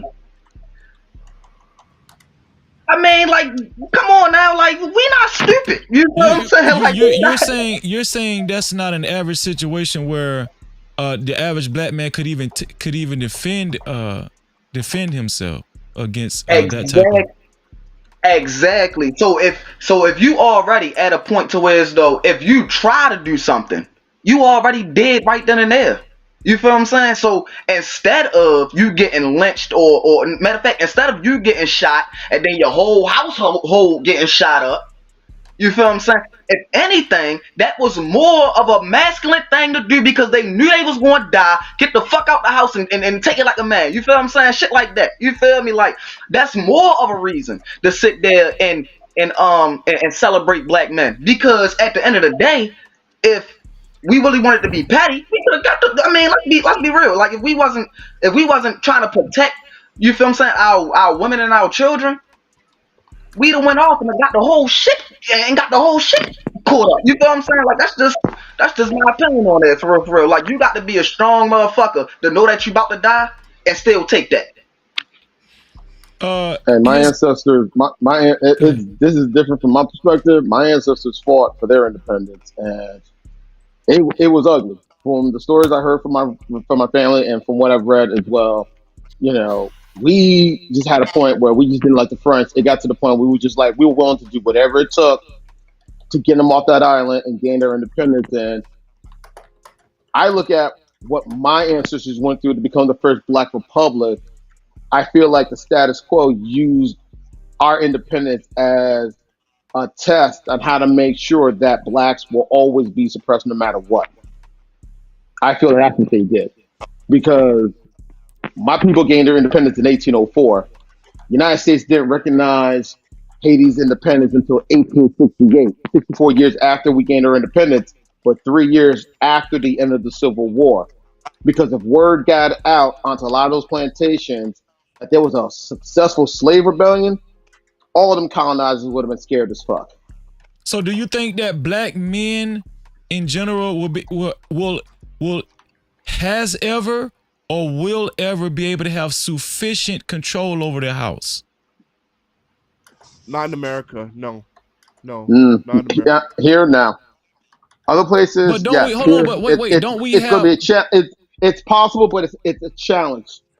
It is possible, but it's a challenge. The only one place I can think of, I know, where our whole entire town has been named after a black man is a town known as Chubbtown in the state of Georgia. And I found out about that because of two NFL players who are cousins, Nick Chubb and his cousin Bradley Chubb. Their family helped establish that town, which is now known as Chubbtown.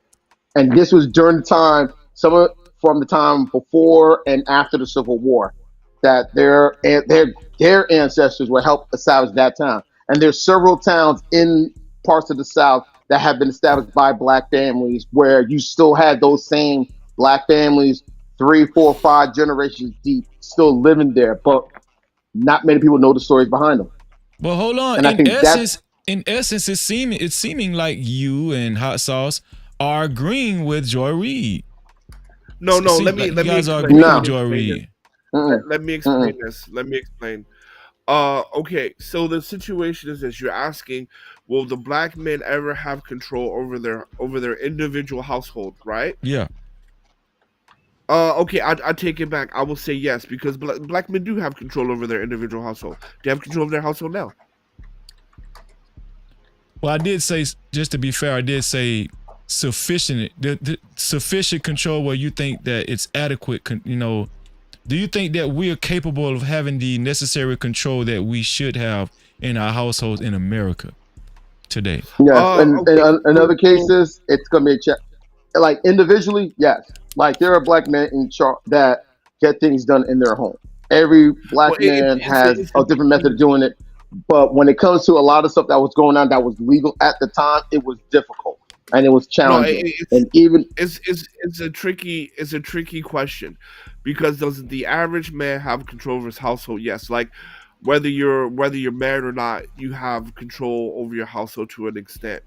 But if we're talking from a public policy point of view, no man in America have control over their household, right? Because at the end of the day, the kids belong to the state, right? And women have more reproductive rights than men. Women have more control over their children than men. And then at the end of the day, because you signed a marriage certificate to the state is the ultimate arbiter or overseer of that household. So no man has control over their household then. His ghetto point of view, what do you think about what's being said, and why do you think that Joy Reid even mentioned the black guy that got pulled out of his house because he showed interest for a white woman? Congressman Donaldson was saying that during Jim Crow time, black men actually had more control over their house, and black families were together. But she gave an example of a story where a black father had no control over his son getting dragged out of the house and essentially drowned to his demise. What do you think her reasoning for bringing that story up, and the picture that she painted as far as black men not having control, on the contrary, in the Jim Crow era? What was her agenda with that? I think you hit the nail perfectly on the head with the word agenda. Joy Reid has a super agenda. Most people at MSNBC or NBC period, they got their agenda. All news got their agenda, but NBC is not ashamed of openly showing what their agenda is to everybody who even just watches for a second. Their agenda is to emasculate men. Their agenda is to make it seem like nuclear families are not necessary. Their agenda is to only celebrate nuclear families that have Caucasian men in them. Their agenda is to make it seem like if a brother marries outside of his race, he is a traitor. He is somehow completely harmful. But if a sister marries outside of her race, she's discovering her options. She's finding herself. She's in a new season. She's living her best life. The list goes on and on of excuses on one end, while the degradation, the dragging, the shots being fired, the bombs going off, the napalm strikes, the list goes on and on of negative things that get said about a brother just because he may explore his options outside of his race. But sisters get to do it all day. And it's, yes, queen, celebrate yourself. Your energy's strong. These men can't handle you. You needed something outside of your neighborhood. You needed to explore your horizons. You needed to lift yourself up, girl. Lift yourself, queen. Lift yourself higher. But if a man is successful, look at what happened with the NFL draft. Look at what happened at the Knicks party with all the brothers bringing their sisters to the Christmas party. This is an ongoing thing. You cannot be a man of any status and stature in this community and say, hey, you know, sisters is kind of giving me a hard time right now. Or perish the thought I actually fell in love with a white girl in high school and we kind of just rocked out, a la Lonzo Ball, a la so many young athletes, a la so many people, period, who just find somebody young and just kind of lock up with them.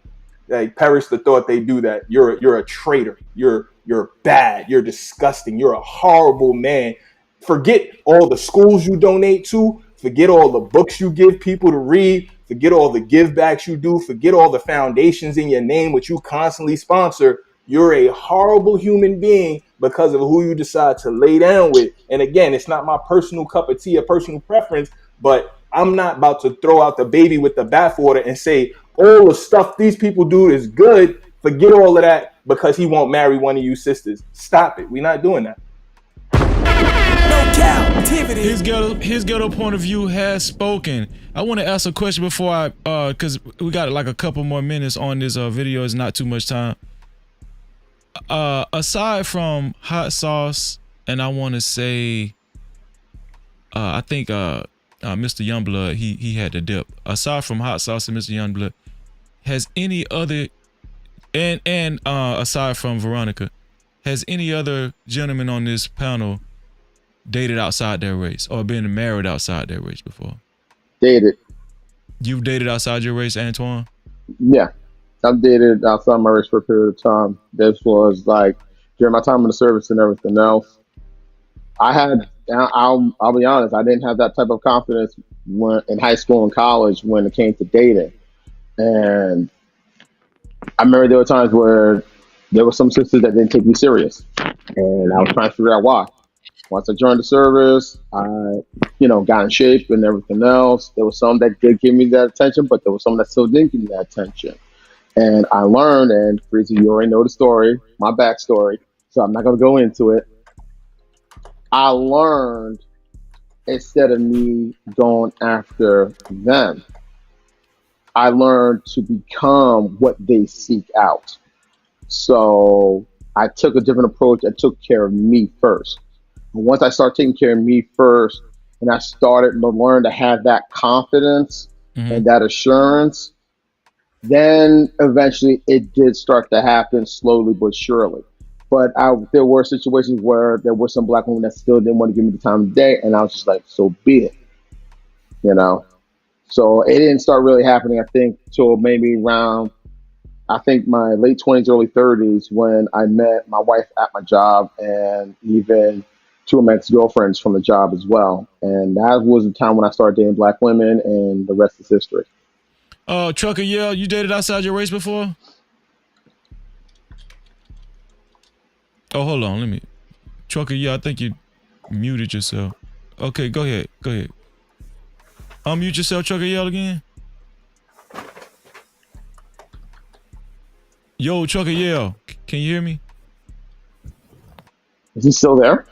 Yeah, he's there. He might have to drop down and come back up. Sometimes his device does that. What about you, Trey? Yes, sir. Yes, sir. And not only have I dated outside my race, my mama Trey went to smiling. Smiling, goddamn, what shit? Man, listen, I ain't really gonna lie to you. I'm talking to somebody right now that's not, you feel me? She a white girl. But like I said, my mama white. So, I mean, like, that's what I be saying. Like, but the difference is, right? Your daddy got some strong genes, cause yeah, definitely. I was about to say, me and my sister look just alike. But this is the reason why I say this, right? Why when y'all say like different races of people can't teach you how to, no, that's not true. That is not true at all, right? Because my mother was adopted, right? And so, she was adopted by a whole black family. She a white girl growing up with a black family. You feel what I'm saying? Like, she's seen, and she, you feel what I'm saying, been through a lot. So with me growing up, she was telling me what to do, what not to do, stuff like that. So it's like it all depends on your situation. It don't matter your skin color. It all depends on your situation, and that's what I be having. That's what I be trying to get in people's head for real. Like, it's more so your understanding and your situation. You feel what I'm saying? Because everybody not the same. You feel what I'm saying? Just because you white don't mean that you grew up in a predominantly white neighborhood or a predominantly white house. You feel what I'm saying? Stuff like that. So, and just because you a different race don't mean that you wasn't adopted. Like, people get adopted every day. Like, that's just the fact of the matter. People get adopted every day. So you can't really tell somebody just because they are not the same skin color as you. You feel what I'm saying? That they can't have a opinion, or just because they dating outside the race, they can't have an opinion. That's crazy. What about you, his ghetto point of view? Have you ever dated outside your race or been married or? Yeah, I definitely dated outside my race. Never got married outside my race though. And brother was there speaking facts. People get adopted every day because unfortunately a lot of my sisters is dropping off their kids at CPS every dang day. Y'all seen the video that went viral of the girl crying in the CPS office, and Yes, then most when she No, get I in didn't the see that car, one. if he don't care about the baby, why I gotta care about the baby? All right, mama, you right. You ain't gotta care about them children that didn't decide to be here. You right. That's great. Congratulations. This is crazy. Nah, you're absolutely right. And you know, we'd be surprised how often that happens. That's just one viral story, but that happens a lot, man. I'm Yeah. not gonna say, you know, like the majority of black women are doing that, but let's just say if it was 10%, that's a lot. That's a lot for, you know, for I'm talking about to be dropping off kids, just dropping off babies. You know what I'm saying? That's just You and know how when many I seen that hundreds of video, it was thousands of almost kids kind that of is? like surreal. It was like unbelievable when I seen it. And I didn't see that listen, video, and but she I was got friends who work for crying. the state. Listen. She was crying, but we never seen the kids. Like I'm like, what? You know, it's like people. It's like it was almost like the video was set up for us to have compassion for Sympathy for her. her. Right. And the more she cried, the more angry I got at her. I don't know, maybe it was just it's just me, but like I was like, damn, fuck this bitch. That's what I was saying. No Cap-tivity. That's what I was saying. Let's finish up this video. Let's finish up the video. Let's see. Here we go. Well, first of all, Joy, the story you bring up and you're bringing up is a tragedy, one of the great tragedies of the Jim Crow era. This is why those policies were they were disgusting and distasteful. All I was talking about, Joy, was the marriage rate in the family. Again, sir, I'm sorry, Joy, I let you talk for a long time. Sorry, I only talk over you. You've gotten a chance to speak a lot, Congressman. You're going to answer my question now and not filibuster. This is the question you want. This is the question you need to answer. That's what I'm trying to answer. That's what I'm trying to answer, Joy. Give me a second. Take a breath. Take a breath. If a black man could not protect. It's my show.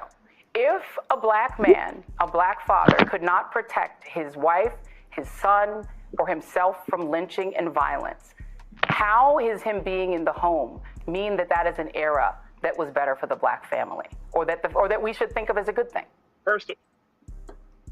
First of all, Joy, I never said that it was better for black people in Jim Crow. I have never said that, and even my own words say that. If you're talking about the importance of black fathers in the home, or frankly, all fathers in the home, it is always for the betterment of children, to have leadership, yes, for safety. So having two people in the home to help provide the economic needs for those children so the family can succeed. That is a wonderful thing. We should always get back to that, not to Jim Crow. And this is the point of the gaslighting and the lying that is occurring with what I said. Don't try to impose the fact that the marriage rates were better in the higher, I want to be clear, higher in the Jim Crow era to mean that I think Jim Crow is great. That is a lie. That is gaslighting. I would never say such a thing, which is why the Jim Crow era was destructive of black people.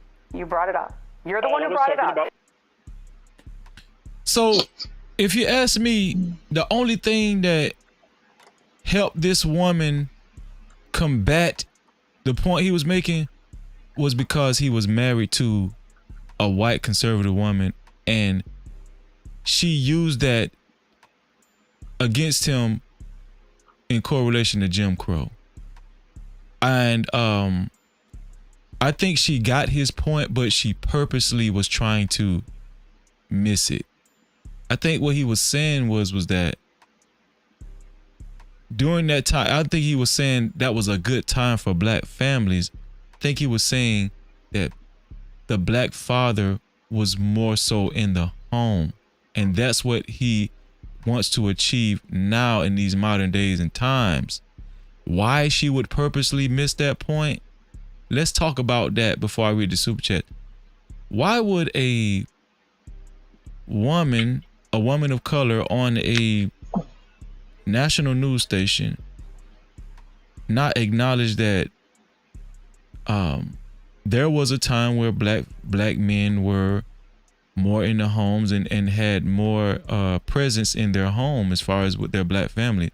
why would she purposely miss that point and just focus on black men being at a disadvantage when it comes to a white society? Why did she, in essence, it seems like she took his point out of the home and she made it more of a societal issue instead of a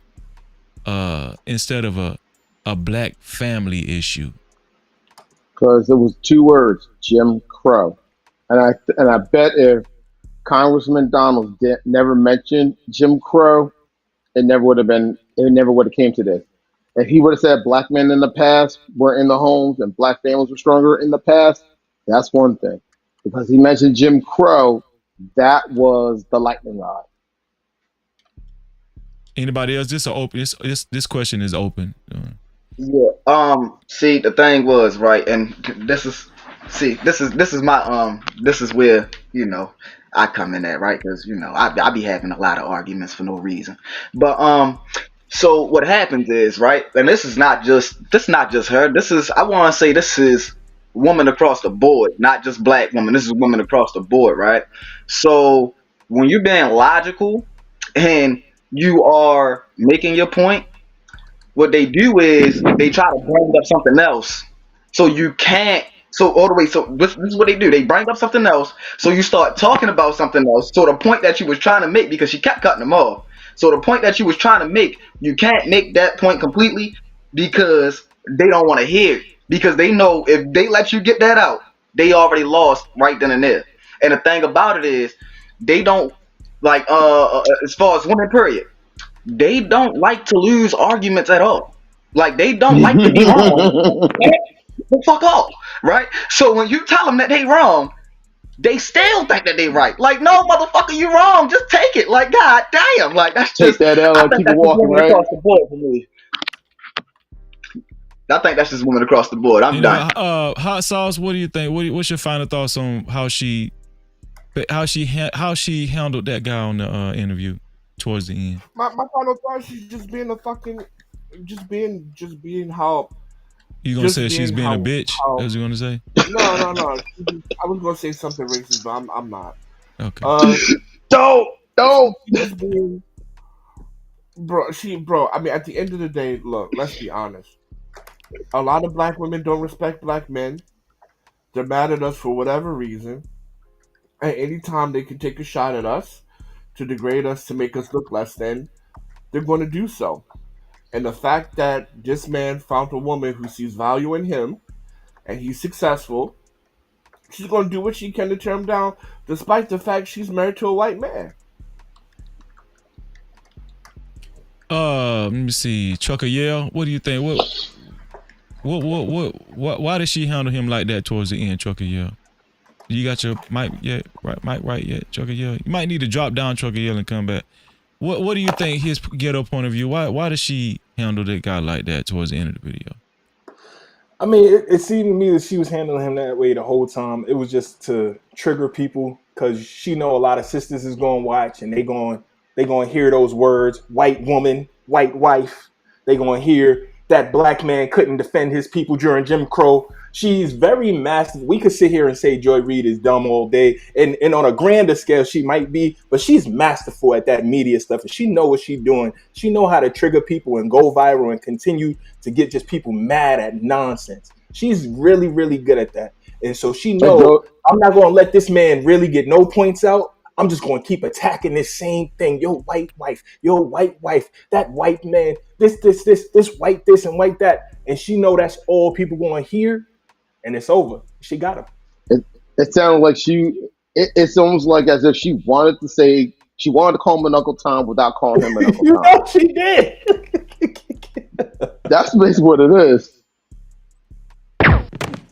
Trey, what do you think? Why do you think she handled him like that towards the end? I mean, well, I guess towards the during the whole video, his ghetto point of view made a good point. Why do you think she handled him like that? I think she handled him like that because she just evil. She just an evil person. Like, let's just all right. If we gonna be completely honest, right, in this world, right, you got 2 types of people. You got good and you got bad, right? So Therefore, somebody got to play the devil's advocate and somebody got to be good. You're not going to have good without bad. You're not going to have bad without good. And what that was just pure evil. I mean, she just being evil. Like, if you trying to, like, the thing about people is when you know a person being evil, when you trying to tear them down for no apparent reason. No, not for no apparent reason, because of their opinion on something. That's an evil person. You answered already, right, Antoine? Yeah, I basically said she used Jim Crow as the lightning rod, and that's why she went after him. She went after him like a shark on chum. And I guarantee you, if it was on Fox News, it probably would have been the same way too. We got a couple more super caps. Super chat. And you know who they're from. Let me see. Let's see. Here we go. Shiesty Bomb again. She back at it again with a vengeance. $2 super cap. Shiesty Bomb said, "Black women rejected black men. Y'all just disgruntled." That's what's wrong. No Cap-tivity. Yeah. We have anybody want to respond to that? Are any one of you guys disgruntled because black women rejected black men? I'm married to a black woman. All right, my wife and I have been together for 19 years, and we've been married for almost 15. This August will make 15 years we've been married. That's beautiful. This one here for the thug.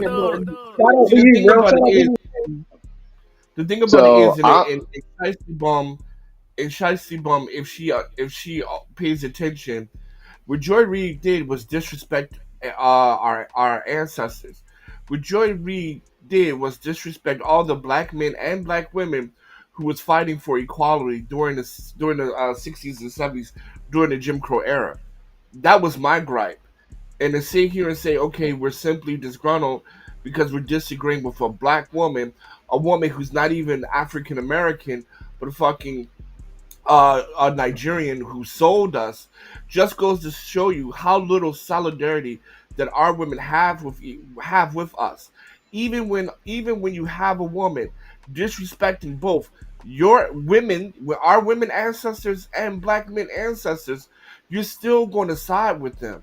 And that is the gripe that black men have. And I'm going to keep it all the way 100 since we're going to go there. Right? That's the reason why black men are not getting married anymore.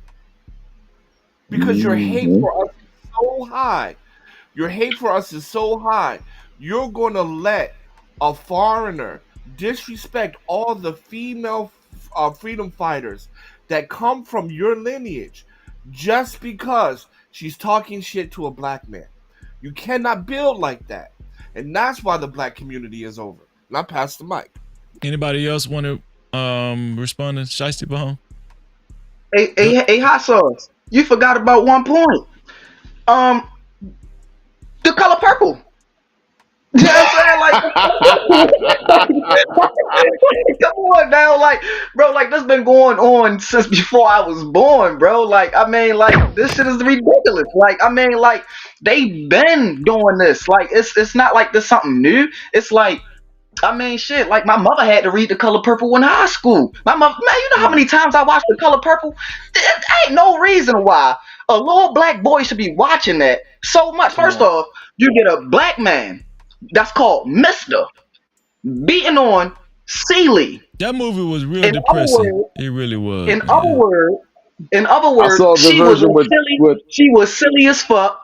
And she was silly as fuck because she was cooking and cleaning and all that, and he was just an abusive ass motherfucker, right? But see, the thing is, when they called him Mr., they because I don't even know the man's name. I really don't even know the man's name. They called him Mr. So therefore, every black man after that, you know, we got painted as abusers, rapers, everything. You know what I'm saying? Like everything that's bad. You know what I'm saying? Like everything that's bad. So this nothing new for real. I mean, shit. You just gotta know, you know, how to move. You know what I'm saying? Like so that it don't affect you. But I mean, shit. People, like I say, people gonna be people. You feel what I'm saying? And hey, as men, you just gotta keep it player. You feel what I'm saying? I mean, you just gotta play you just gotta play. You feel? His ghetto point of view. You want to do? Are you disgruntled because black women rejected black men? I mean, I don't even know that black women rejected black men as a whole. I mean, I would say the only time I could say in history this happened was when they took the apartments and the welfare over having brothers in their house. So they did at that point, hug up on Uncle Zaddy real tight and close. And a lot of these sisters still can't get out of that today. They think they can pass on apartments and apartment complexes, and as they great grandkids is getting kicked and thrown out of those buildings, now they realizing that all they've done is set up generational failure. So congratulations, you played yourselves. Can y'all hear me now? My bad. Yeah, we hear you, Chucky. Yeah, you wanted to answer Shiesty Bone. She said black women rejected black men, so y'all just disgruntled. Man, disgruntled these nuts, nigga. He sounds Cap-tivity. That's your answer? That's my final answer, Freezy. Short and to the point. I like it, brother. Like, it's stupid. It's Straightforward. Respect, trucker. stupid, man. Like, Respect. I'm just saying, man. Listen, Chasey, I'm playing your game, okay? You want to play games? I can play games too. She's still Dumbass froggy. chick. That's what it is. Like, look, yo, you even got her we're trying to laughing. have a good, serious conversation, and you be just saying these like extreme diabolical, like, yo, sit your ass down for 2 seconds, man. We was having like Jesus. We got one more super cap. Let's see. Super chat.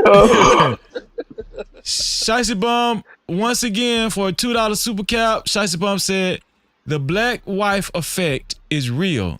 Be mad, Rim Brothers. No Cap-tivity. Just in case some of y'all don't know what RIM means. RIM means, the acronym means Red Pill, Incel, and Manosphere. So would it be fair to say y'all RIM sisters? Yeah, that's what she is. Ignorant mammies. Would that be fair? Hyena. Say it again. What was it, Chucky? Hyena. Ratchet, ignorant. Hyena. Nah, feisty ass snapdragon. My brother would say feisty ass snapdragon.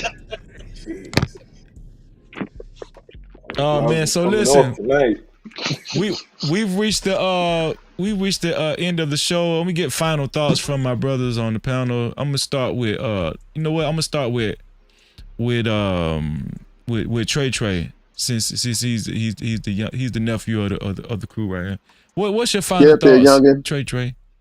Man, appreciate it, man. Appreciate it. Like I always say, man, I appreciate you for having me up here. You know what I mean? I always appreciate you for opening up your panel. You know what I mean? Because you don't have to do it. You know what I mean? So shout out to you. You know what I'm saying? Appreciate you. Final thoughts. Man, this was a hell of a show. You know what I'm saying? Hey, listen, Freezy. I was having a fucked up day. You heard me? I'm feeling good now. You heard me? And that's my final thoughts, man. Shout out to the goddamn panel, man. It was a great conversation. I'm feeling way better than I was earlier. Yeah, man. And that's what it's about. You feel what I'm saying? That's what it's about. You feel what I'm saying? So shout out to everybody. Shout out to Shiesty Bum. Yeah, man. She had a nigga rolling the day. Sure, hey,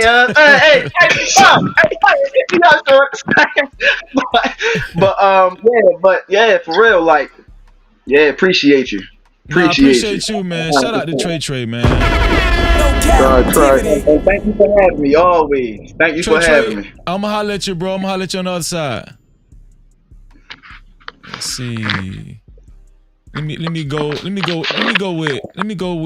Antoine. Antoine, what's your final thoughts, bro? My final thoughts is Black families have always been strong and have always been strong in the past, have always been working together to keep the family unit unified. Yes, we all know Jim Crow was one of the ugliest times in this country's history. We don't need to be reminded of that. Black families still found a way to stay together and still try to get things done.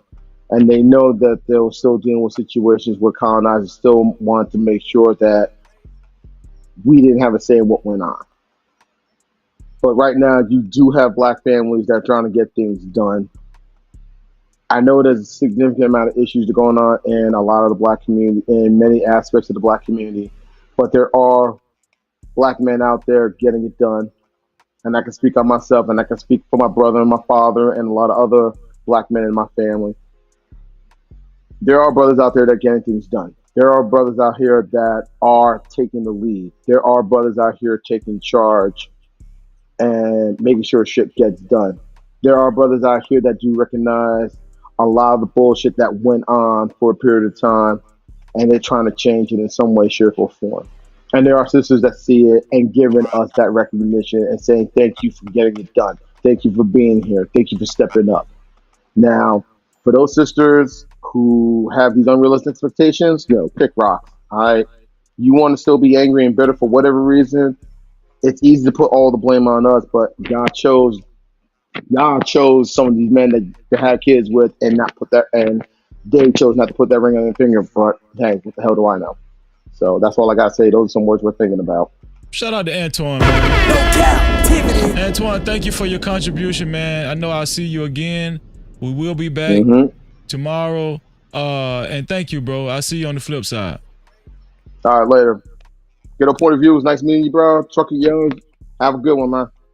All right, let's get it. Let me see. Get a point of view, man. What's your final thoughts, bro? Well, first of all, thank you so much for letting me come up for a few minutes. This was dope. The chat is live.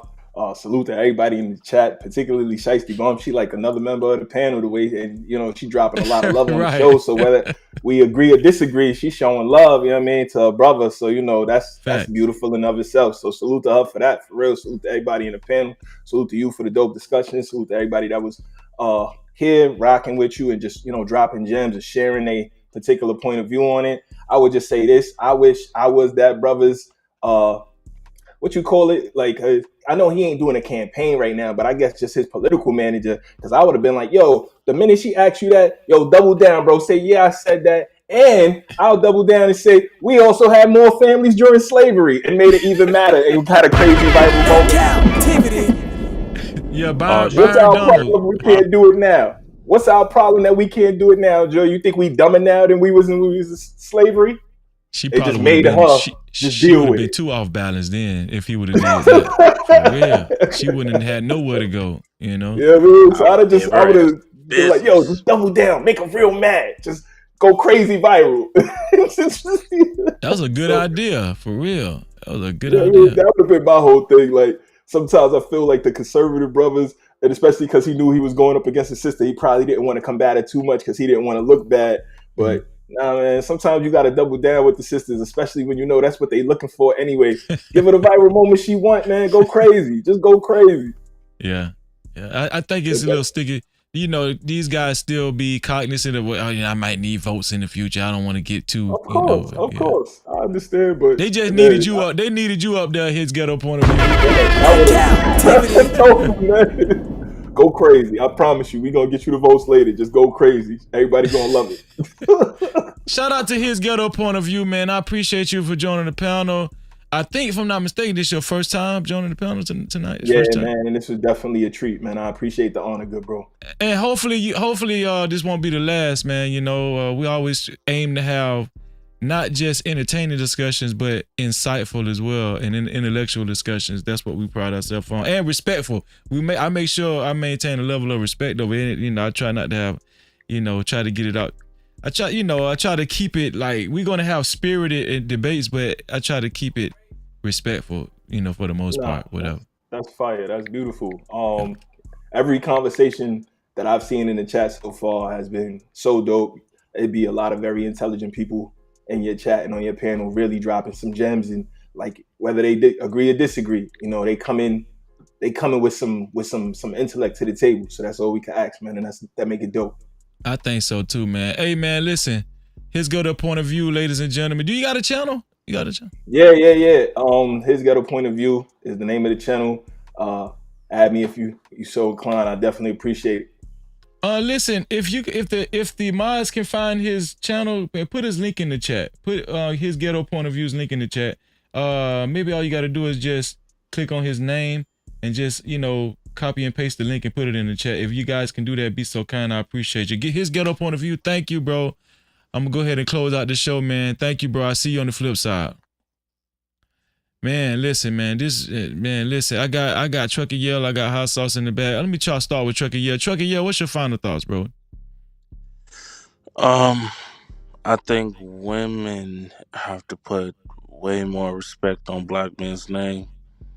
And it's apparent that there's no appreciation even when it comes to the history. You know, like it's a lackluster for it, and it's not cool at all. So, but other than that, great show. Great interview with Luca and Veronica. Oh You know what yeah, I'm saying? shout out to That Luca was and Veronica, man. No Cap-tivity.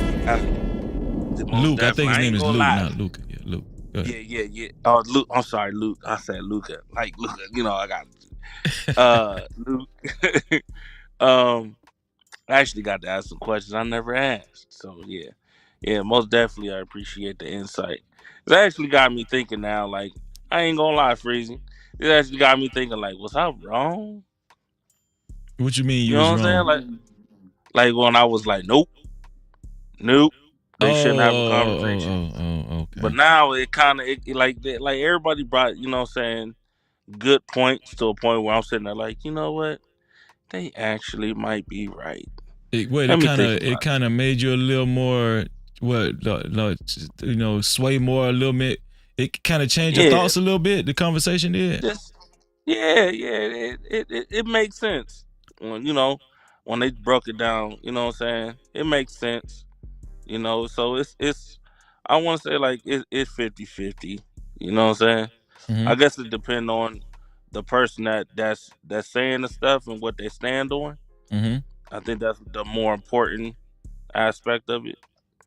So I'm gonna look at it that way. But other than that, good show, dog. Man, shout out to Trucker Yell, man. No Cap-tivity. And that's when you know the conversation is insightful, because when you have an initial stance on something, and you kind of change some of your point of views during the conversation, that will let you know the conversation was very insightful, and it was very it had a lot of substance. So I appreciate you for saying that too, Trucker Yell. Let me go to Hot Sauce. Hot Sauce, go ahead and take us out, man. What's your final thought, Hot Sauce? Final thoughts, man, is just that we need to be a little bit more careful. Look at who's really trying to divide us a bit, and just try to not fall for the propaganda, because at the end of the day, what Joe Reed did, especially when we're talking about something as sensitive as Jim Crow, and you're not even a part of that culture. I just wish we were better people at the end of the day, because if that was a white man talking about the small hats, he would have been fired. Right? He would have been fired, because I think people are losing the point of the context. She used something as painful as Jim Crow to denigrate black men in America today. There's no way in the world a white person can talk about the Holocaust and do the same thing, and that person not have a job tomorrow. No way in the world. And that's just where I'm coming from. And at the end of the day, it's just sad, because at the end of the day, we see that hatred for black men is just at an all-time high from everybody. So, and that's my closing remarks. Just something to think about.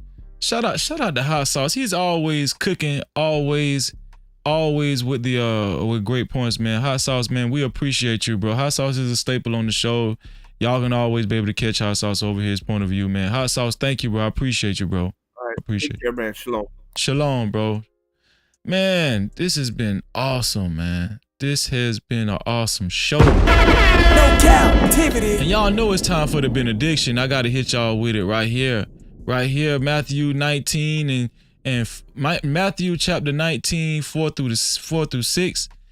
Right here, the Most High came to us from Matthew 19, 4 through 6, and he said, and he answered and said unto them, have ye not read that he which made them at the beginning made them male and female, and said, for this cause shall a man leave father and mother, and shall cleave to his wife, and they twain shall be one flesh.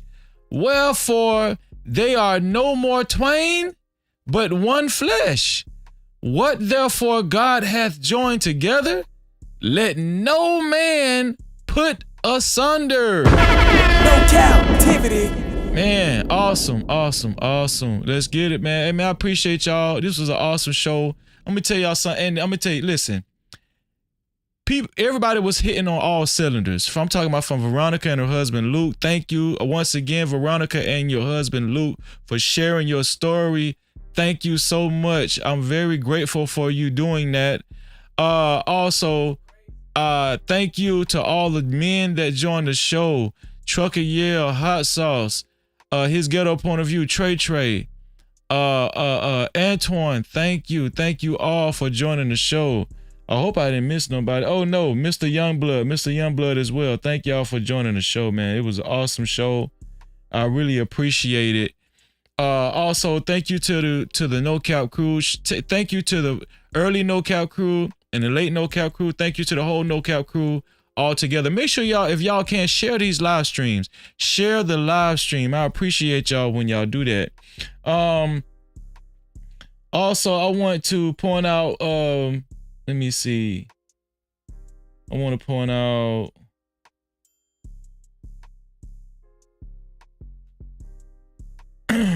some no cap campaigns that we received. Let me see. It's a no cap campaign. Here we go.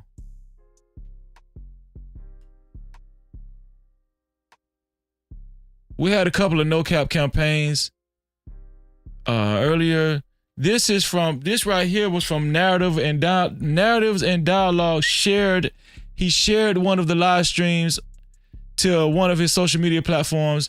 Thank you, Narratives and Dialogues. I appreciate you for sharing the platform, bro. That's how this is how we're gonna grow, man. I appreciate the No Cap crew sharing anything you like about this platform. This is how we're gonna grow.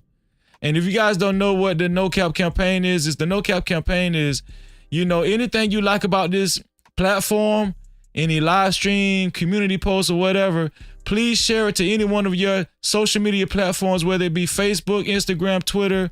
It don't matter. Please share it to any one of your social media platforms. And after you get done sharing it, screenshot what you shared. Screenshot what you shared and send it to freezy76@gmail.com. That's freezy76@gmail.com. And it's in the chat right there, and you will be a part of the No Cap campaign. No Cap-tivity. I appreciate you in advance. Also, not only did we have Narratives and Dialogue share what he liked about this platform, also McCole's Wellness and Motion shared this platform as well. Thank you, McCole Wellness and Motion. I appreciate you so much, sis. Thank you. No Cap-tivity. McCole is a sweetheart. Thank you so much for being a part of the No Cap campaign. I appreciate you. That's the only way we're going to be able to grow this platform. And also, once again, McCole did it again. And she actually made this a part of her Instagram reel, or what is that? No, story. Instagram story. Right? Instagram story. She said live. She said live, be sure to subscribe to the YouTube channel No Cap-tivity with Freezy. Thank you, McCole's Wellness in Motion. Make sure y'all check out McCole Wellness in Motion. She her platform, she's gonna get your life right. Okay. She's like a wellness coach, okay, wellness and fitness coach, and she's a part of the No Cap crew. No Cap-tivity. Shout out to McCole's Wellness in Motion. Fanny P, I seen you earlier, Fanny P. Thank you for dropping through. Let me see who else is here. Oh, shout out to Ralph Spirit, man. Ralph Spirit, I see you, bro. Thank you for coming on through, man. Thank you, Ralph Spirit, man. Better late than never. I appreciate you, bro. Shout out to UFO Kamikaze 1. Thank you for coming through as well, man. I appreciate everybody that came through. This was an excellent show. We do have a super chat.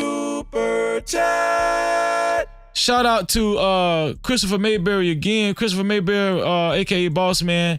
Let me see. me make sure, because it was 55, but I think it's 60 now. Here we go. He's the official. He's been the official sponsor of the whole show.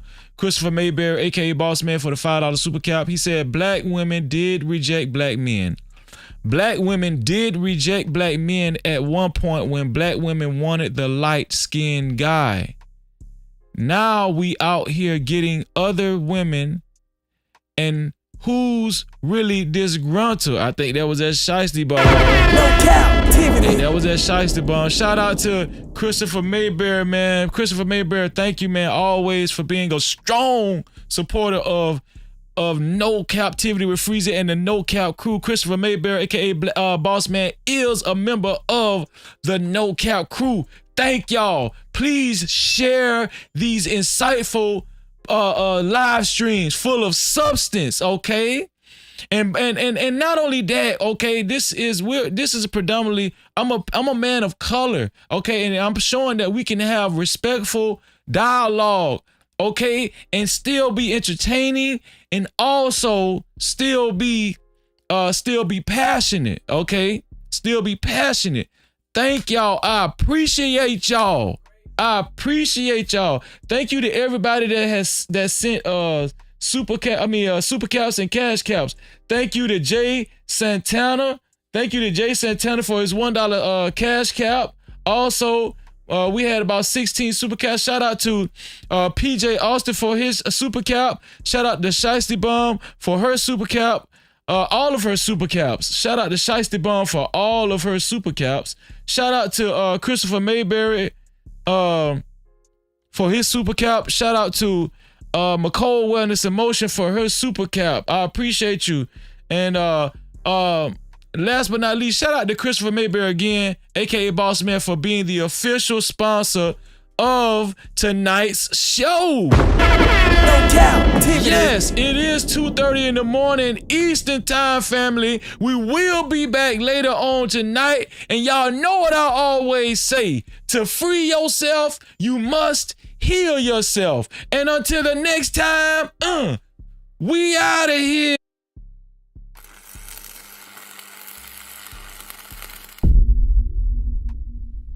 No Cap-tivity. Freezy.